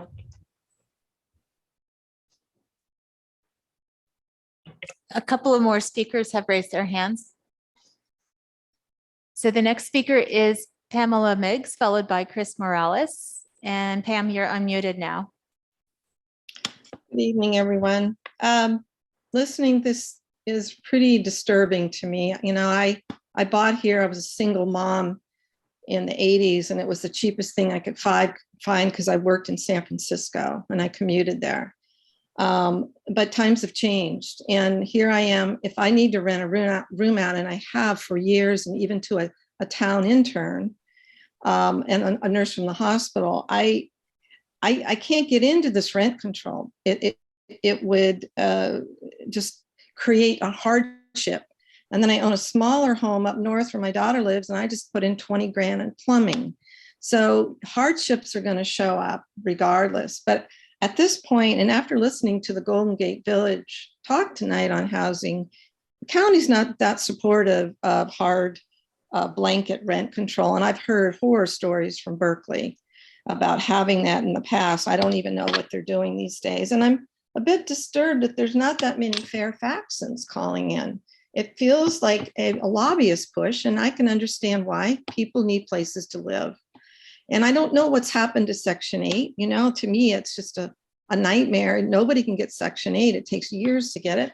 And it's true, we have not built. We have not built anything, and we have pushed that out. And maybe we are NIMBY. So I don't know. I'm really disturbed by the whole thing. I don't think there's enough data gained. We still have a much data. And one of the things they talked about tonight at the Golden Gate Village is how complicated rent control was. And these were from 2 supervisors who are running for office. So they're not jumping for, you know, this blanket control. And at this time, I would not support it. I need more information. How does it impact the seniors? I mean, there's a lot of seniors, and what are the demographics here? That's not pointed out either, but I'm sorry, I didn't read the report. Thank you. Thank you. The next speaker is Chris Morales, and you are unmuted now. Chris, you might need to unmute yourself. All right, thank you, Mayor and Council. I know it's been a long night.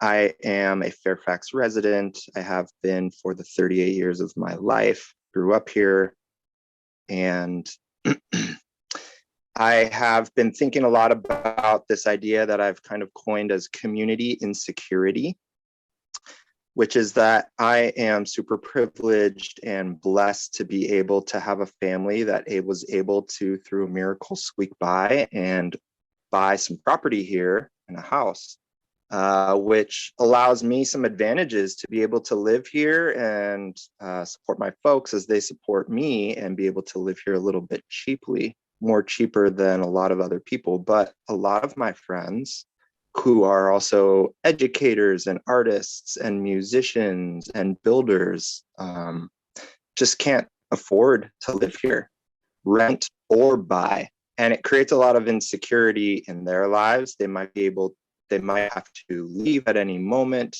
to search for greener pastures somewhere else. And by greener, I mean cheaper. And so it creates a sense of insecurity where I don't know if the people that I love and want to have around here that are doing such good for our community are going to be here long term. And it's a weird thing not to be able to know if people that you love are going to be able to be in your life. And I was thinking about as a kid when someone would be like, just because you can do something doesn't mean you should. And somehow when we're adults, that kind of gets morphed. And just because we can raise rent doesn't mean we should. My mother and father live on a very, very slim Social Security, and they rent out a unit, but it's super reasonable. And so I'm in strong favor that Fairfax passed a really strong rent control ordinance. Thank you. Thank you. The next speaker is Deborah Benson, and you're unmuted now. Thank you, Michelle. Hello, Council. Thank you for hearing me. I came into this a little bit late, so forgive my not knowing what everyone has said, but I have heard the term greedy landlord spoken a number of times, and not all landlords are greedy.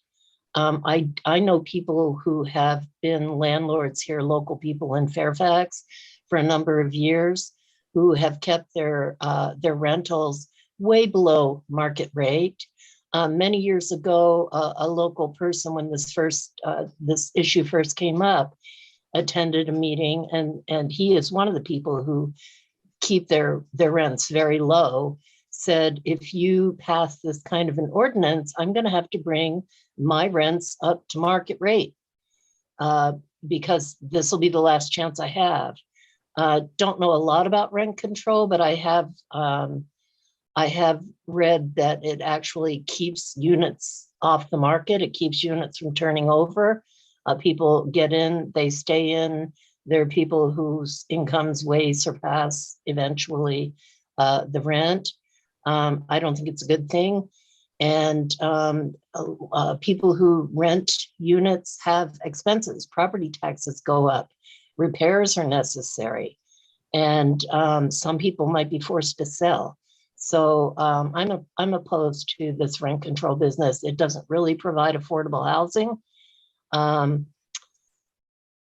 Not cities would be the only ones who could provide affordable housing, but I don't think rent control is the answer. So thank you for hearing me. And I do live in Fairfax. Thank you. Thank you.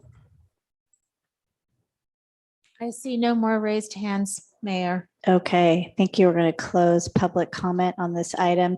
I'm going to suggest that we take a break. Maybe what time is it right now? 9:51. Do we want to return at 10 sharp? Thank you. Okay, I'd like to thank everyone who provided commentary.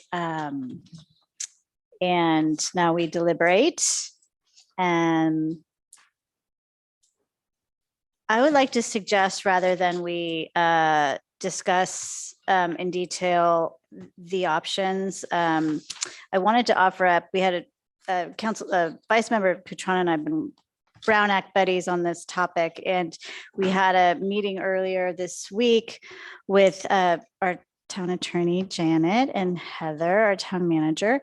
And I just wanted to offer what Janet offered us, is that this is a general discussion, the staff report, right? There was the omission of the just cause that we want, well, I want in there. So I just wanted to offer up a few things and help guide the discussion. And if that feels comfortable, then great, we'll proceed as follows. Mayor, can I just? I wasn't quite done. But just remember it's 10 o'clock. I know. Oh, we have to do something at 10. Oh, thank you. We don't need to do it this second. Well, yeah, why don't we? No time like the present. Well, I think there's 2 more items after this, and I think they should be relatively fast. So I think we should try to continue. And so I would make a motion to go forward with the last 2 items after this one. And we can always revisit this at 11:30. I'll second that. Yeah. All in favor? Aye. Any nays? Okay, thank you, Barbara, for keeping us on track with that.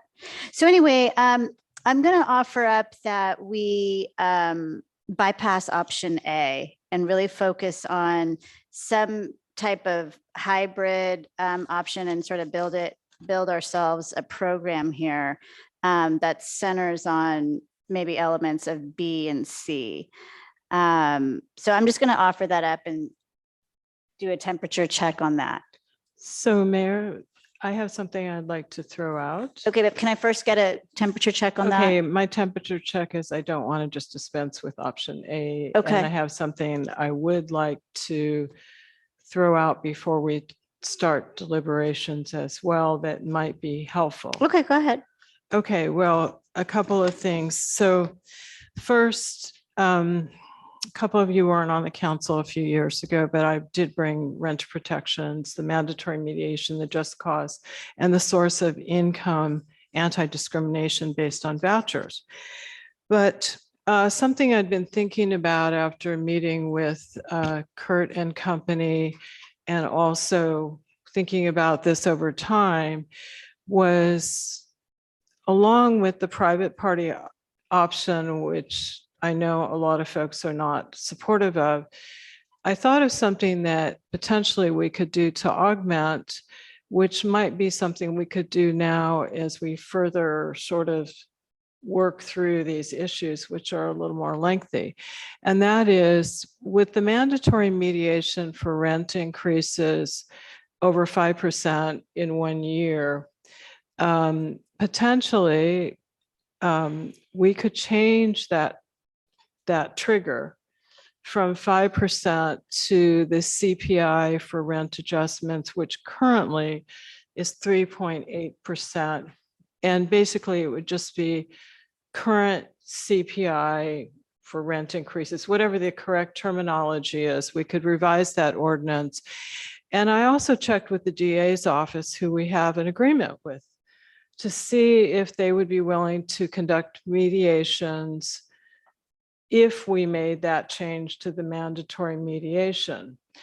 And they did get back to me right away. And in fact, I was in Heather's office at the time. And the lawyer I spoke to talked to her supervisor and said, yes, we would be willing to do those mediations for you if you change that number to the current CPI for rent increases. And we'd have to amend our agreement, but we'd also have to revise our ordinance.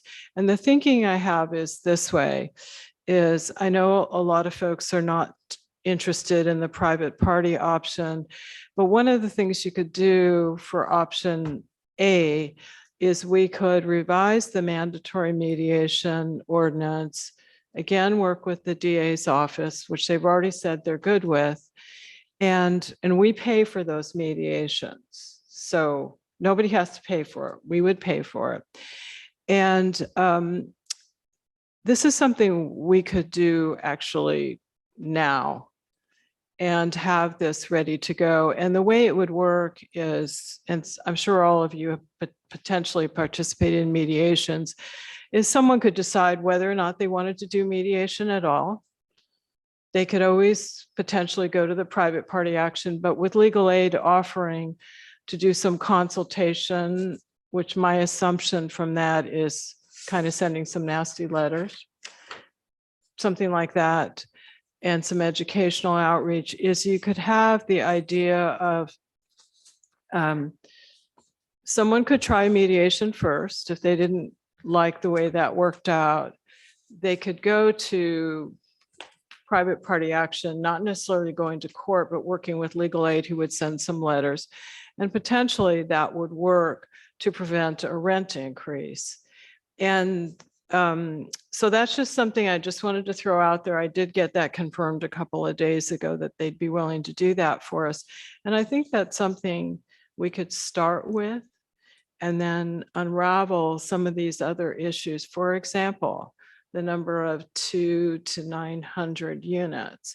And I know Kurt has some statistics from ABAG, but ABAG isn't looking at specifically what's eligible for Costa-Hawkins.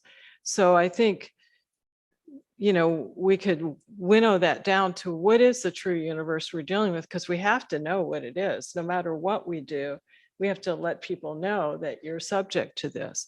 So that's one thing. And the last piece I want to throw out there that I would like our town attorney just very quickly to weigh in on is, I think there's a potential misunderstanding that's been expressed here that the town might have some liability should they just do the private party action. And I just wish that Janet could very briefly speak to that, because I think it's a misunderstanding. Okay. So I don't know exactly what they're talking about as far as liability to the town is concerned. I don't see it, but I think that what I've heard makes me believe that it centers around the lack of the ability for the landlord to show a reasonable rate of return, and that would be included. So anything that we brought back to you or anything that we proposed to you obviously would be very well vetted within the firm and would not create any liability for the town.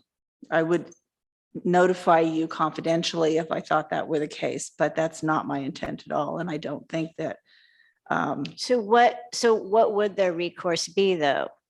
I thought when we spoke the other day, we kept kind of going around that they would have to go to the court system. Yes, but not against the town, with each other. Private right of action. You know, tenants and landlords would be resorting to the court system, but it's not something where the town has liability and the town would be sued by landlords, or that's not at all what we would propose. So I just think that there's probably been a misunderstanding here about what we're talking about for option A, or what we're talking about for just an ordinance that sets forth the prohibition. There would be caveats about reasonable rate of return and all of that. And so we would not bring back something to you or present something to you that created any liability for the town. So I don't want people to think that option A just creates liability for the town when in fact what we would bring back to you would not. Okay, well, and could you just share, did you actually research this? Because we were Mhm, told yeah. by the leading expert on rent control that there are numerous cases against jurisdictions. I understand. Yes, we did some preliminary research. Again, what I told you before is that I need direction from the majority of this council to get into deeper research, and that's what we would do. But yes, we did some preliminary research on it. Okay. Anything else, Barbara? Thank you, Mayor. Okay. All right. Anyone else have anything to share?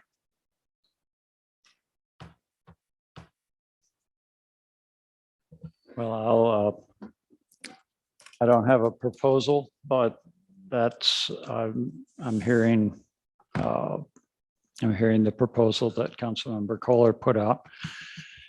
And I guess the main thing, listening to all those public comments, it's obvious, it was already obvious before listening to tonight's comments that there's a lot of pain out there, that this is a real problem for our community and for the people in our community. No question about it.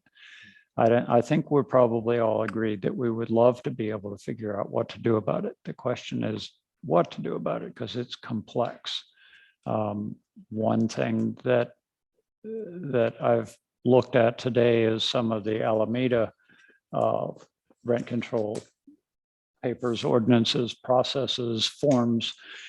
It would take a long time for us to develop that kind of thing, for staff to develop that kind of thing. It would be expensive to maintain and expensive for citizens to navigate. So keeping something simpler, one of the main things that struck me tonight listening to comments was the issue of that some people brought up, that due to the power imbalance between a landlord and a renter, that leads to a situation where, and I'm not totally clear how, but this is what I wanted to explore, where going to, for example, as option A would say, going into the court system in order to try to resolve a dispute is difficult for the renter because of that power imbalance. I can understand that conceptually, but I'm just trying to, I've been thinking about this as listening to the comments, just trying to drill down to where that can be addressed and how that can be addressed and how it's different in possibly different options or other creative approaches like Barbara has pointing out. There's a lot of different ways we could look at this, but in any of those, what are the ways in which we can diminish that power imbalance and make it more fair and reasonably possible for a renter to seek recourse or to get recourse? So right, it's a power imbalance, but it's also an affordability, right? Because you have to get an attorney to represent you. Yeah, right? that would be, yeah. And so that's one thing, it seems like, to address that is to make it as little as possible of an expense for the renter to try to seek recourse. Another thing that would seem like, because I heard people saying tonight, not specifically talking about the expense, but talking about just not wanting to upset their tenuous situation with their landlord by going and trying to seek some help with a rent raise. And I hear that, and I'm wondering whether one way that is approached in a larger city, and really keep in mind all the way through this is, as the staff report says, we are a very small town to be doing this. And that's really one of the big issues I think here, is that the cost of setting up the whole process with, for example, option C would be very hard to bear for a town our size, and yet you'd still have to set up that whole mechanism, even if you had a much smaller number of people using it. So there's an economy of scale that we miss by being a small town. But if we had something where for example, if a landlord reported their rent, that therefore it became automatic that the law would know, the legal structure would know that this was a rent raise that was beyond what was allowed, and therefore an intervention happened automatically. That would be a way of addressing that concern of the renter to not want to have to initiate the proceedings. But that seems like it's setting up this whole elaborate structure in order to do that. And that of course requires that everybody, that there's be a fee paid, and that raises the rents by paying the fee, and you're starting to move into an unintended consequence. But this is more of a question than anything, but I just would like to sort of direct the question, one question to be, how do we address that power imbalance without making things so expensive and complicated that it actually causes more harm than good, and uses our town's resources could use a lot of resources. And in a town like this, that could be a big proportion of our resources. So I'm just going to respond to some of the things you said. Thank you so much. I respectfully think the staff report overcomplicates, and some of us have done a lot of research and spent a lot of time understanding this. And I think Chance can chime in here as well. And I would just want to encourage us to have an open mind and be creative, as Fairfax is known to be. And just because we're small, it shouldn't really be a factor here, because I think we can create what a minimum, sort of a bare minimum program. Okay, a bare minimum program. And if we charged $10, let's just say, use the max number, it's not 900, but let's just say it is, okay, we can fund a hearing officer. We have an identified resource, the one that Berkeley uses. We can fund, they estimate 2 to 4 cases per year. Okay, 2 to 4. And if any appeals, unlikely, were to happen, this body could serve as the board. We have legal aid of Marin has already stepped forward with 2 emails saying they're happy to provide services to liaison for a year, and we can check in. Meanwhile, the rest of the county is looking at this, and I really think we can get there.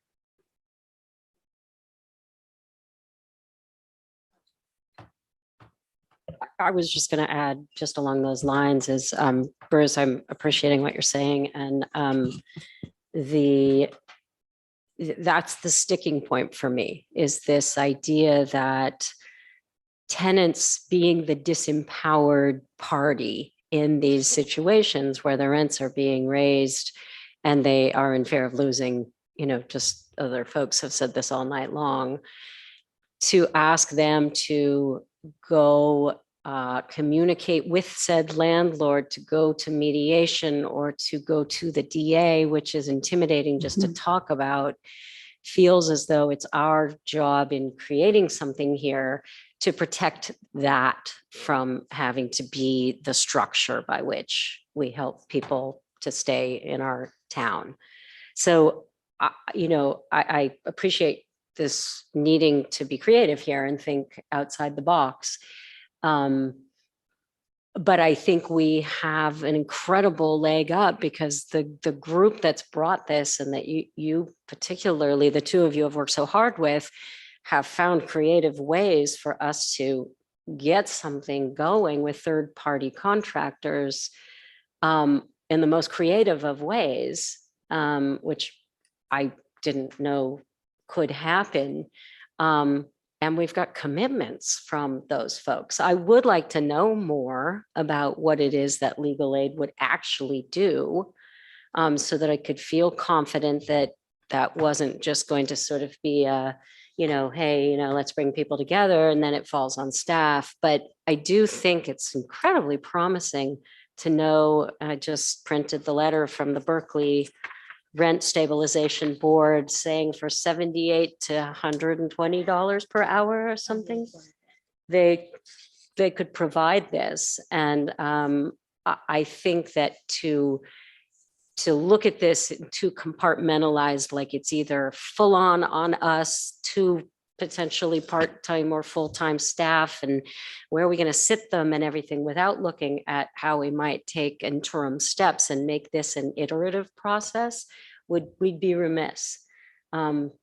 So I just wanted to put that out there to start as to where I'm coming from. But my main thing is that these tenants should not be forced. And we started really strong in terms of our tenants' protections and mandatory mediation. It was state of the art. And at this point, I don't think we've had anyone use it. And I don't think it's because their rents haven't been raised. I think it's because it's too intense. We have. We have? Yeah, I mean, it's not a lot. It's only about 2, but I just got that today. But I will also say, this isn't like going to court. I mean, these are mediators that help. So it's not, some scary lawyer in a suit that's going to be overpowering you. They're there to help with the mediations. So, I'd like to hear what the mayor has to say about your idea before you let me go and throw my idea out, if that's all right. You want to hear more about my idea?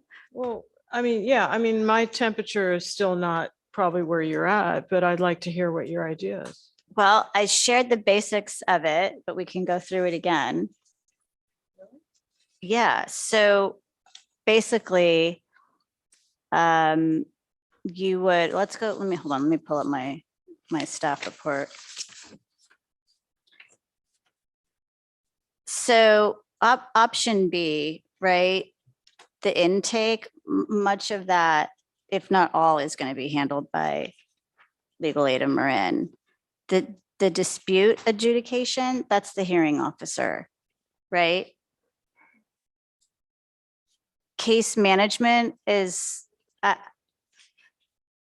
don't really know how much there is related to that, honestly. And as far as the fee to fund the hearing officer, a nominal fee, $10 per unit.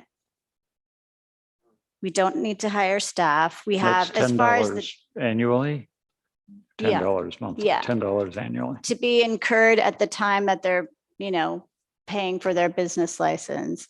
All the program documentation, we have all these resources that are really wanting to help us and have helped us.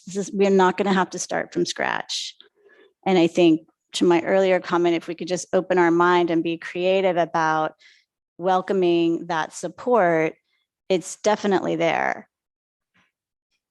Can I ask I read through the legal aid emails, at least I know I saw one. I'm not sure that I saw the earlier one. And it wasn't clear to me that they would actually do the case intake. It looked like they would provide some consultation, which was and I'm not disagreeing with you. No, it's I'm fine. just I have not it right sure. here. So we've discussed internally. This is from Lucy, who spoke with this evening, liaising with tenants and landlords who wish to file a petition with clear disclaimers that we're not providing legal advice or representation. Community education and outreach regarding the rent stabilization program's requirements, parameters, and obligations for both tenants and landlords. Sending letters to landlords who attempt unlawful rent increases or evictions. Work with town staff on implementation. That's big. We can do this without cost to the town of Fairfax as the program launches, but we'll need to reevaluate after 1 year. So I would I'm not arguing. I'm Yeah. just saying, frankly, I think case intake is a little more than that. So I'm not sure. I think we should find out a little more if that's what they mean by that. But I think you also said, so legal aid, you're saying would do case intake, which I'm not totally clear on that. Education, the adjudication by the hearing officer through the woman who sent the email today or the letter today saying that they would do it for 78 to 125. That's Berkeley, You're right? saying you would charge a $10 fee with the business license, and then there's no hearing board. Is that correct? It would be the town council as the In interim. the event of an appeal. Okay, so the hearing officer makes a decision, and then if someone doesn't like that, then they appeal to the town council. That's what you're saying. I'm just trying to understand it. Yes. Okay, and then through this process, in theory, we would enter into an agreement with Leah Simon Weisberg. No. What? to pay them for the hearing officer. Yeah, that's. Yes, but I don't know. It wouldn't be directly with her, but yes, with the. Well, whatever yeah, their organization. the or with Berkeley directly. Yeah. Yeah. rent for. And so you're saying that's as simple as that. Now, how do you identify the universe? Is legal aid willing to work on that? Because they say they would do education. I mean, it really is questionable what the universe is. I spent a little bit of time. Someone had sent us an analysis he did on some of the apartments, and there was 209. I looked online to see what other apartments were in Fairfax, and he had 2 on his list that I couldn't find online, but there were 3 that he didn't have on his list. And then we also have the duplexes, the 4plexes, the 5plexes. I don't know how we identify where those are. So my question is, and I'm not trying to be combative, I'm just really asking, how do we figure out what that universe is? Do we, because to me that it's not from the ABAG report, because the ABAG report is not looking at Costa-Hawkins, it's looking at what your complexes are. So do we have some ability to figure that out? I suspect the start to that, and this is just a suggestion. I mean, some of these mechanics are to be worked out, but the start could be to look at the folks, the multifamily housing units that are already submitting their payments for the business license annually. And then you'd look at, I think it was actually maybe Mr. McIntosh, but speaker talking about, the date when you first started that process. I mean, they're only, there's a number of units, but they begin to be aggregated once you have like my apartment complex, which has 30 plus units. And yeah, I think the apartment complexes are not that difficult. Right. I think what is more difficult is the other smaller stuff that's out there.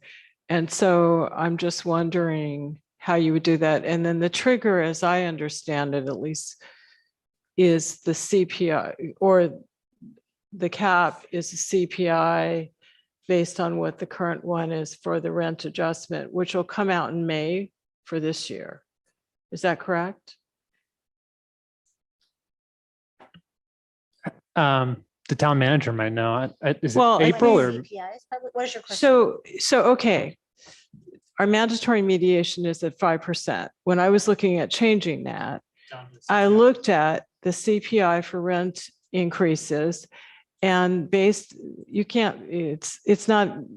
hasn't come out yet for this year. It'll come out in May. So for April 2021, it's 3.8%. And so I'm assuming whatever comes out in May will be around that or something to that effect. So are you saying that the trigger that you're talking about for this cap is the CPI for rent increases, the current one? I thought so. Well, I mean, Yes. I'm really asking. Yes. I'm not fighting. I'm just No one thinks you're fighting. okay. I just wanted to know it's a where you reasonable were coming question. from that. So, okay. All right. Thank you. Is your question was the date, No, or the, what, if the what's the, trig, if what the trigger is it the CPI rate or is there, are we proposing? a So, different okay, you have to pick a percentage? cap. Yeah. And Yeah. I'm saying, I believe you're contemplating the CPI for rent increases, whatever it is for the current year. And we won't know what it is for this year until May. That's when it comes out. But last year and what's currently out there is 3.8%. Okay, thank you. CPI?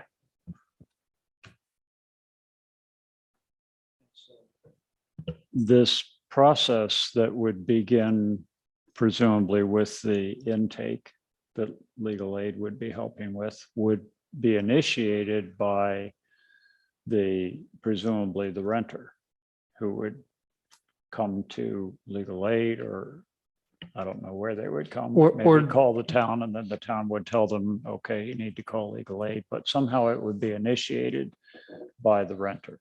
That I'm just Right. asking. Okay. Yes. But our hope is that that is a legal aid is clearly the people who work with legal aid are aware of power imbalances. They are, Oh, yeah. they're sensitive to talking with people who are coming from that position. So that's how we're addressing that, is that would be who they would go to, rather than going Yeah, and our into the court communications, system. our website would point them to legal aid. And, I Mhm. agree, we do need to kind of confirm on the intake, but if we point them to legal aid and you're a renter and you call legal aid and you say, here's my situation, right? And they're consulting with you, right? And and she says liaising with tenants and landlords.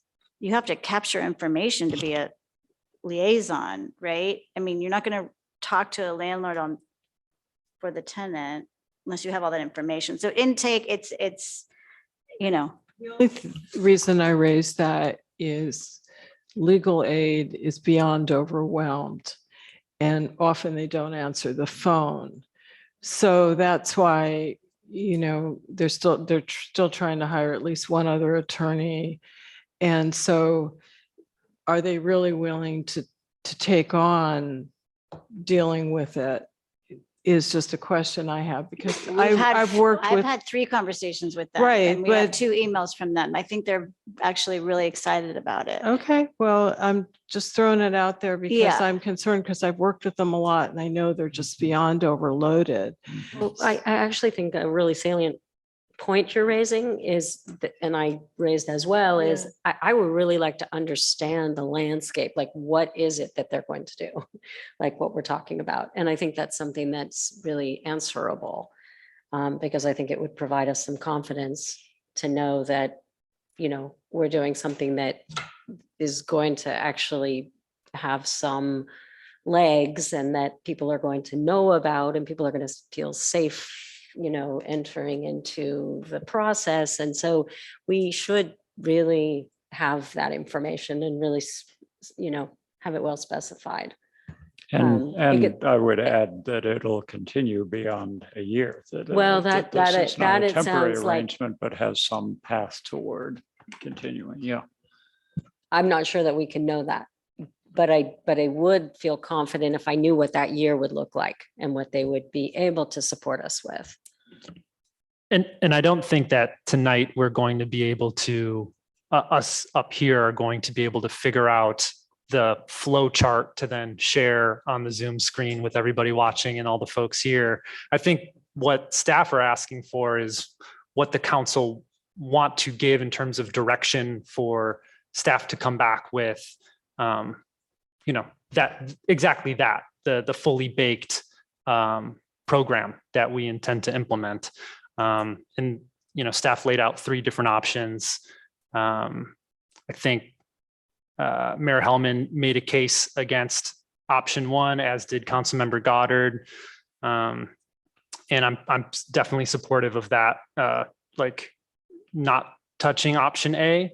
I think personally, option C feels like like a phase 2 kind of approach to things. I think we'll definitely see what the interest is, I guess, from the public to come forward in with this model, and that might help us figure out what sort of staff support would be needed to accommodate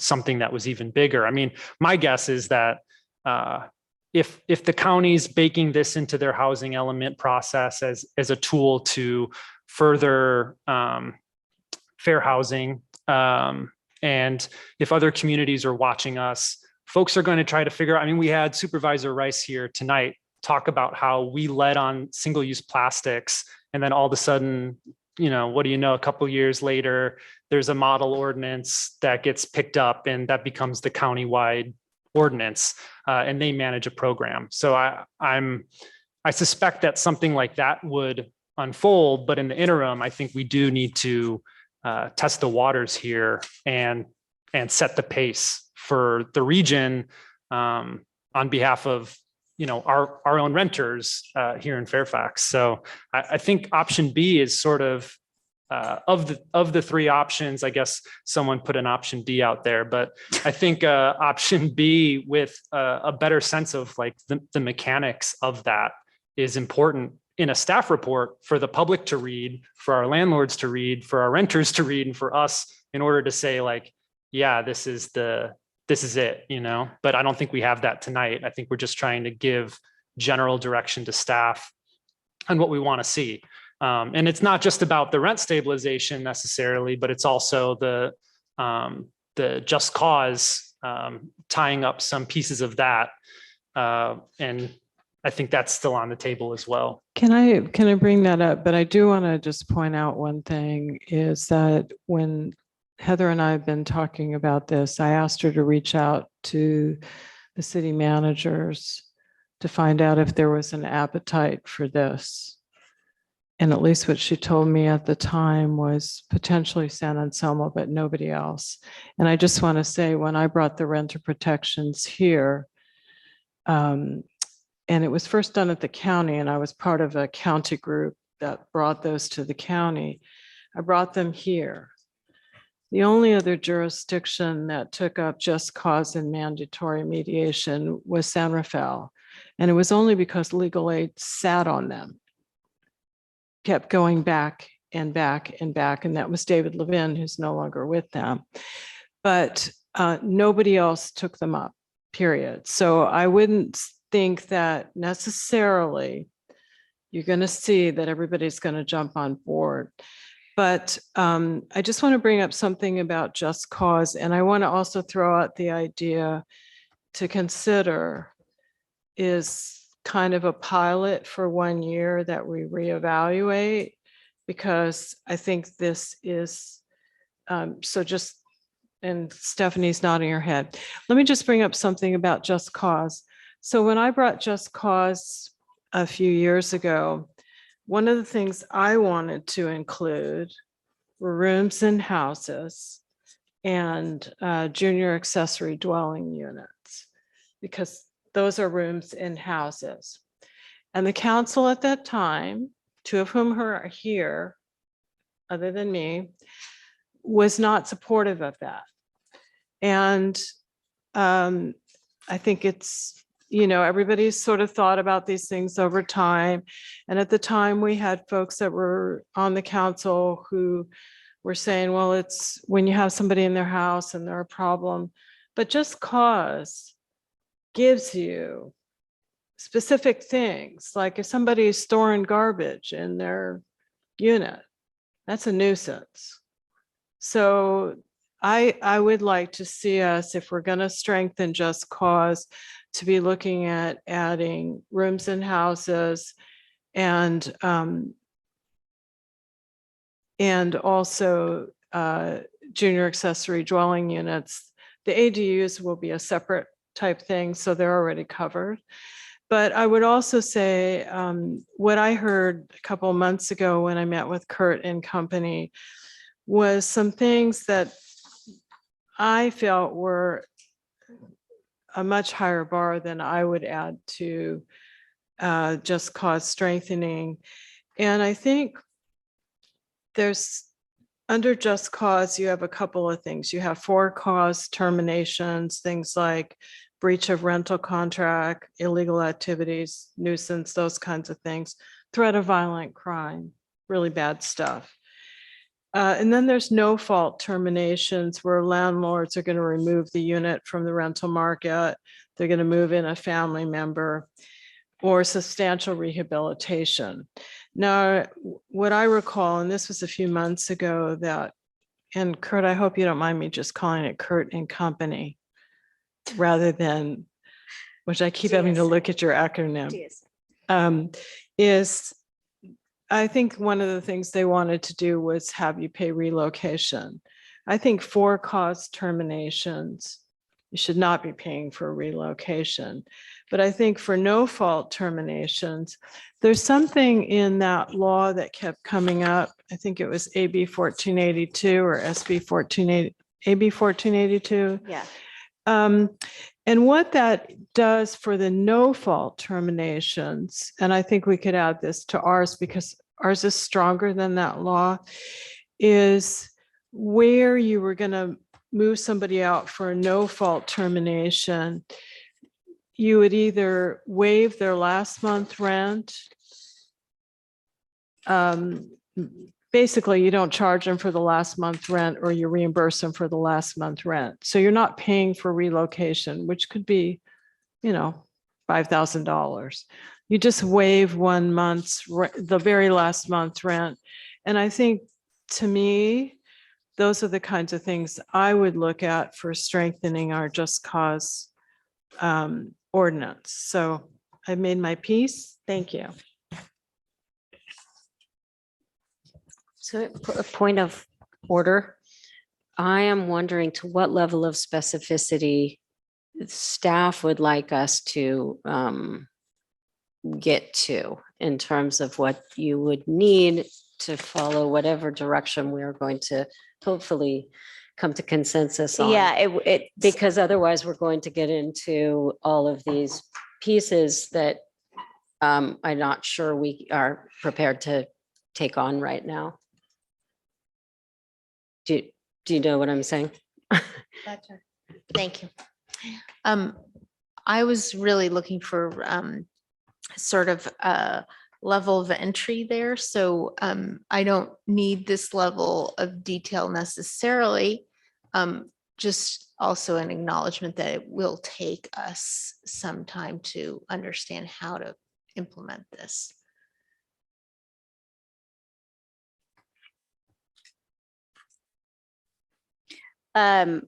Yeah, I mean, Heather, you and I talked about how, you know, how we approached the outdoor dining. So there was very specific items that you wanted our direction on. So do we want to talk about fee? I mean, yes, no, that to that level, or are we just saying we want to get the just cause back in there? You would not be able to determine fee from the dais. You would have to do a fee study. No. We're not, Yeah, fees are a very complicated thing. I can bring you some information out offline about fees and how you determine them, but they have to be closely aligned with your cost of your program. And you have to have something that shows that you've done some analysis. You can't just say, well, I think, you know, maybe we can charge $10 per unit for the first time and see if it works. We have to respectfully, that's not how I came up with the $10 fee, I right? understand. I'm not trying. We approached it like a business case, right? And assuming 900, which is a much bigger population than we know, right? Knowing what the cost of this hearing, whatever. The hearing title? officer. Thank you. The hearing officer. examiner is, right? So Right. what do we need to bring in to fund it? That is how we came up with $10. And so we need to figure out what other costs are. It's not just the hearing officer. There are other costs. Are we going to charge staff time? Are we not? How are we going to cost this out? Right. But when you say study, is it's that not just in- an internal, Yeah, or are yeah, you talking yeah. about doing a describe what steady means. I mean, that you have to have something on paper that shows that you listed out all of the things that you're going to charge to this fee, all the cost of this program. Here are the parameters of your program. Here are the things that are going to cost you money. And then you have to say how many units you have in town. Yeah. And you then say, how many do you think on average, based upon whatever information you have, might avail themselves of this program? And then you try to estimate what the cost of this program is going to be. We're for a saying the same year. thing. Yeah. And then, but then you add in what are you going to charge to it? It's not just the hearing officer. You have to decide if you're going to charge staff time. You have to decide if you're going to go with the pilot program, exactly what legal aid of Marin is going to do for you. And then after a year, they may reevaluate and they may say we need a contract that costs X. So if we're talking about just that first year, find out exactly what it is they're going to do, how much of it they're going to cover. It concerns me a little bit is that last line that says, and help staff implement. And what does that mean? And what does that entail? And so we can do an internal look, but it's something where we're going to have to figure out the parameters of the program, all the pieces of it, what they cost, how much staff time is going to be required. Are you going to charge for that staff time? Who's going to do it? That's going to determine the rate. And so we have to actually put some figures down on paper and try to, doesn't have to be exact, but the law does require that there be this close connection between a fee charged and the cost of the Absolutely. program. Absolutely. Okay, cool. Yeah. And I think, as was mentioned earlier, this idea of giving direction on what we're thinking, and then staff comes back with something that's like actually in a staff report saying like, here is the flow chart, here is how someone would enter this, and here is the step-by-step process. That is going to reveal to us where the costs are inherent in a program like this. And that's going to help us understand what the fee might be, is my understanding of how this is going to work. I don't think we're going to come up with something like right now.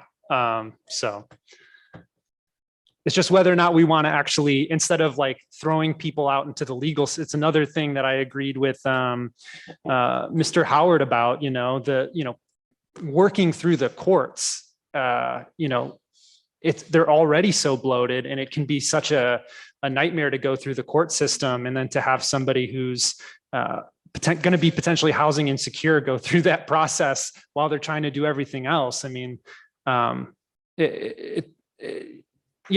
guess we have to decide whether or not we're going to forego that option A and pursue something else. So I think that's where we're at. Can I ask a question?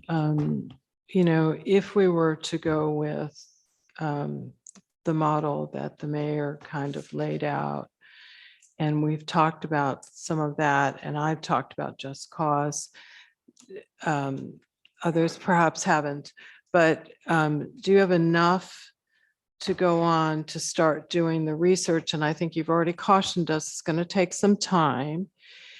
And do you have enough? And then I would also say, just a few years ago, we did a fee study on every one of our fees. And I was mayor, Renee was vice mayor.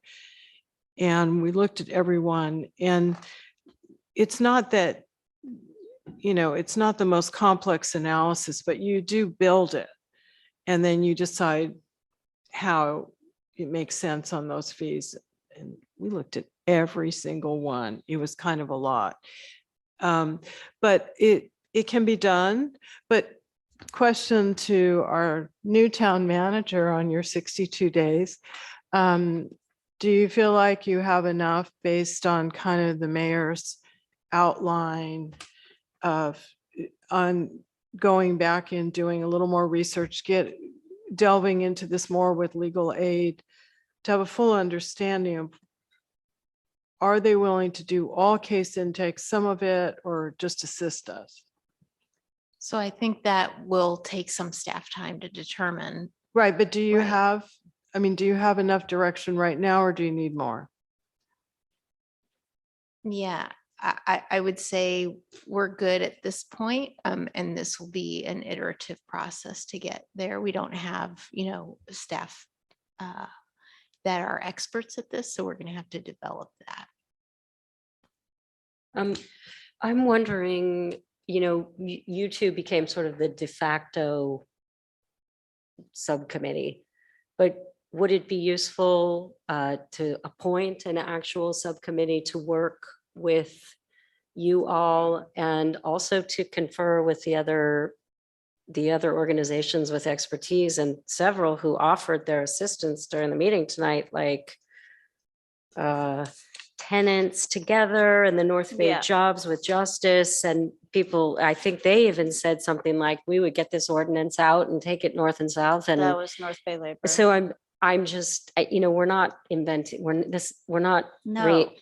reinventing the wheel here. So I really, and I understand, and I feel this is huge. So I would like to provide as much assistance as we can. So I'd like to appoint them. No, I'm just wondering if that you would want to continue in a more official role that way because otherwise. I think that's we know there's a lot fine, going but I on. would just say, I just want to caution, is everybody's so anxious for this to happen. Heather, as our new town manager, is saying it's going to take some time. So I think we have to be patient and give them some time. Nobody's talking about a year. Probably no one's talking about 6 months, but there are a lot of priorities in this town. So I just want to caution, if we do appoint you to the subcommittee, to realize that there's a lot going on here and there's a lot of balls in the air, and we have to be patient and we have to take a little more time than what may not feel as satisfactory. I'm not going to expect it on the June regular agenda. I'll tell you that much. Well, I think we need more time. than Of that. course. So a couple of things I wanted to chime in on. So we're in the sixth cycle of the housing element. And when this was looked at before at the county level, we were in a totally different climate, right? We have so much more information and data and study about the inequities of housing and housing prices skyrocketing, and affirmatively furthering fair housing is not just about creating housing, it's protecting housing stock, right? And so I would like to see this as part of our housing element. I would like to see this program built into the plan. So I'm hoping we can make. Okay, well, that's very different than a one-year pilot program. I think we're looking at having to recruit for a new planning director. I don't think it's built into the actual plan. I think you can speak to it, and You mean the housing element? You can speak to it in the housing element, but not have it all worked out in the housing element. Well, the housing element, I mean, we're going to be signing off on something in December. But that doesn't, well, I don't think it's December. I think we've already heard that. But I think you're not going to have, and I think you want to be careful about how much you actually put in the housing element. I think you can speak to this, just exactly what you said. You want to preserve existing housing. Mm-hmm. And as part of this, we'll be working on, or we'll have completed some kind of a pilot program for rent control in Fairfax that augments our existing renter protections. But I don't think you don't want that as part of your housing element. You just want to speak to it. Yeah, I think we should treat this as a pilot, and we're experimenting. We're experimenting here. We're trying to see what might work. I think you guys have suggested something with the help of other people that may be a good starting point. It's going to need more research. We'll see how it works out. we'll see whether a year later something needs to change because legal aid doesn't want to continue it or whatever. We're exploring here, and there's a lot to be learned. So I wouldn't try to codify it Yeah, that makes sense. strongly at this point. I would try to stay with more of a nimble and experimental approach and try to keep our costs. I mean, this sounds hopeful because at least as it sounds right now, it could keep our town's costs at a more reasonable level on the long term. There's going to be initial costs setting it up, but mostly staff time, it sounds like. And I'm sorry for that because I completely agree. Staff is there's so much going on right now and it's important stuff. It's, we're taking time away from other things that are important, including the housing element, which is a big deal this year. And, we've got to get that done too. And that has to do with the same issue, housing. So I'm glad to see that we're looking at something that over time will be hopefully not a big burden on our finances and not require that we find more places for more staff to be.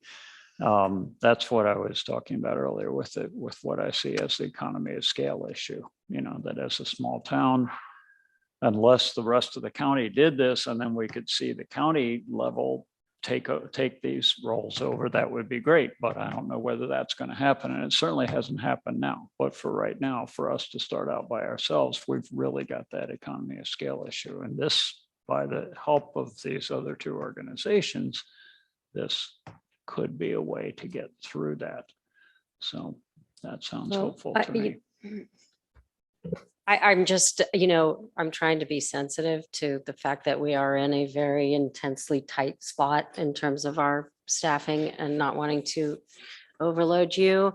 But I also feel as though we do need to have some kind of a timeline because there are a lot of people who've put a lot into this, a lot of thinking coming from many different levels, from our residents to folks coming and offering their assistance. Like I don't want to just put it out there and say it's going to take time. If we're going to pilot something, we do need to have some sort of a skeletal idea of what that pilot might look like. All I'm thinking we're sending Heather away with and Janet is that we don't want option A. So I don't want to just leave it at that. I think we're going to have to be a little more Well, the mayor was directive. specific. Yeah, I think We've talked through that, and I just want to push back a little bit. Every time we want something, it has to be yesterday. Yes, there's a lot of people that did a lot of work here, and our staff have done a lot of work. So I think we really need to give them some time. I don't think Heather's going to sit on this or staff are going to sit on this. We don't have a planning director currently. We're short-staffed. We're looking at hiring a public works director. Let's give folks some time to breathe. And also, we don't want to put something out just because we're in a hurry. I mean, we don't have to do a perfect job. What is that? The perfect is the enemy of the good. But we want to do a good job. And I think we've given a frame. I don't know. Do you all, how do y'all feel? Yeah, well, I mean, there's clarity for me around this option B as being a phase one pilot of this idea. And we might speak to rent stabilization as a tool in our housing element, but it's not going to be like some big thing in there about, whatever. But anyway, so those things feel clear to me. I'm totally supportive of the working group or the ad hoc subcommittee to work on this with staff and with the organizations that have offered up their labor and resources and support to make this happen. So I think, the next step is to hammer out those details as time allows and as resources allow with staff, and to get that back to council quickly. But that's what I'm hearing, I guess. So I'm just checking that against my colleagues and against staff. I see Janet's hand and microphone on. Yes, I'd like to recap so that we have an understanding of where we are, if that's okay.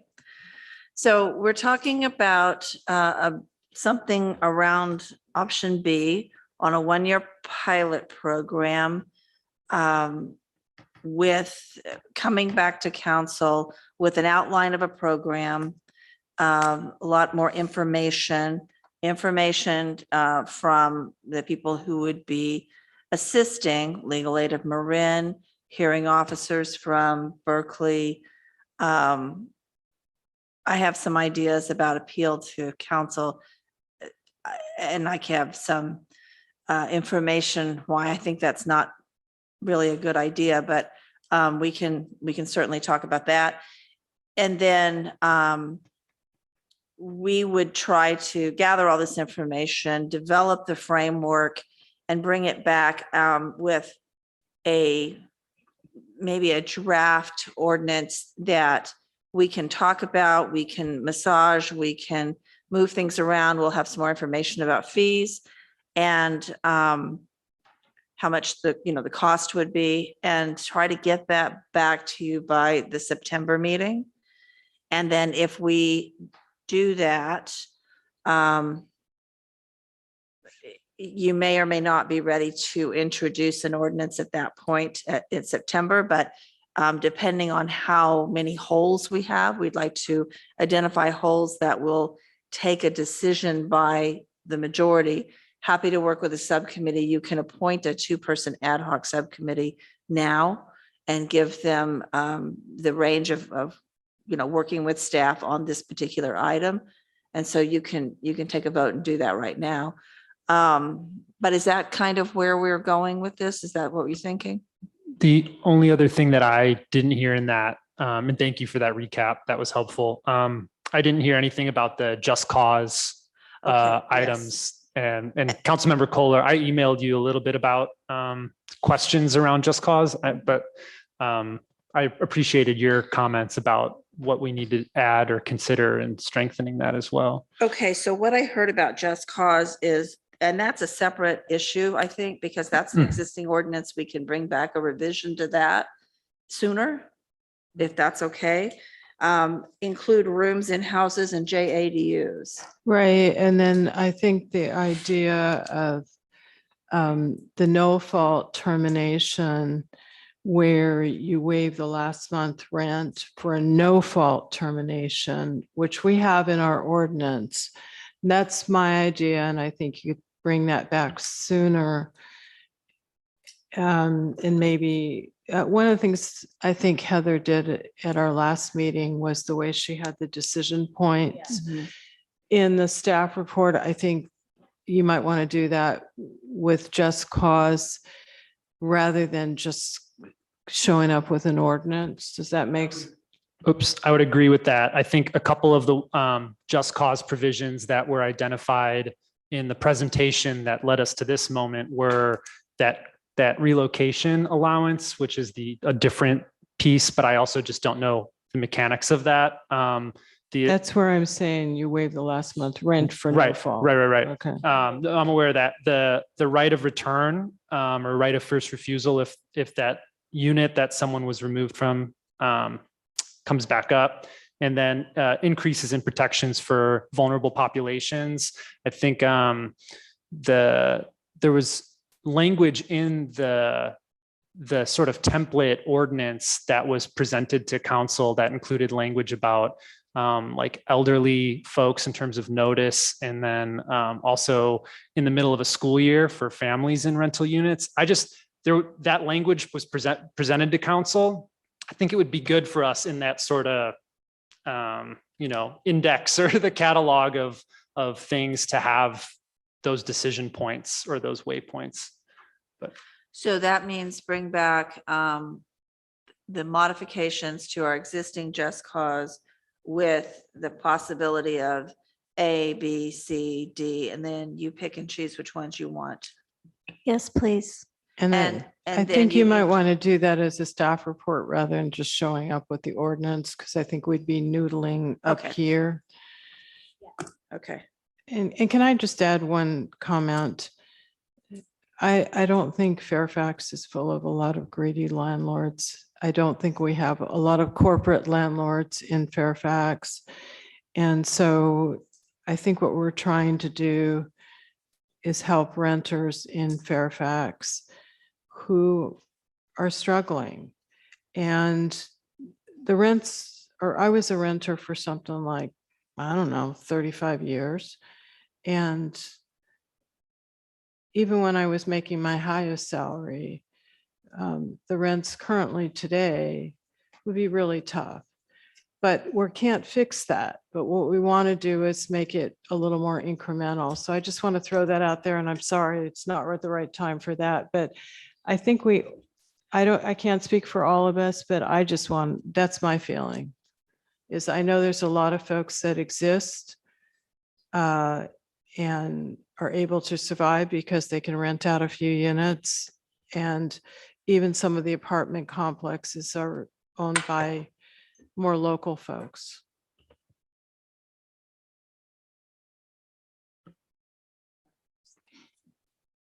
So, yeah, I thank you for that, Barbara. I'll just add one little bit about some of the folks that even spoke tonight.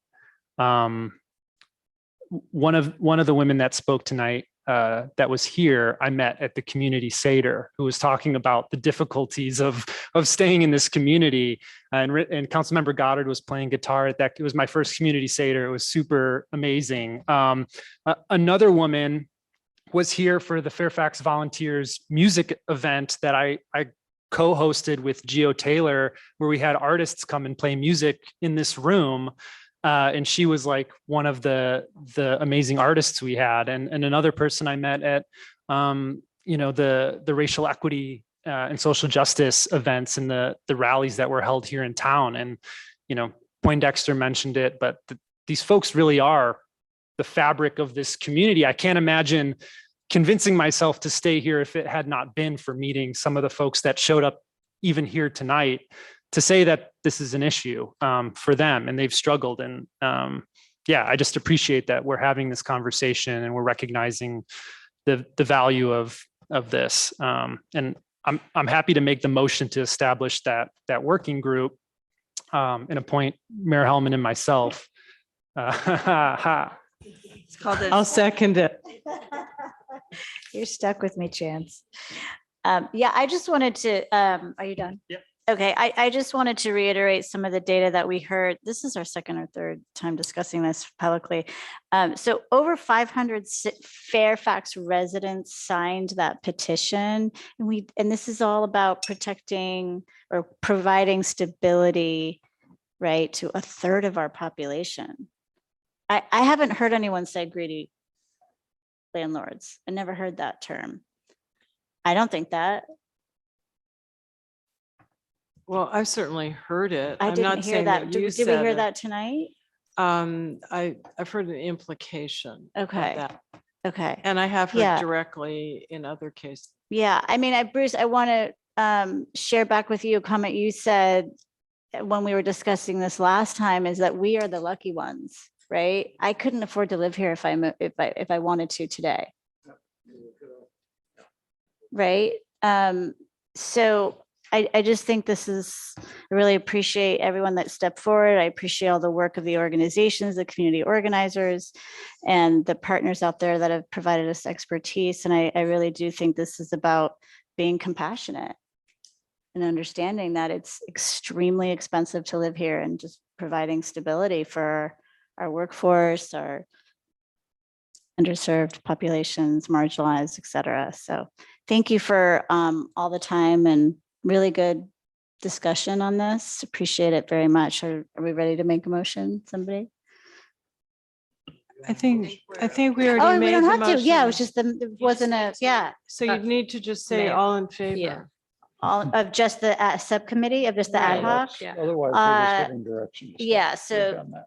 staff has been provided direction related to the option B, and we'll come back I just want to recap the timing as I understood it. So you said come back in September, but with the program, but earlier for the Just cause. Just cause modification specificity that we can Right. weigh in on, right? Right. So maybe July or Yeah. August on that. Yeah. Okay. Okay. And then all in favor for Vice Mayor Cutrano and Mayor Hellman to serve on the subcommittee, Ad hoc subcommittee. ad hoc subcommittee. Aye. Important words. All in favor, aye. Any nays? Okay, no nays. Stuck with me. Okay, thank you so very, very much. Let me find my agenda. I'm steeped in paperwork related to rent stabilization. Excuse me, Yes. Madam Mayor, if we might take item 13 and Rico's been awake Yes. since about 3 a.m. Yes, thank you. I appreciate that. Should I just dive right into that? Okay. Item 13, which is introduce an ordinance authorizing a special or military equipment use policy for the Fairfax Police Department pursuant to California Assembly Bill 481. And thank you, Chief, for being here this evening and being so patient.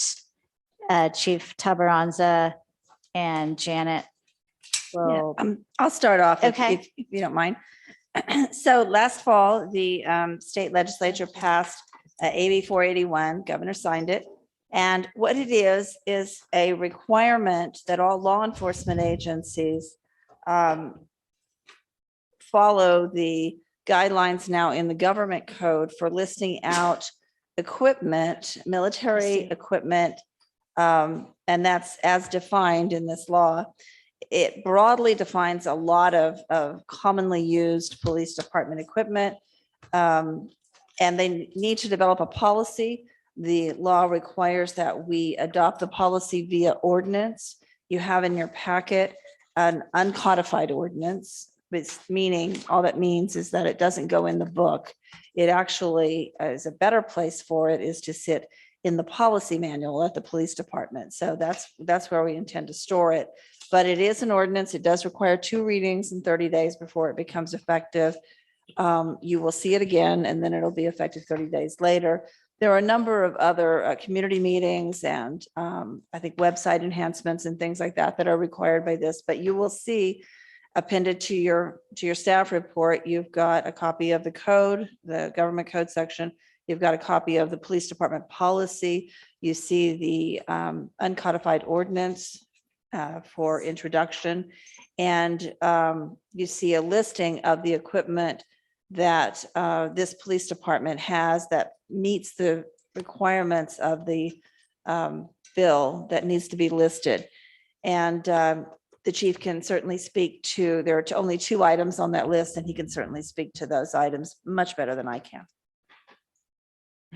Thank you, Jenna. Good evening, Mayor, Vice Mayor, and council members. Thanks, or is it good morning? But I'm here to clarify what we have here and how this is specific here in Fairfax and Fairfax PD. So I guess I'll start off with a quick summary. Yes, there is a robust list of items per this assembly bill, and I can go over that real shortly here. There's 16 categories that were required as far as reporting to AB 481, military equipment categories that applies. Only 2 items in categories number 10 and 14 could potentially meet that. And we're taking this opportunity to report it so that you're aware and the public is aware of what equipment we have that may fit these categories. So real quickly, I'll start with number 1, unmanned, remotely piloted, powered aerial or ground vehicles. We don't have that. Mine resistant, ambush protected. It's an MRAP vehicle, armored personnel carriers. We don't have that. High mobility, multi-purpose wheeled vehicles like a Humvee, ATVs, 5-ton trucks. The list goes on that. We don't have anything similar to that. Tracked armored vehicles that provide ballistic protection. Don't have any of that.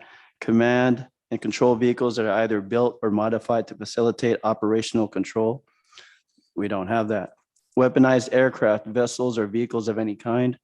We don't have that. Battering rams, slugs, breaching apparatuses, explosives in nature. We don't have that. Firearms of 50 caliber or greater. However, standard issue shotguns are specifically excluded. We don't have any of that that meets that caliber. Ammunition of .50 caliber or greater. We don't have that. Number 10 is something we're deciding that meets that. However, it's still subject to interpretation by other attorneys of sort, but specialized firearms and ammunition of less than .50 caliber, including assault weapons as defined in sections 3510 and 3515 of the Penal Code. If we just take it there, we believe we have that because we have an assault rifle AR-15 Colt platform. But if you read and continue on, it says with exception of standard issue service weapons and ammunition of less than .50 caliber. And so that would make it a standard police instrument because that's a tool that we use as standard police, not from the military. So because we want to be transparent in nature and make sure that everybody understands what we have here in Fairfax, that is part of something we're reporting tonight. Any firearm, number 11, or firearm accessory that is designed to launch explosives or projectiles, we don't have that. Number 12, flashbangs, grenades, explosive breach tools, tear gas, and pepper balls, we don't have that. A taser shockwave, microwave weapons, water cannons, long-range acoustic device, and LRAD. When people hear the word taser, they think it's that usually the taser that the officers carry on their waistband. And even here in Fairfax, we don't have that. And that's a tool that I believe here in Marin County, to the best of my ability and my knowledge, is we're the only department in Marin County that don't have those handheld tasers. And maybe even in California, to the best of my knowledge at this point. But that's not what they're talking about. And this is a bigger tool that I believe only San Diego Police Department has at this point currently, and we don't have that. Number 14, the following projectile launch platforms and their associated munitions of a 40 millimeter projectile called a beanbag. We don't have that, but because we have something, it's called a munition, and that meets something called a beanbag, we're going to report what we have as a less lethal option, a Remington standard shotgun that we only allow here in Fairfax, a beanbag round of a 12 gauge for a less lethal option. That's what we're reporting for tonight. It's not the 40 millimeter large device that some agencies have. It's the 870p platform. Any other equipment as determined by a governing body or a state agency to be required additional oversight, we don't have any of that. All that we have are standard police equipment. And also military equipment, if sometimes that's related to the 1033 program or the DLA program, right? Yes, or DLA, to where we obtain items from the military. None of our equipment, we don't have any police standard equipment from the military, nor do we plan on obtaining any or getting any here. All the equipment we have are all standard purchase police equipment that are standard equipment for police work, not from the military. So those are the only two items we have here. I can answer any questions as far as like the use or in what situations this would be required to deploy. And but what I do want to harp on is that these are very important tools for us to have in order to safeguard the lives and the property of the community and also the officers responding to calls. Again, both devices are it's important for range. So if we're addressing some sort of threat and we know we're going to something where it's going to be like a firepower issue or somebody with a weapon that can be targeted toward us from the distance or others, we need these tools to have that ability to assess that threat at that situation. So these are very important to us because we don't have any long distance tools that we carry on a daily basis, except for potentially these two. So it's important for us to carry these items with us. And it's something we've actually already had since 2001. Fortunately, we have not used it on anyone since 2001. And the reason why 2001 is important is because 2001 was the year of the North Hollywood shooting. I don't know if you remember that, where There were some bank robbers with high-powered assault rifles and heavy body armor that took over a Bank of America over there in North Hollywood, and the police were underarmed. So they had to resort to going into gun stores and grabbing what they can in order to stop the threat. And a lot of people were injured and killed at that time. So that was the time this was happening. And to bring it locally, around that time in Santa Fe, there was an armed assailant that came from Sonoma County that shot at 2 officers with a rifle.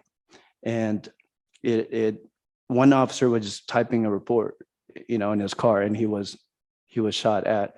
So I don't know what happened with that. That was in Santa Fe, but it happens here. And because at that time, all this was going on and there was an influx of copycat incidents from the North Hollywood shooting, that's the time when we obtained these tools here in Fairfax.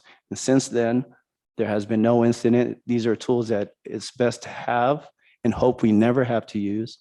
But we can't risk not having them. And then when something happens, if something happens, because you see it on the news, San Jose, Sandy Hook, the theater shooting, if it happens, we need to have it. We need to have it right away. And we hope we never have to use it, but it's a standard tool that we have with us. So if I can answer any questions that you may have regarding them. Does anyone have any questions? I did, but I think. Yeah, I'll hop in. Thank you, Mayor. Chief, thank you so much for sort of breaking down the equipment list line by line, and then explaining a little bit about the background of how we came into possession of these items. I'm curious, just for my understanding, but also for the public, like, how do we store this equipment? Like, where is it? And like, yeah, I guess, what are the protocols around, that coming out? And is there body cam footage that gets triggered, or what? Just curious about all that stuff. If you could answer a couple of those questions. Of course. So Vice Mayor, to answer that, these weapons are issued not to an individual officer. They're issued to the patrol cars that are operational that day. So the cars that are going to be out in service to our community will have these 2 weapons in the vehicle. It's required as part of our daily, every shift is required to check everything that they have every day so that we're operational and ready to go. Our car is like a mobile office, if you may. It's our cell. We don't have a place to detain any individuals at our station. It's our mobile office and cell that, if we had to make an arrest, we would go straight to the county. So the cars we have electro locking devices in there. That's very stable. It's not easily, you can't open it. You wouldn't know how to open it unless we trained you on how to do it. And so every day an officer has to make sure all the equipment is checked. So essentially right now, because we're down to 3 operational patrol cars, these guns are probably checked 3 times a day, and it's constantly in use every day. So you're constantly checked for that it's operational, it's working, the sights are working, and they're stored in the vehicle to where we go. In the event that let me just read some of the things in our policy about how this may be deployed in a circumstance. It would be like a situation where a member of the agency, an officer, reasonably anticipates an armed encounter. So for example, if somebody's saying, we just had this the other day, there's an argument. I just saw a guy go to his trunk and pull out a gun and point it at the other guy he's arguing with. So in this situation, if we can keep the person on the phone, we would know how to better prepare for this response. Immediately, we have to go there. The first officer to respond would try to see if this is still happening at that time, if we can keep the caller on the line. And then it's also to our advantage to have a tactical advantage to be away from this response, because if we show up and pull up and all they see is a police car with lights and sirens, we're likely to engage in a shootout. We're going to pressure them to get in the shootout or attack us or anybody else around. So for us to park far, use our cars as kind of like cover and assess the situation with the tools we have, we can somewhat create a perimeter and start getting people out of the way here so we can deal with this in a de-escalation manner. So it would be likely that type of situation. where a member is faced with and anticipates an armed encounter. Also, it also requires that when you deploy this, that you believe that in that situation, you would need and require an opportunity to have an accurate and effective fire at long range. So again, our guns, our handguns that's on our waist, it wouldn't be adequate or smart to shoot at in long distance. So because these weapons are effective, the AR is effective at 100 yards, and we're trained, and we're trained twice a year, every 6 months, ideally, on these weapons. We train up to that distance, 100 yards, because here in Fairfax, we would anticipate an encounter within 100 yards or closer. Then if we go to the less lethal option, let's say if a threat wasn't an armed encounter, but it was also a deadly encounter, like somebody having a mental breakdown, and this happens here too, where there would be a situation where they're having a mental episode and have knives and they're threatening to take their lives or the lives of their baby. They don't potentially have a gun, but they have a knife. So in this situation, a long distance conversation or maybe a negotiation can take place, but we would have the less lethal option of this beanbag that's effective at 75 range to potentially disarm that person with the knife if there's an opportunity to use that option, so that there's no threat of them stabbing themselves or others. So it would be that type of situation. And every time there's a situation like that, and this is deployed, it's in our policy that these cameras are always on, and I have it here. Of course, we can't account for every situation that the world, happens in the world, but yes, generally they're going to be on.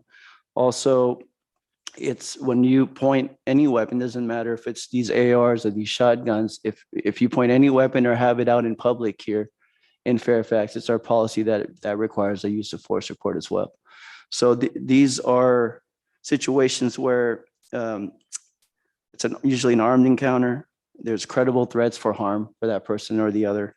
And we believe that this is the best option in order to safeguard not only us, but most likely everybody else that's there in that situation. Because if this happened in a highly populated area, the downtown or the schools, we have no time to waste. So I think that answers some of your questions. Yes, thanks. Yes, go ahead.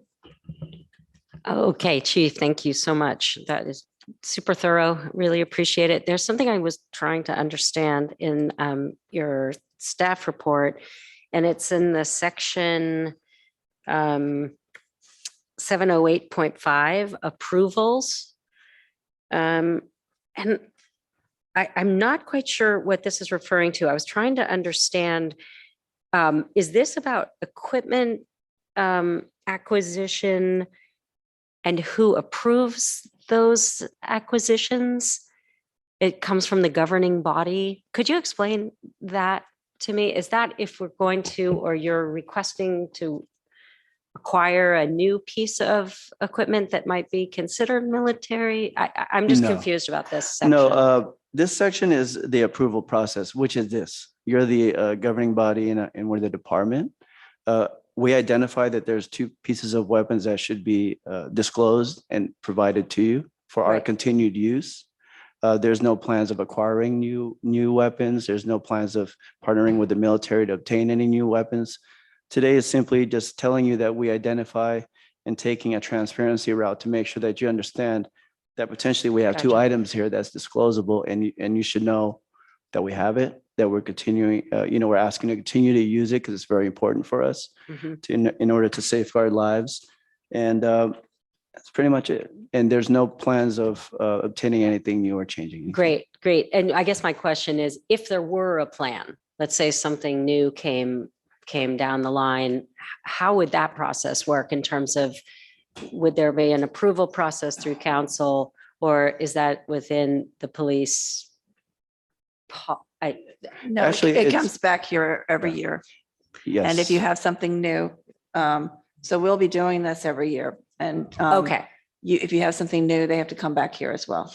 And to add to that, yes, it's part of the AB 481 requirements is that after tonight, let's say after the next two meetings, if there's any changes, we'd have to bring it up here.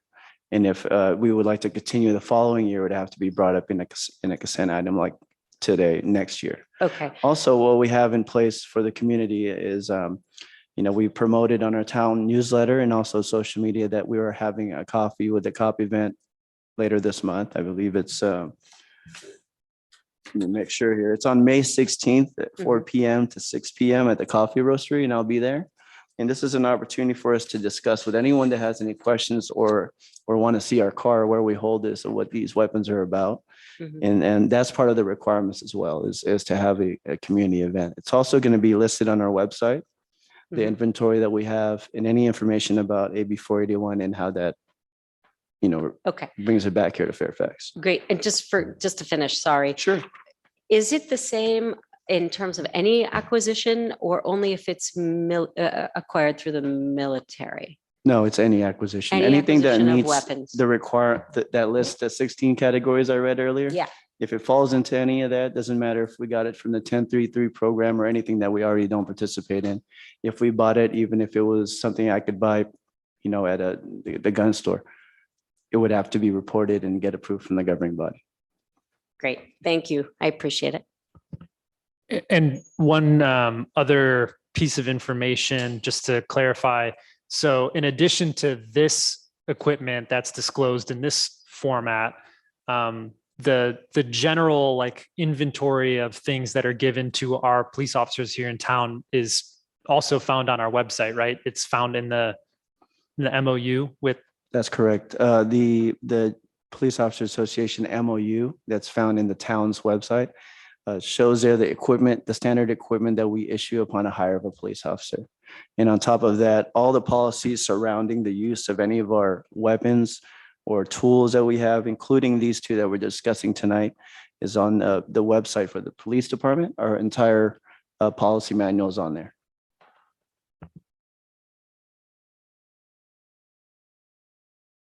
Are there any further questions or? Thank Okay. you. So can we have a motion or public comment? Are there any members of the public who would like to comment? Sorry, I'm tired. Hello, council. I just want to say, I hope you guys all reflect on this. We are so lucky to have Rico as our chief. I mean, how could you do better? I think he painfully goes through every little detail, so we have no question. And I, for one, would like to have all of us remember, this is the example, not the rent control coming through. This is the example we want to see the rest of our community see, that what we want in our chief. Thank you. Thank you. Any?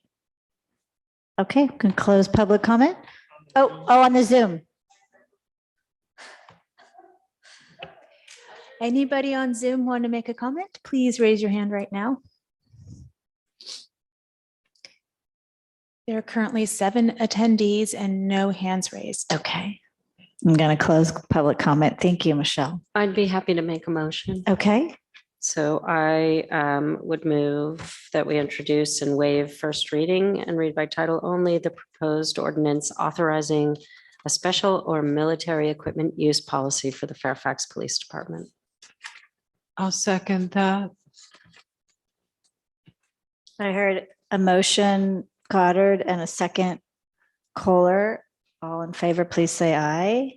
Aye. No nays? Any nays? Okay. Ordinance passes unanimously. Thank you so much for staying and being here and providing so much. Sorry we kept you. Thank you so much. Have a good to night. that, but that was a really detailed report. Thank you for doing that. Thank you. And thank you, Chief, for just getting out in front of this assembly bill and erring on the side of caution in terms of transparency for the public. I think it's much appreciated. Thank you, Vice Mayor. Thank you, Chief, for your 2 hours of sleep. And then maybe you just spend the night in your office. Thank you for staying. So I would just like to say, I'm going to make a motion to suspend the 11:30 rule so we can finish the last item on the agenda. Second. All in favor? Aye. Aye. Any nays? Okay, we are going to move forward with waiving the 11:30 rule and right. So it's item 20? Sorry, I'm like listening to two people. We're going to proceed with item number 20, which is introduce and read by title only an ordinance amending section 2.0.8.0.1.0 council meetings of the town code to set as 6:30 PM start time for town council regular meetings, not subject to CEQA guidelines 15060C3, 15378, and 15061B3. And with that, Michelle, would you like to present? I would love to, Madam Mayor. Okay. So you might recall at your retreat recently, you came up with the idea of possibly changing the starting time of your regular first Wednesday of the month meeting from 7 o'clock to 6:30 PM. And this is the ordinance that does that because your regular meetings are set by ordinance, the date and the time. I don't know if there's much else to say about that. I don't have any questions. Thank you. Any questions? I just, no, I'm looking for something else. Thank you. I have it. I don't have any questions, but at that same session, we did talk about reserving the third Wednesday of the month for a special meeting. And I just want to make sure that all my colleagues are doing that. They're blocking their calendars because we anticipate several housing related meetings. So can I just get a head nod from everybody that that's the case? Okay, great. I just want to mention, I had been doing that, but I actually Right. put a potential meeting on the third Wednesday of this month. Sorry. Forgiven. Okay. Are we ready to make a motion on this item number 20? I think we need to take Public comment. comment. I apologize. Sorry about wasting all your time, but I would actually like you to modify your ordinance and allow you to come back and review it every year so you have the flexibility. I think it's very reasonable if the council can give some advance notice, maybe on an annual basis, to just say, hey, it better accommodates our schedule. So this does take time out of your personal life. We're all participating, and I really think it's very reasonable if the council as a whole says, hey, for next year would help our schedules. We're here at 6:30 versus 7 o'clock. And as long as the general public knows this in advance, I think it's very fair. So I'd modify your ordinance to give you that flexibility so you can bring this up and down maybe on an annual basis to better accommodate your schedules. Thank you. Thank you. Any further public comment? So I'd like to make a motion. Excuse me. Oh, on the Zoom, Oh, you have please. Zoom. Yes, Any we hands do have raised? one comment Okay. on the Zoom. Please. That is Mark Bell, and you're unmuted now. Thank you, Michelle. I can see why you want to start at 6:30, hopefully to finish at some time before midnight on a more regular basis. But it does bring up a kind of an interesting observation that I made this evening, is that you seem to put a lot of items onto the consent calendar as it is, and then there are these kind of like hot item, pet items that go on for an incredibly long period of time. But people brought things up during the consent calendar and they wanted them discussed.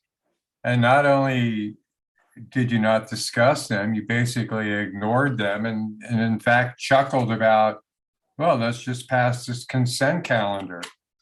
Like Michael McIntosh brought up two items that he would have liked to have pulled and discussed.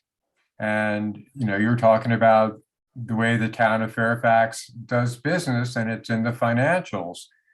Maybe it's not very sexy like rent control, but I'm sure that there are people who are listening who would be interested to find out what's going on with that. I asked several questions because it was not in the staff report regarding the outdoor dining areas and some of the things that were discussed at the previous meeting. And I didn't see them in what was the update on the staff report. And I wanted some answers to my questions. And not only did I receive no answers, I mean, usually in the past I would get maybe one answer out of 10. I got no answers whatsoever. And it was just like, oh God, him again. Well, you know what? If you don't like me calling in, then you should just quit. And if you don't want to answer questions from the public, maybe you should also quit. So if starting a half hour earlier will give the public the time to get answers to questions that they raise, yeah, I'm all for it. Totally for it. But if you're just looking at it so that you can get out and just continue to put items onto the consent calendar because you don't want to talk about them in public or have public comment on them, then it really should give people a lot of second thoughts as to what you're doing over there as our representatives. That's all I have. Good night, Michelle. Happy gardening. Thank you. There are no further hands, Madam Mayor. Thank you. We'll close public comment.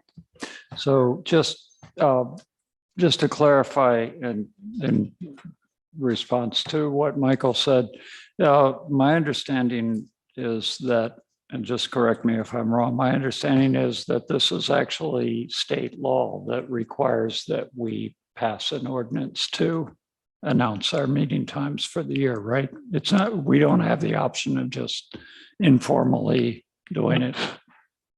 Right, you need to It's just set, not even an option. yes, you need to set your meeting times by ordinance. Yeah, so that's why we're doing it this way. Madam Mayor, I'd like to make a motion to introduce and waive first reading and read by title only an ordinance of the Town Council of the Town of Fairfax amending section 2.08.010 council meetings of the town code. I'll second.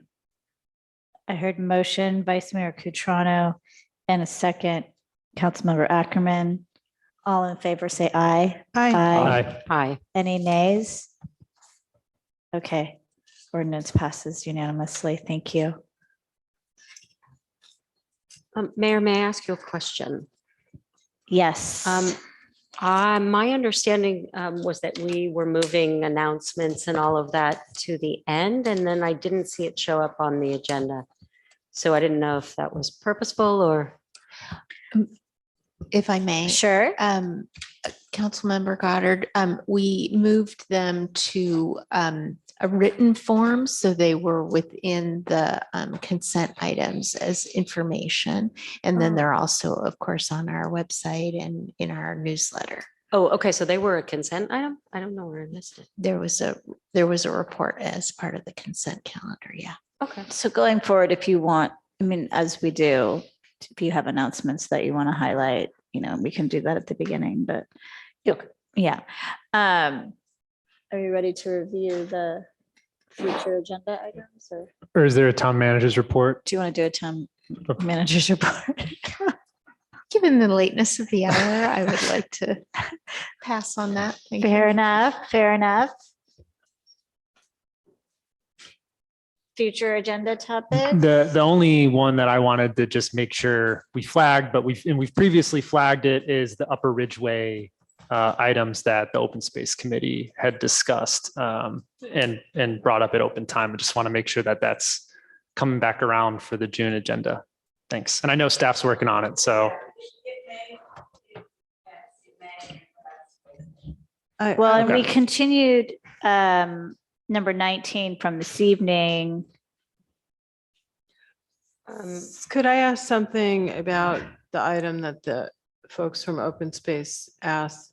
I realize there's some negotiations ongoing, but I do feel it would be a good idea to communicate with at least the chair and vice chair that we haven't dropped this. We are working on it very, and maybe Chance as their liaison can share with them. But if it's necessary, Janet, maybe you can just share with them to the extent feasible that we are working on it. And it was a very valid reason for it not being on the agenda tonight. If I may, looking at the agenda forecast, I'm just wanting to put out there, because we went ahead and continued number 19, which is around the short-term rentals and some rezoning that needs to take place. I would like to propose that we have an opportunity for a discussion, for some public input before we are presented with an introduction to an ordinance. Let me just finish real quick. I saw you going for that button. You're talking about short-term rentals or the whole thing? Because there's a lot in number 19. There's a lot in number 19. So if this Yeah. had showed up on this agenda with all these pieces without having had more of a discussion of all of the different pieces, let alone just short-term rentals on their, in and of themselves, it would have been a lot. Well, there are a number of places in the code that have to be revised or that need addition to do the short-term rental program. And so there's a very small ordinance for a short-term rental program. There are a number of changes in the zoning code that need to be done. And then there's also a resolution with guidelines and whatnot. And so there's the zoning code changes went to the planning commission. And so this is the report back from the planning commission, but it's all part of the package. So the first thing we did when we talked about it here, we had it, I don't know how many months ago it was, we took the zoning code changes to the planning commission, and they had a meeting on it and gave a recommendation. That's what that whole big long thing is, the title of the zoning code changes. I mean, it looks like a lot, but it's just modification of the zoning code. So everything is listed out individually there. And that's what makes it look so huge. And then there's the program is going to be just a very small part of another section in the code. And then there's a resolution that talks about the program and setting up the program. Yeah, I guess I'm not quite sure that in my mind, that there's been an adequate opportunity for the public to even weigh in, or for myself. I brought up something at the last meeting that had to do with affordable housing stock and how it might affect that. And I feel as though I need a little more information to come back before I'd be ready to go forward with an introduction. I haven't heard much from the public. I'm not sure that we had much public comment at all when we had it as a discussion item. So I know this has been revisited over time, but I do think since we're here again, and we are in this dire situation with affordability, we might want. I think there's a couple of things. I've been working on this, just like you said, people have been working on things. I've been working on this for a really long time. And I think what I've asked, because we weren't able to bring it tonight, is that the attorneys, I mean, this is unusual, but I'm kind of doing staff work on this, get it to me very soon, like in a couple of days, so that I can work with them to make sure the staff report is very clear. And it will still go through Heather and Michelle, but the staff report is very clear. The ordinance is very clear. And I think we did have a pretty healthy discussion, but if at the time it's brought back, and I'm pushing back a lot on this, because this is just, we had to wait a long time for it to go to the planning commission. So I think if at the time we bring it in June, there are a lot of issues raised that we haven't heard before. And I think we heard the issues that you raised in particular. And we won't have all the answers, which is what I said to you, because there is no way to get all those answers, is that I think we can always decide that we need a second meeting to discuss it. But I'm pretty anxious to bring this, and I've been really patient, and I brought this a long time ago. So And I Renee, can respect- I just, so I think, we all care about affordability, right? So I guess my question is, I mean, you can do this research too and get some experts in or whatever. So whatever you're concerned about, like bring it forward. Or are you expecting staff to do that? I thought you were hung up on whether this was going to drive away affordable housing options. I just wasn't ready for it to come back as an ordinance Really? before us without much public input. But we already discussed it though. So you thought we were going to have a second discussion because we gave direction to staff, I thought. Well, I need to go back and listen to the meeting because it was surprising to me that it was before us and that it had been so, a council member really pretty much creating it. And it just showed up With and then staff. it didn't show up. So I mean, it's Yeah. fine as long as there's an understanding that if we look at it as an introduction and we really do have some issues, that there be given ample time to have that communication happen on the dais and hear from the public without frustration. Because otherwise I would make a stronger case to do some form of a public workshop. But I won't, but I would like to just put that out there. But I would also echo what the mayor just said is, I mean, you raised something that in my mind could not be analyzed by staff or anyone. And I think just like Chance and Stephanie went out and did a lot of work on this rent control issue, I think you could do more work after you look at the meeting. Yeah, no, respectfully, I did. But then it showed up in a way I didn't know it was going to show up. I'm sorry. It wasn't part of something that was on my agenda forecast mind. So anyway, I will do some more homework, but I do want to. Mayor, could I just add one thing? One of the things I remembered from that conversation that came up from Councilmember Goddard was this question of the number of days and that allowance. And I don't know if that came up with the Planning Commission, and I don't know what the Planning Commission's rationale for their recommendation or their, whatever they decided. But yeah, I think maybe we can just see what comes to us and then hash it out when it comes. Okay.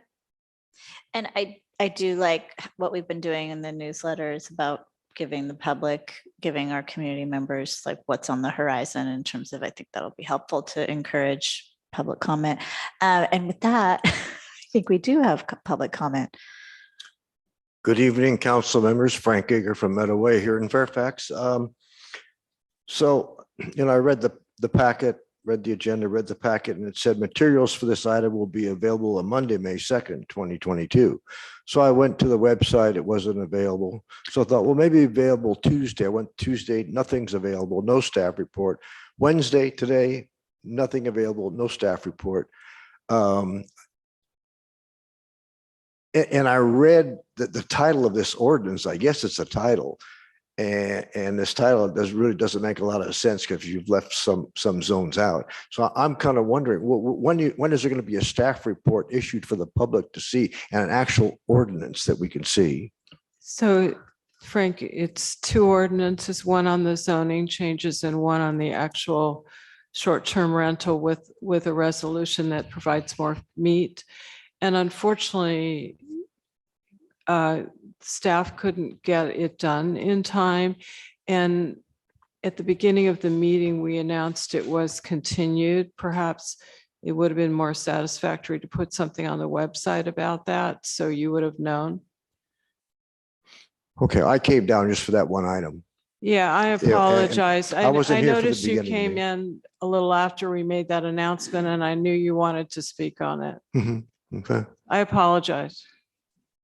And may I also add, you have to remember that there's people in the audience here, and it's like you're holding a little private meeting. chatting back and forth. You've got to be able to speak, and the folks in the audience have to be able to hear what you're saying. Even if you're speaking to each other, you've got to speak right into the microphone, because people in the back can't hear what you're talking about. Now, I know you haven't done this for a couple of years, but you got to get back in a swing of things. Thanks for the feedback, Frank. It's about public meetings and the public knowing what we're all doing here. Thank you. Hello, council. I guess it's just my evening to, yak on every little thing. But I think Renee's comments are very important. So let's think of an extreme for myself. I'm all, wow, I can make more money doing a short-term rental and have a lot more control and avoid all these draconian acts we're talking about for the rent control and just cause evictions. So if I did that, that means I'd pull off the market 36 places that people can rent. How would that be impacted by others? Other people might look at it that it's an easier way to protect your investment that we're all guaranteed and have fewer regulations. So I really think that Renee's comment should be incorporated into the thought of rent control, because it is a means to avoid the rent control and to take more housing off the market. And what we want is housing in the market. So I, for one, would restrict the short-term rentals because we have other options where people can stay. Thank you. Sorry, this item is not being heard right now. We were just talking about our future agenda, which is part of the packet. It's a draft document, work in progress always. And we're talking about, the future. And Councilmember Goddard raised this as something she had some concerns about, but it wasn't an actual item on the agenda this evening. Okay. So with that, are any other comments on the agenda forecast? No. Okay. So with that, meeting adjourned. Thank you.